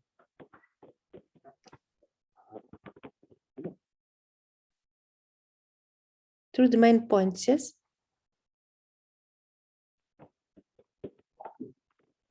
Yes. Okay. So first one, the learning outcome, which is enabled by legislation.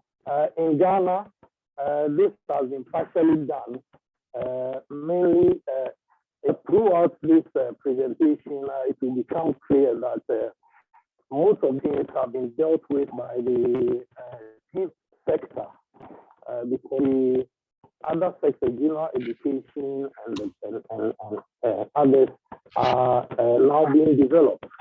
So even though they are under the Ghana education policy documents so on which Ghana is, but the legislative instruments to guide learning outcomes approach, the learning outcomes approach is in development. At some level, it's been taken care of at that level.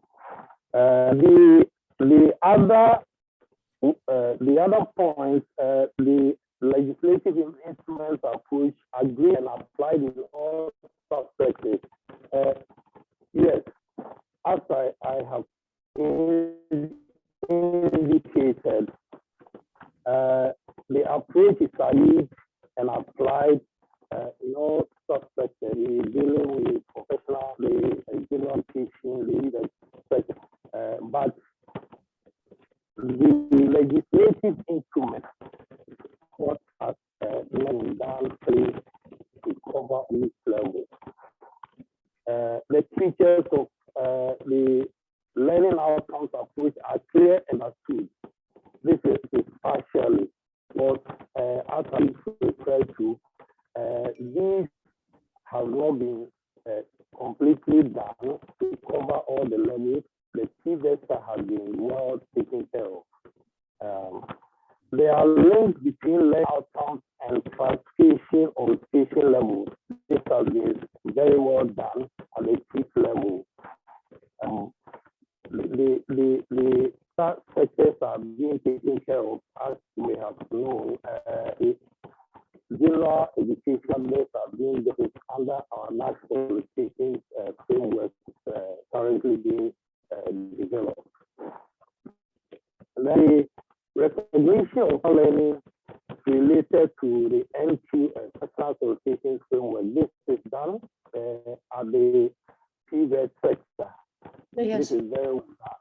The TVET has a very good link between, shows a very good link between the recognition of prior learning and the NQS. That implementation policy, that the RPF is being implemented at the TVET level. The RPL is defined and agreed at policy level. This also at the TVET level, but same policy covers the general education and professional subjects are in development.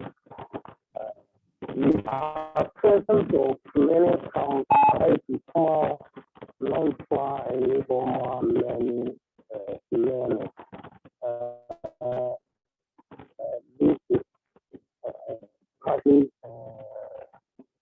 This is partially due with the situation in Ghana. PL is applied in all sectors of education.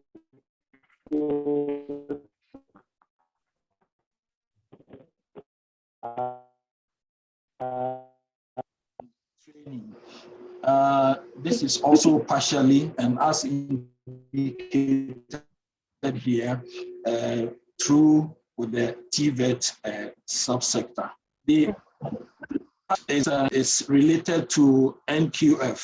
Again, this is true with the which is being done on this one, but all these are part of the main activities going on within the development of Ghana's national qualifications framework. Okay.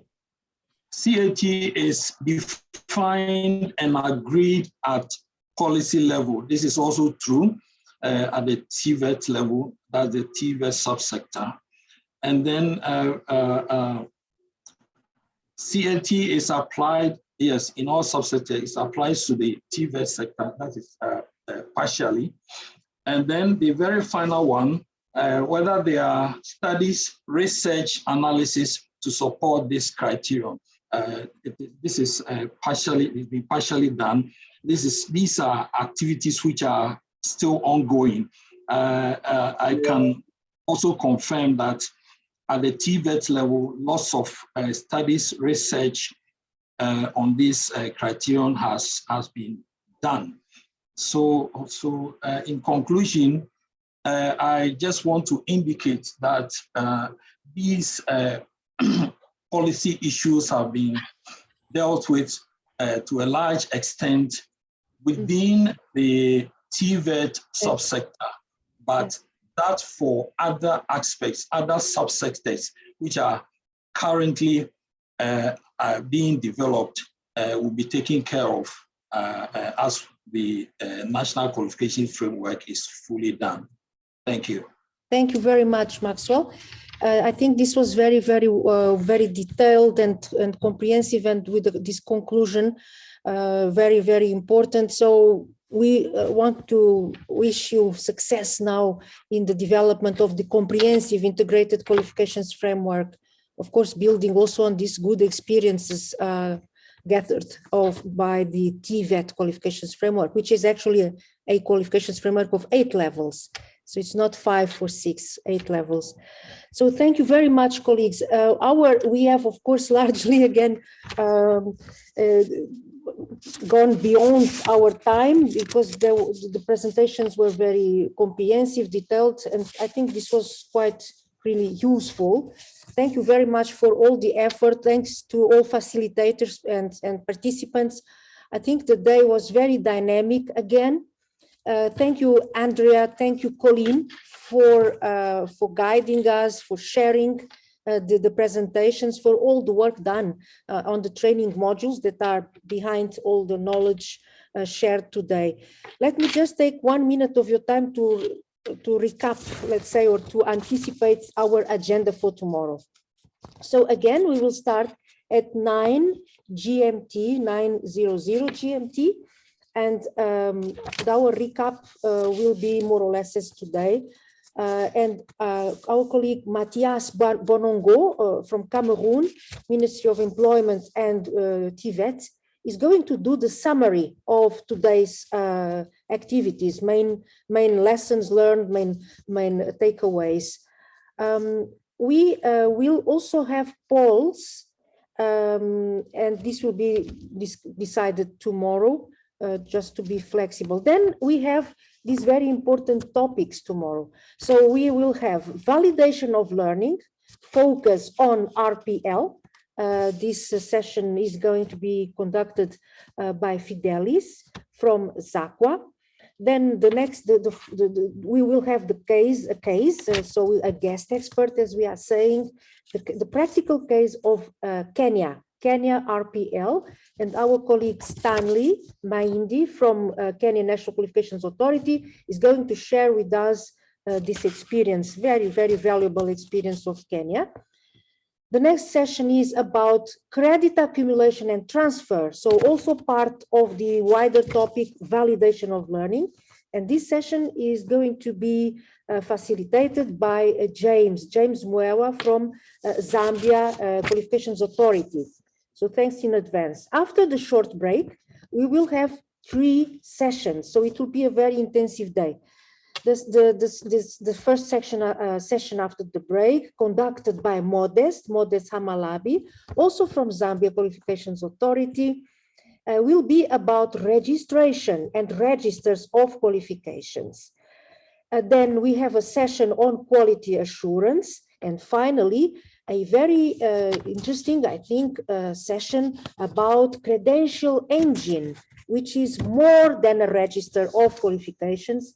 And we will have then representatives of Credential Engine USA talking to us about not only the tools for registration, but also for analysis.